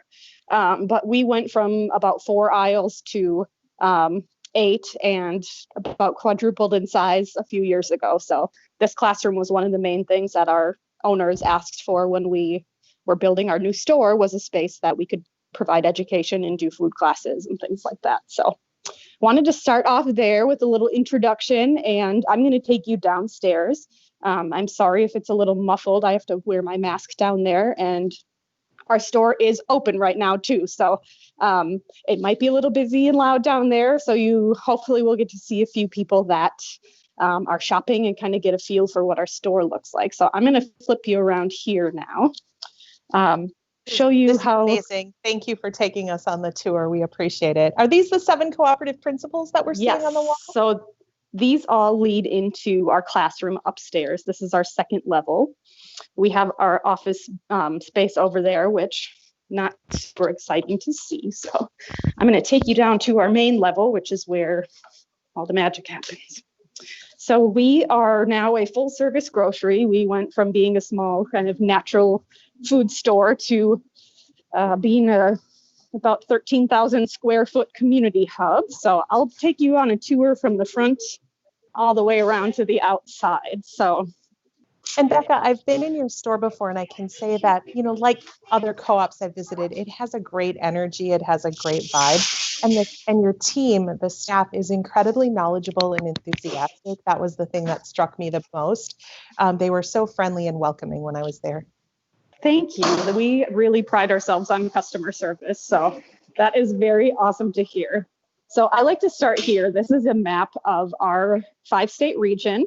Our local definition here is the 5-state region that we do live in. So anything that you see labeled locally here is going to come from one of these areas. And I'm not sure if you can see, but we have all of these little dots that represent our farmers and producers. So the first thing first thing you see when you come in is all of our producers and their locations, which is pretty cool.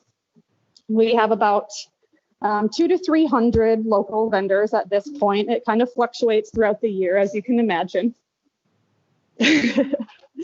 That makes perfect sense, because not everyone can produce in winter, so that makes perfect sense. But you said 200 to 300, and that's within the 5-state region. That's incredible. Yep. So the first thing you see when you walk in is our customer service desk. You can see that we have a few people checking out there, so I'm not going to force them to be on camera. But the main thing that you see when you come in is our produce department. So we did this intentionally because we like to promote health and wellness and meeting people where they are. And we hope that showing off the area that we get the most local food from is really important. And giving people a really colorful, beautiful spot to start with is super fun. So that's awesome. And I love the signage that you have. I've noticed this when I've been in your store before, where you actually talk about what percentage of the produce right now is locally grown and how many of the items are organic. Yes. So that is important to us working in marketing, is really showing off our farmers. They're the reason that we are able to do what we do, along with our owners and our customers and investors. But yeah, we change this every couple of weeks. So right now the number is pretty high. It can get up into the triple digits in the late summer. And then we also have the percent organic in our produce department too, since that is something that is pretty popular with our shoppers. And we have all sorts of unique veggies and different local things. For example, right now we have local squash and stuff in season. So You can kind of see some of that stuff here. All our cute little gourds. So yeah, as we go around the store, this is what we call our produce aquarium. This is where our produce people work. And we purposely built a window in there so they're easily able to see out into the department and offer customer service where they can. And the back stock room is right back there too. So our old store was pretty cramped and we shared a lot of spaces. So even some of these places having their own cooler now is still very exciting to us. So this is our bulk section as is. You can imagine having bulk food right now is not the easiest thing. So typically this would be full of jars, full of different spices, flours, things like that. But we've had to pre-bag everything here. So yeah, that's been one of the shifts during the pandemic. Is that correct? Where you've had to make the greatest modifications, I guess, within the store? Yep. Yeah. So these usually are all full with seeds, nuts, chocolate chips, granolas, spices, anything like that. But we have had to switch to pre-packaging things. So just a little bit of a shift in procedure here. So these are all bulk spices that are little pre-packed bags. Our store does look quite a bit different than it normally would. But you get the idea. This bulk section is about 5 times as big as our previous store. And our old store could fit in the produce department and bulk department of this store. So it kind of gives you a perspective for how much extra space we've acquired. So as we go around, we have our dairy and refrigerated areas. We also spotlight local farmers up on top here as well. We like to show them off. Just about everywhere you turn, you can find another teal sign that has some of our local vendors on them. We carry lots of local dairy. The whole middle part of the store is our packaged grocery area. So this is going to be where you'll find some more national brands, shelf-stable stuff, but still you'll get to meet some of our local people, and you're likely to run into them when you're shopping in here too, which is, I think, one of the most fun things about working in a food co-op is you can go downstairs for something completely unrelated and end up chatting with one of the vendors here in the sales aisle, which is pretty awesome. This is one of 2 cheese cases. As you can imagine, we had to be a little extra and have a regular cheese case and also a cheese island, which I'll show you in a minute. Here we come into our meat section. This is mostly local frozen meat here. So you can see that we have these little teal tags all over the place. So all of our products are labeled. You can easily pick out what's local to us and what's not. Our wellness aisle. So we carry lots of natural supplements, essential oils, some more conventional things, skincare, items like that. This is a pretty popular place. You can find some unique stuff or just some everyday essentials that you may want or need in your life. Coming around to produce and our fresh meat case. So this is something that we definitely did not have in our old store. It was multiple areas for things. It was pretty packed. So I think you guys are pretty lucky that you're getting to build your dream store right from the beginning. It's really awesome that you guys are able to do that. This is our big open deli. So this is where Cheese Island lives here. It's lovingly referred to that because it truly is just an island full of cheese. And then we have local beer and wine over here. And this is all items that our deli makes in-house. So another area that is really popular with our customers is our house-made products. So if you look back in here, we have a big, beautiful open kitchen. So you can say hi to our deli folks as you're shopping. You can see all the stuff that they make in-house. There's Carly, one of our deli crew. And then our hot bar, which in a normal year, this would be a hot entree, not packaged. We have fresh roasted chickens, breakfast burritos, which are a fan favorite in our area. And then this would normally be our salad bar. So we've kind of converted this to a more traditional deli counter where you can order packaged salads, things like that. But typically this would be a whole salad bar full of fresh goodies. and then a hot entree and soup of the day. So kind of just improvised as we go along, figuring out what people are wanting and needing. And then another thing you maybe have noticed is that we purposely have a very colorful store. We like to have a bright, vibrant space for people to enjoy their shopping. Lots of plants that are my pride and joy. In this area, it might be a little dark because of how bright it is, but this is normally our seating area. So we have completely switched from this being a seating area for people to sit down and enjoy food, dinner, breakfast, anything they want.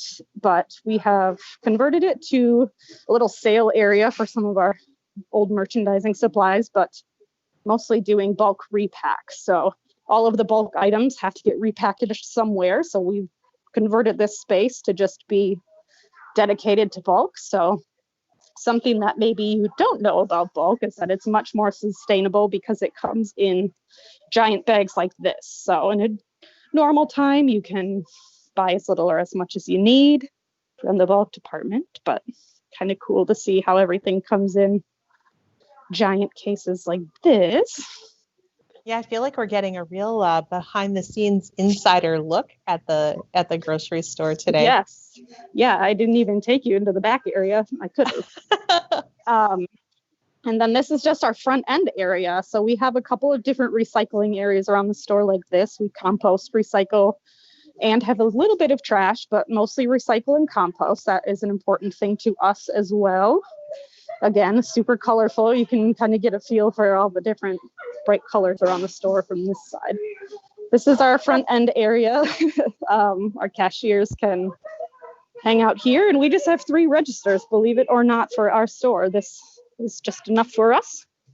And we do have an extra one if we need it someday again, but now, that Becca, is our store. One of the things that we've been most intrigued by is that you guys do, and I know it's been a little bit modified given the pandemic, but is the weekly community dinners.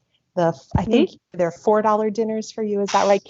Can you tell us a little bit about what that is and how it works? Yes. So we started those a couple of years ago as a need for more affordable community meals was presented in our area. We had a Tuesday and a Thursday free meal, and we wanted to offer something that was affordable and healthy and nourishing for our community. So every Wednesday we were doing $4 dinners. So it was a pre-portioned meal. It ranged from a bowl of chili with cornbread to pulled pork and veggies. And we've adapted that to have it available in the store now most days of the week as well. But we were seeing up to 300 people every Wednesday night between 4 and 7 to come in and enjoy the seating area and our outdoor seating and share a meal with their friends and family. And it was really starting to pick up last fall. So we are looking forward to bringing that back for sure someday in the future. That's exciting. That is something that we're very interested in doing in our store as well. We know that the importance of offering convenient, healthy meals is a need, not just in our community, and to have the opportunity to bring people together. Obviously, some challenges right now given the pandemic, but we know this won't last forever. And so we're very excited about the possibility of doing that. Well, Becca, I can't thank you enough. Your store has been such an inspiration to us. Menominee is a community of about, I believe, 17 or 18,000. Is that right? It's population 13, 14.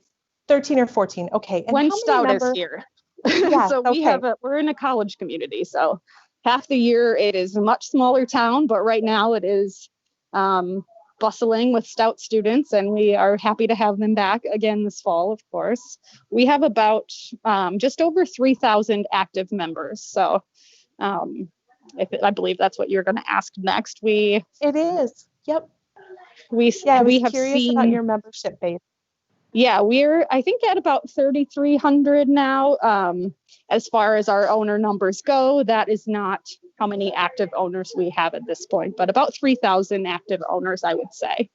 And that just continues to grow. The more people hear about us and learn about us, and especially now, given the shortages in food and processing, a lot of people are looking to us for more local options that maybe they can't get other places. So slowly growing, but happy to be here. Well, thank you. If you had a message for people who might be thinking about joining, what would that message be? Ooh, good question. I would say that if you're thinking about it and you're on the edge or on the fence about joining, it is totally worth the investment. You are putting money directly into your community. You know that at a food co-op, your money is going to get multiplied and put back into the community. A huge portion of my work is community outreach and donating, and I donate about $20,000 a year to our little community. So turning your investment into money that goes directly to supporting your community is a really cool thing to be a part of. And you get to say you own a grocery store, which is pretty awesome, I think. And that's not something everyone can say. Thank you, Becca Shaneberg from the Menominee Market Co-op, for being with us today and giving us the store tour. It's really inspiring to see the store and think that this is what we will be seeing when our store opens next year. And we appreciate all the mentorship that you've provided to our startup team. So thank you very much. Yes, thank you for having me. Stop by anytime you want. I will give you an in-person tour whenever you'd like. All Nice right, to you meet heard everyone. it here first, gang. If you are traveling through Menominee, maybe you have a student at UW Stout, stop in the Menominee Market Food Co-ops, ask for Becca or Crystal, and I'm sure you'll be happy to get a guided tour of the store. We appreciate having you here today. Gang, if you are just joining in, I want to fill you in on what's happening here today. This is Co-op Grow Up Live. We're live streaming this weekend, today until 4 p.m. And we're introducing you to some of the people behind the effort to bring a community-owned grocery store to Oshkosh. And I want to tell you that we are hoping to open our store at the corner of Jackson Street and Pearl Avenue late next summer or early fall at the latest. And that progress is quickly upon us. The store, the building, the Brio building is under construction.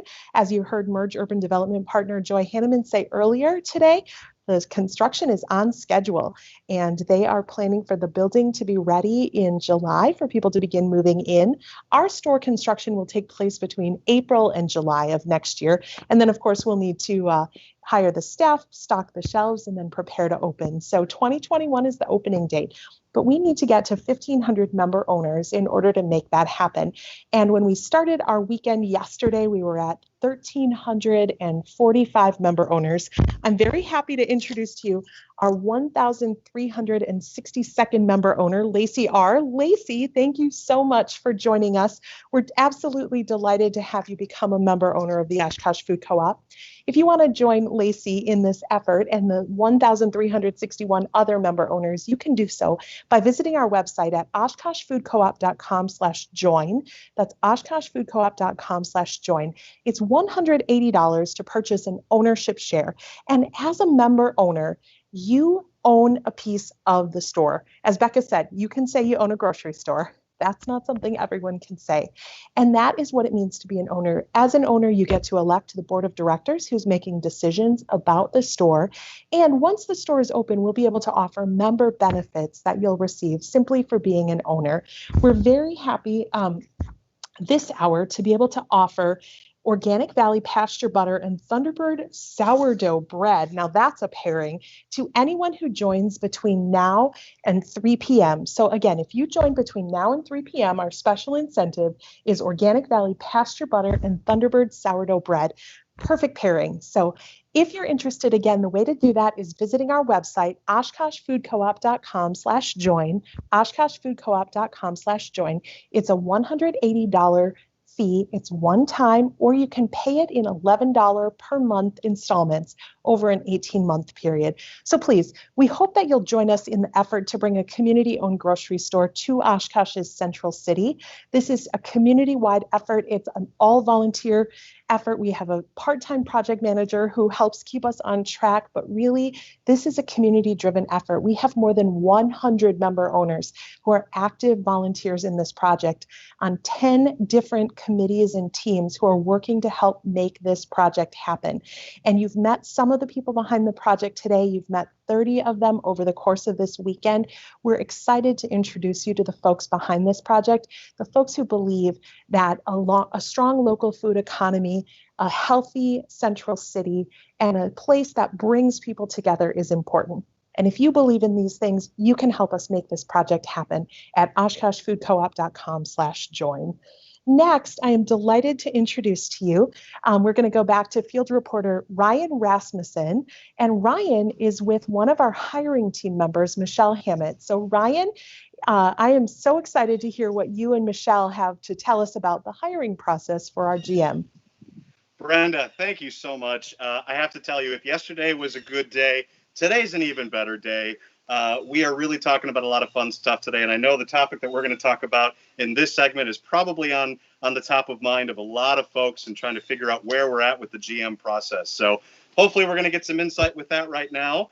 I am joined by Michelle Hammett. Michelle, you know your member number. I do. What's your member number? 1124. Fantastic. Number 1124. How's it going today? It's going well. Good. Excellent. Excellent. Well, thank you for being part of the Co-op Grow Up Live. This really has been a good experience. And those that are tuning in for the first time, this really has been kind of cool to showcase a lot of the different things that are going on. But we're going to be talking about the hiring process of the GM with you. Yes. So tell me a little bit about how you got involved with the food co-op and where we're kind of at with things right now. Okay, so my husband and I had walked past at farmers markets for probably the last 5 years, and we go, oh, we should do that. Oh, we should do that. Oh, we should do that. And then never really got around to doing it. And so a good friend of ours, Susie Betty, said, hey, I need your help with something. And of course, you never say no to Susie, but she feeds you, so you never say no to Susie. And so she said, we really need your expertise to help on the hiring committee. And so I said, great. She said, but first you have to join the co-op. And I said, oh, I just did that last week. Excellent. So she goes, okay, we have it checked off our list. So she had asked if I would lend my human resources knowledge and expertise. And I said, sure. Awesome. Sounded like fun. So here Great. I am. So how long have you been part of the hiring committee then? And how long has this process been happening? We convened in May. Okay. A group of 5 of us, and 2 of us have HR backgrounds, Okay. so that makes it very easy. Thank goodness for those of us that don't know anything about HR. That's great. And one of us actually has some co-op experience as an HR person as well, so that was a nice blend. But we have a blend of different backgrounds and things. So we've been meeting twice a week. Okay. Up until fairly recently, but we had been meeting via Zoom twice a week. We would have weekly check-ins. Sure. And talking about everything that needs to get done. And when you think about it, it's like, oh yeah, you just put an ad somewhere and you do that, but it's a lot more than that. I mean, we had to look at certainly what the board expectations were, which is very important because the general manager will report to the board of directors, be acting in a CEO capacity. So we wanted to be sure that we weren't getting too left of center right out of the gate. So first of all, we had to look at what the board expectations were. And then we had to look at the job description. What exactly are we looking at? What type of experience, what the big pieces of the puzzle were. Sure. And so we did a couple of iterations of the job description before we even thought of posting anywhere. Okay. So we went through that, and our joke amongst our team, and Brenda, I don't know if you know this or not, so well, the world will know now. But we said we're actually looking for a unicorn because we needed to find somebody that had a grasp of the grocery industry. Co-op experience would be very, very, very helpful. Someone that had like a servant leadership mentality, someone who had financial some acumen in that area, right? And then marketing and outreach and all of those types of things. So we were, in a sense, trying to find a unicorn, and we did quite well from that perspective. Excellent, excellent. And so when we talk about the job description and some of the things, what were some of the resources that you were using to be able to help try to find some of those different things and piece that job description together? Sure. One of the things that I learned through becoming a volunteer with the co-op is you learn about the principles, the co-op principles, the 7 guiding principles. And principle 6, and we always talk about this, P6, is that co-ops are in a world to share information and help each other succeed. And so we utilize that a lot. We relied on some of our mentors in the co-op world to share job descriptions. One of our committee members was willing to share job descriptions from the co-op that she had worked at. Sure. And just kind of put all those things together, and then you marry it all up and you come up with the best possible document. Sure. So that people understand this is what this role is going to be like. But not only that, we were also selling the vision of the co-op, and we were selling Oshkosh as a community. So we had to tie all of that together. Absolutely. So as you're talking about that in kind of comparison to other co-ops, I mean, do you think we're unique in a way in how we had to present ourselves because we're in Oshkosh, because we're new, and looking at some of the different things in the community that we might offer or not have that other communities have? Does that make it more difficult to try to find somebody? I don't know. I think what made it unique for Oshkosh is that we're the first in the whole geographic region to even attempt something like this and get it to where it is today. I think from the co-op side, the people that we spoke with and interacted with were more than willing to share and tell us about pitfalls and here's a mistake that we made and, try to do it this way. I think our greatest challenges are Oshkosh community and the surrounding area. People don't know what co-ops are. Sure. It's a relatively new concept for a lot of people. Yeah. And so a lot of it is educating our community that this is a great thing and this is something, and Oshkosh should be proud that we're the first in the northeastern Wisconsin area that's going to be doing this. Absolutely. And a little plug, this was founded by a UW Oshkosh student. And as an alum of the university, it just warms my heart that this all came from a student. And I think there's another segment that talks about that in greater detail. But an idea coming from one person, and now look at where we're at. 1360 members, exactly. And there's a building going up, and we're hiring a general manager, and oh my gosh, we're on our way to it, aren't we? Isn't it exciting? It's great. You talked about trying to get it out there. So how are we able to get the message out there, get the job description out there, and have possible interviews with some potential folks? Right. How do we get out there? So one of the things you look for in the type of position that you're looking for is you have to look first toward the industry where you would naturally potential candidates. So we focused heavily on the co-op and grocery industry, and there were several national organizations that had job opportunity posting sites on their websites. And so we utilized those. We also, again, used the co-op P6 principles. We put it out there to all of our contacts in the co-op world. Say, hey, we're looking for somebody. Here's the job description.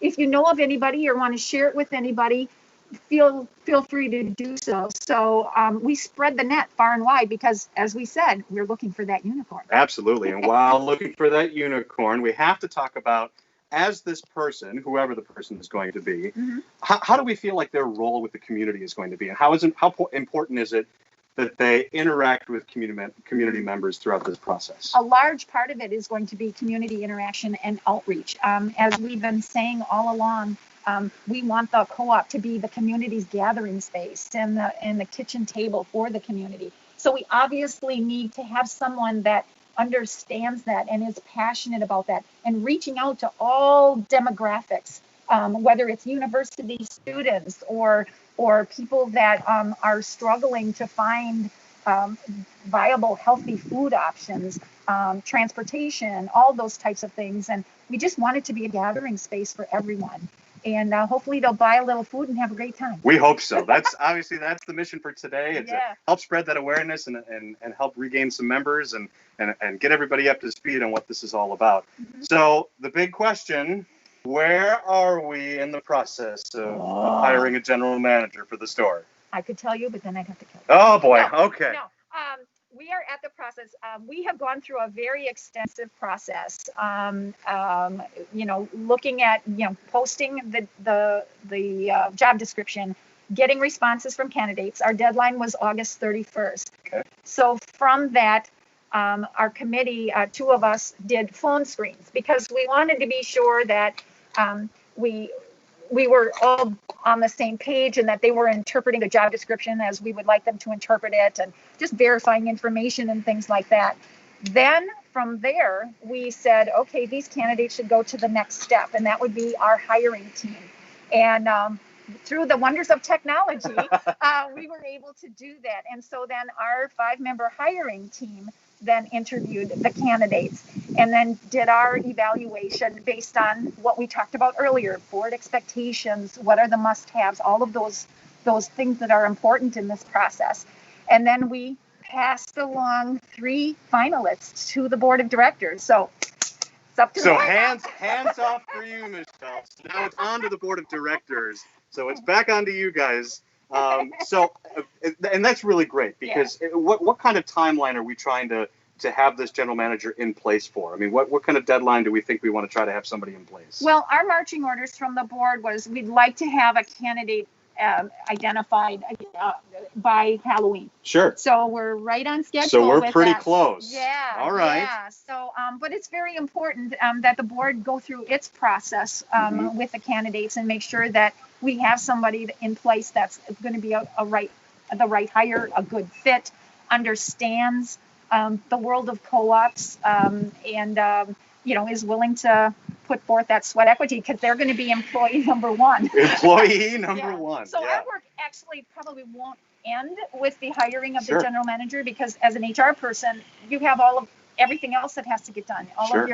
All of your day 1 hiring documents, all of those types of things will probably help the general manager with kind of find their way a little bit as they come from in. that perspective. Sure. Certainly if they have that background in their toolkit, hey, so much the better, but we're there to help in whatever way we can. Absolutely, and that's a great piece. And I think it's really important that, when we're talking about this person, it is employee number 1. And employee number 1 really helps drive what happens with all of the other employees that come on board and all of the other things that happen to go along with that. So we're talking about food co-ops. We're talking about memberships today. Yes. Why do you think the food co-op here in Oshkosh is important to you?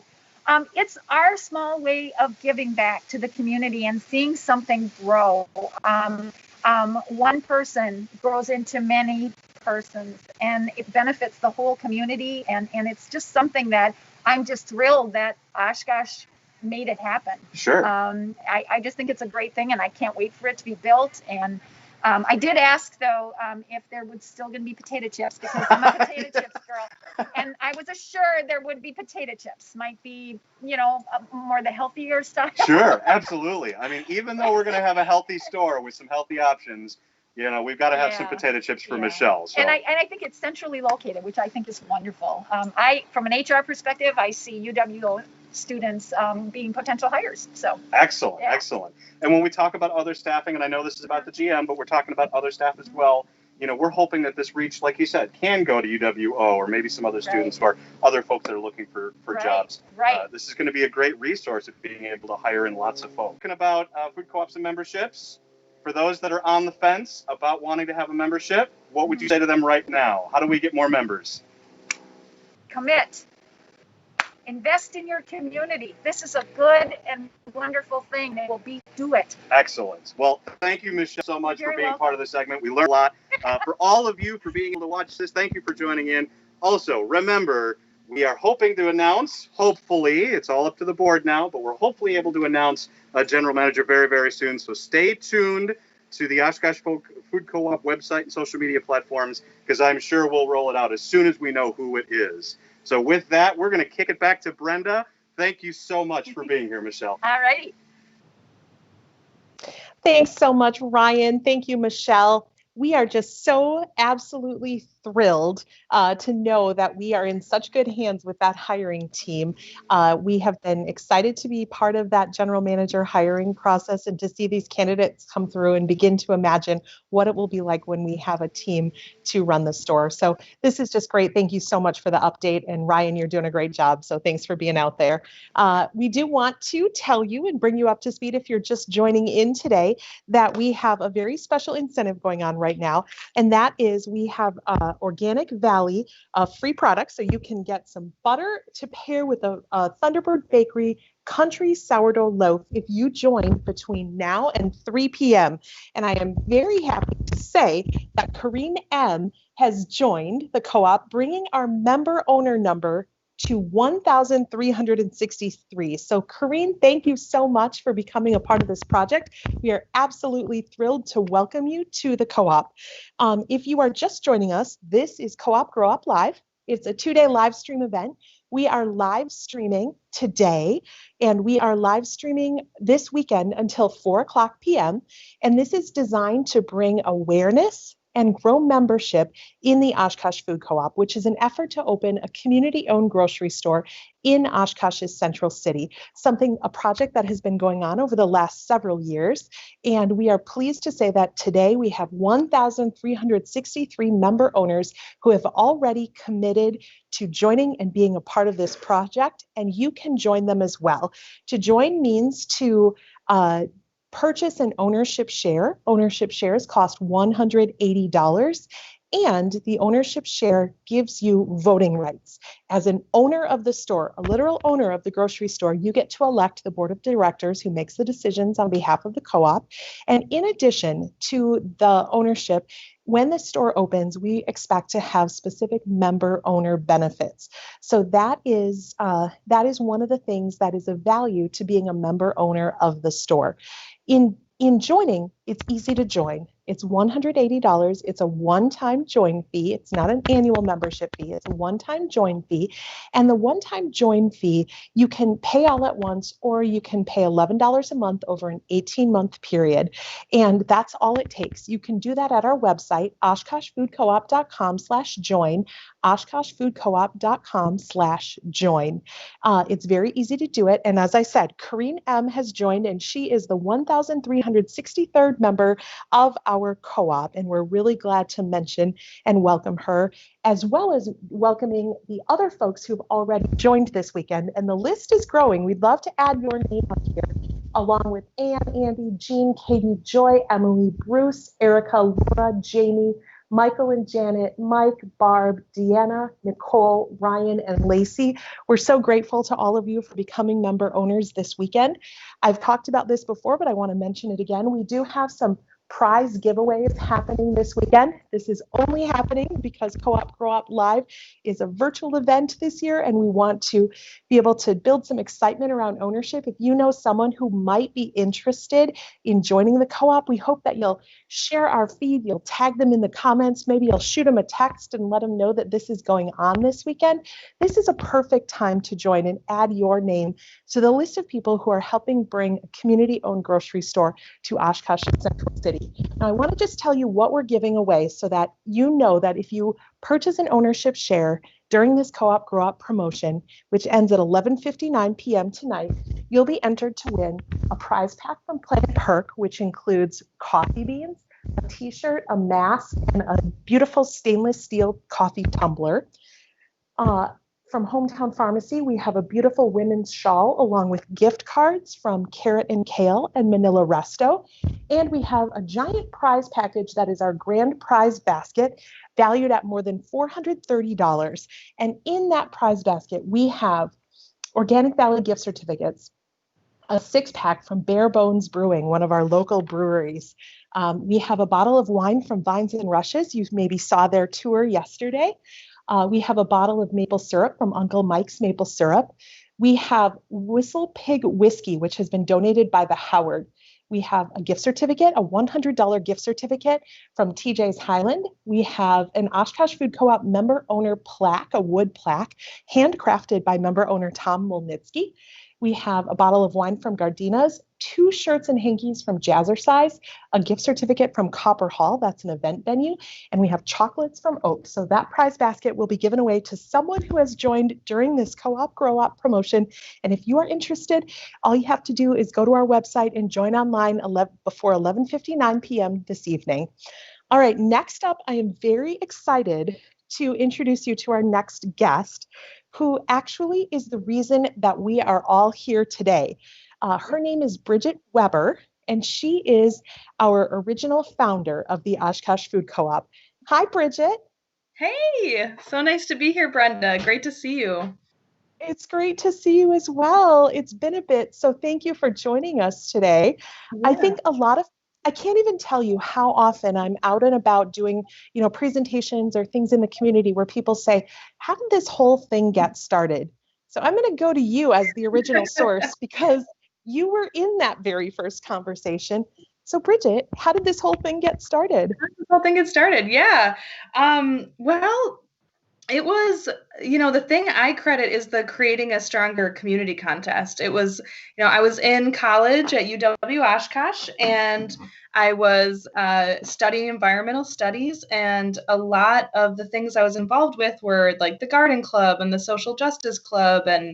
And so I worked with, I had Paul Van Auken as a professor of mine, and he was involved with the co-op for a while also. So I think he saw me as someone who was like really already passionate about these ideas and how to bring good, food into a community. It was something that Oshkosh has thought about a lot in the past and had little projects kind of coming up and that fizzled out. So I think he saw this as like another opportunity to like give it a go, and had approached me to head the, submitting that, opportunity to the community. And, I was so excited to have other people who were thinking about a food co-op. I think it had been on my mind. I had heard little rumblings about it in the community before and was like, yes, we need a food co-op. And so I was more than excited and thrilled to be asked to be a part of that initial project. And so that's kind of how it got started for me, was really having that conversation with Paul. And then we did win the Creating a Stronger Community contest. And so that gave us like the seed money, like just that $1,000 of community support was, initiative and momentum for us to say, okay, maybe we can really do this. And obviously, Brenda, you were there in the very beginning. You were one of the people that Paul connected me with, and Stephanie Gildenvand, and I'm not sure who else was on that initial team, but just the few of us were like, how do we come together and talk about how to do this and how to make it happen? Stephanie recently shared on her Facebook page a photo from that event, and I can't believe that it was like 9 years ago or something like that, Right. that contest took place. It took us a couple years after that contest to get to the point where we were really sure that this project was something that could move forward and could be formed. Can you talk about those first couple of years of exploration between that the time that contest took place and we actually became a legal entity in 2013? Yeah.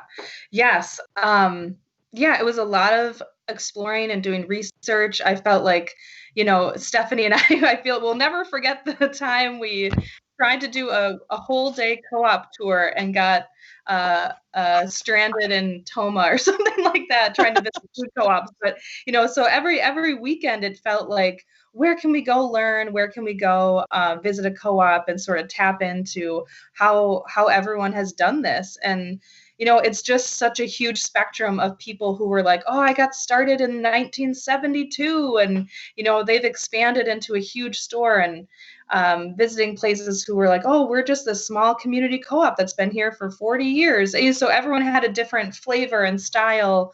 But I think what we saw in all of them was they were still going, and they were building resilience in their community, and they were building community, and people had so much loyalty and connection to those places. So that was super exciting in the initial phase of like just visiting places and understanding how co-ops really affect and promote positivity in their community. And what else did we do? It was a lot of really just trying to educate people on what is this idea of a food co-op. We don't know what that is. We don't have that here. So we did, I remember having events at the local cinema and like, having a food, screenings of different food documentaries. We partnered with the UW Small Business Development Center, and they helped us do some feasibility studies. We had some initial support from UW, gave us a small grant. So it was really, understanding who would be positive support for this project and just sort of doing a lot of the digging and understanding what it takes to do that. And of course, the Food Co-op Initiative, eventually we, got on board with having them as our main consultant. And that, I think, kind of took us to where we are now and sort of set us on, a really solid plan for how to make these co-ops work, how to make them survive. Co-ops are starting very differently now than they did back in 1972. So really understanding the difference of how to make this really work in this day and age. I can tell you that every time I have talked to someone and shared that this was actually the idea came from a college student, they are always like stunned, that this, which has now become such a community broad scale effort, actually started with a college student. And I think maybe some of it is just the idea that the incredible amount of legwork and motivation that it took. What was it that kept you so motivated to help try to make this happen in the Oshkosh community? Yeah, thanks. Well, I felt really empowered by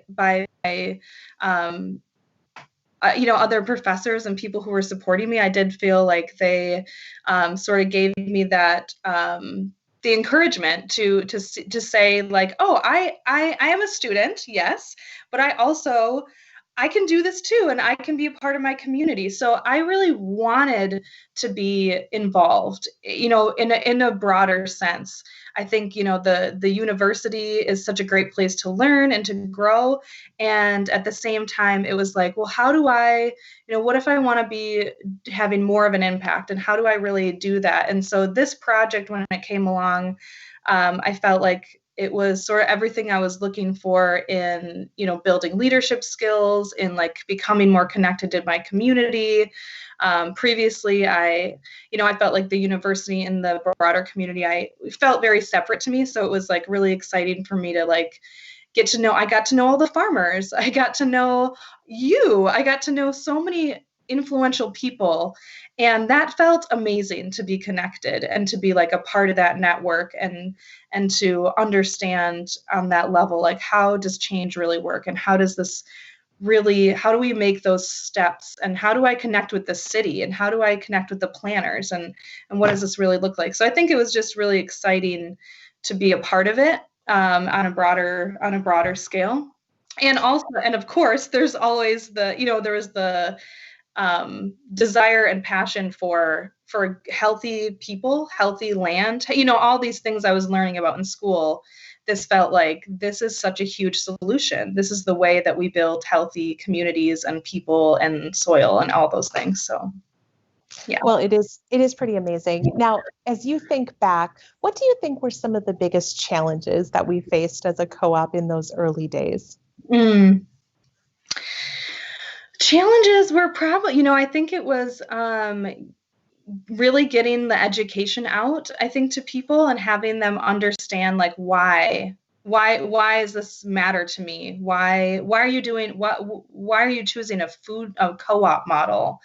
And I think there was not already a lot of that sense of how local food is important, so maybe educating people on why local food is important. And I think that was kind of a barrier, but with the support of the farmers market and how that sort of was growing and building momentum, I think that really helped the food co-op also, because it was just a natural way to plug in, like, do you see all this amazing produce that you're getting here? Like, you want that all year round, right? And, you want to make those choices. And it's different from another grocery store because you are an owner. You get to make the choices for who's running it and how do you keep that food and how do you maintain the relationships with the farmers. So I think that was just a huge learning curve for our community, was understanding like why we chose this model.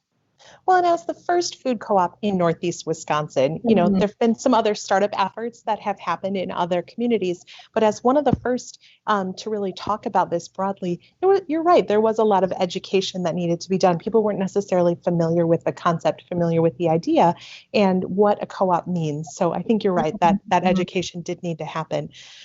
As you look at the progress that's been made, what is your impression of the progress that's been made thus far as a founder? When you look at this, what do you think? Oh my God, I'm so excited. I mean, it's incredible the amount of dedication. It makes me emotional. You know, it is something that is so exciting to see that it's happening. The community came together.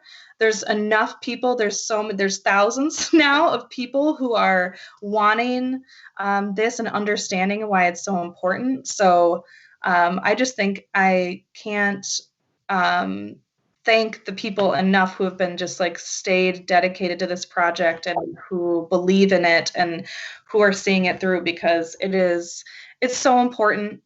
It is something that will, you know, it can evolve and take so many shapes and include so many people and do so much good. So I am just grateful to have been a part of any of it, and so excited that it's really being actualized at this point.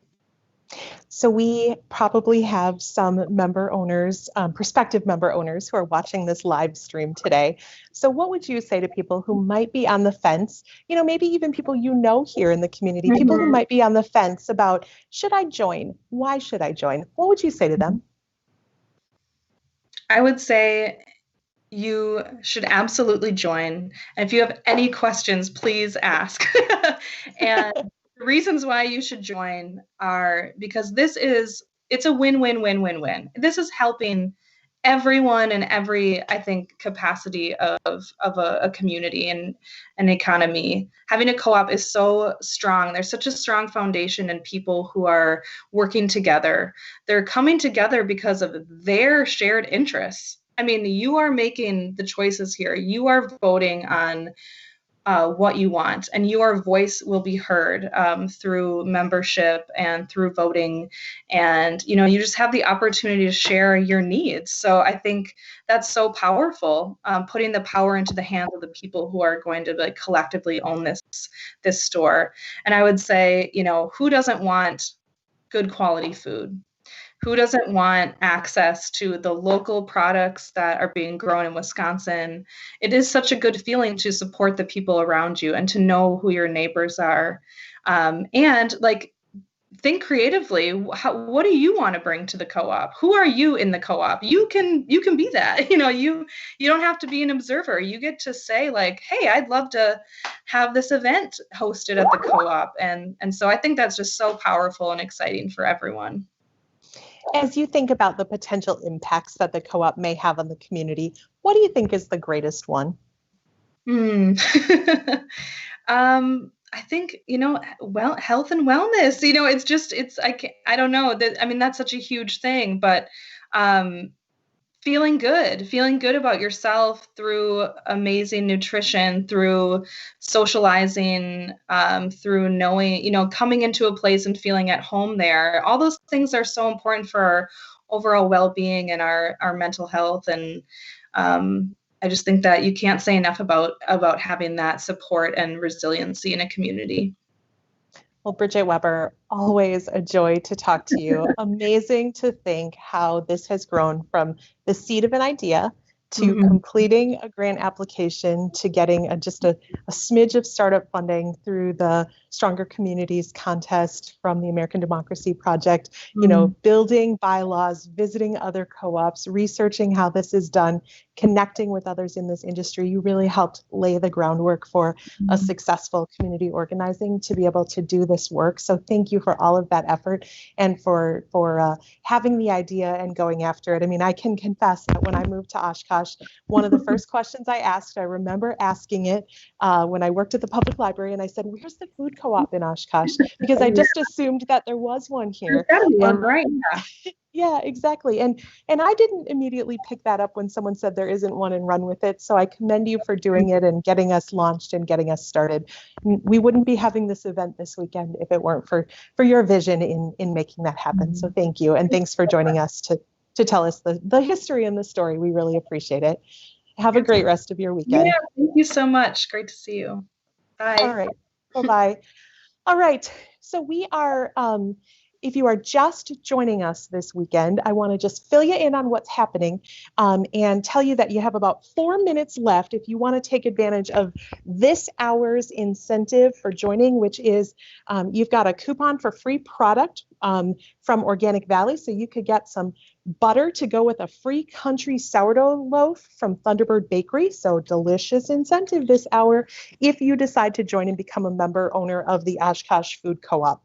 Now, I know that we are having a little bit of technical difficulty. We are working with our internet provider to try to resolve that. So if you'll just hang with us and stay with us, we'd be so grateful.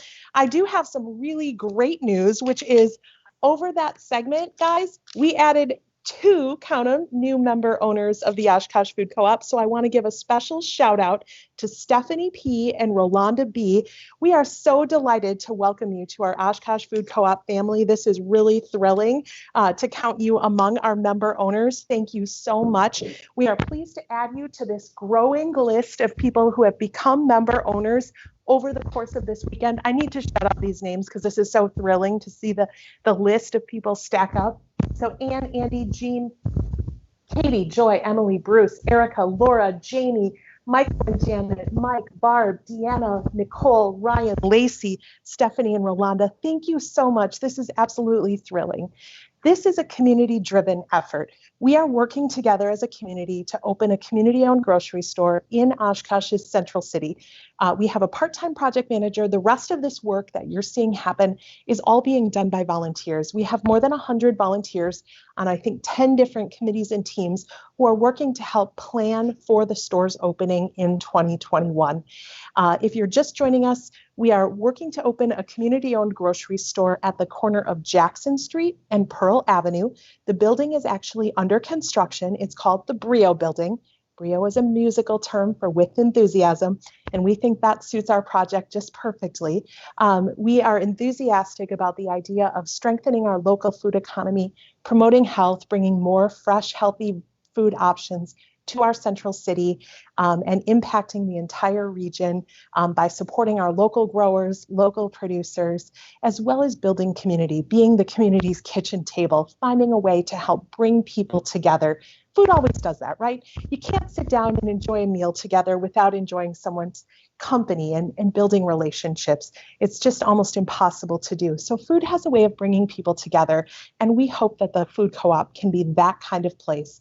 You heard from Menominee Market Co-op not too long ago this afternoon as they talked about their $4 dinners that they serve at their co-op. They did that in response to a need for more fresh, healthy meal options to be served in their community. That's part of our vision as well. We see the co-op as a place where people can gather for fresh, healthy food and to do their grocery shopping. We'll have a blend of natural, local, organic, and conventional groceries, things that you might find in another store, and then some things that you wouldn't. We hope to source about 30% of our goods locally, and that means that we'll have the opportunity together to pump about $600,000 back into the local food economy each year. The food co-op, this project has been ongoing nationally. It takes on average 5 to 7 years to get a co-op underway. We became a legal entity back in 2013. So this effort has been going on for 7 years, and we are very excited about the prospect of opening the store next year. And you can help us do that. You know, if you're an existing member owner, one of the most powerful things that you can do today is to share this event with your friends. Either hit share and send this into your Facebook feed, or share the YouTube link, or shoot somebody a text and tell them that this show is going on today, this live stream is going on. Invite them to join. We have found that when member owners tell their families, friends, neighbors, others about this, that's when people get excited about it, because they can hear in your voice why you are a member, why you're supporting this project. And if they're interested, pass along the link, oshkoshfoodcoop.com/join, oshkoshfoodcoop.com/join. I'm very excited to welcome our next guest today, we just finished speaking with Bridget Weber, who is our founder of the Oshkosh Food Co-op. She was a college student when she had the idea to bring a food co-op to the Oshkosh community, and she organized a group of people together to sit down and study the idea. And she helped get this idea off the ground. But the woman you're about to meet next played a critical role in taking the idea for the Oshkosh Food Co-op and building it into an organization that could generate the sort of community support that we would need to make this project happen. So I'm delighted to introduce Kelly Matthews, who served as board president of the Oshkosh Food Co-op. Kelly, thanks for joining us today. It's so good to see you. Haynes. What a delight. Hi. It's going to be so fun. We get to reminisce a little bit today about the old days, like 2015, 16, 17, as we talk about the formation of the Oshkosh Food Co-op. So fill us in for people who may have joined since you have been involved in the organization. Tell us a little bit about yourself and what got you excited about this project. So I moved to Oshkosh about 11 years ago, and when I moved here, I looked around and asked, where's the co-op? Like, how can a town this big not have a co-op? I moved from Iowa City. They had a co-op. I lived in Milwaukee growing up. They had co-ops, and I was just like, what is happening? And I heard these rumors that there was this group of folks working on a co-op. And so I kept my ear to the ground. I tried to find out who they were. And lo and behold, you were one of them, as was Bridget Weber. So I found out about this exciting idea through Paul Van Auken, actually, and his sociology class. They were working on an American democracy project. And that evening was all about bringing good ideas to the community and letting the community then vote on what entities they wanted to sort of move forward. And you did pay to vote for that case, but for a good cause, because the vote money that you put into the kitty became the seed money then for the organization that won for the evening to start helping them bring their project to fruition. And so I happily put my money down, and when it came time to vote, I voted wholeheartedly and so excitedly for the Oshkosh Food Co-op. I could not believe that there were folks that were working on this and that they had already come to this point to be able to like start the project, and then the money was used to actually use for incorporation to actually literally start this project in its sort of legal entity and build it right from the start.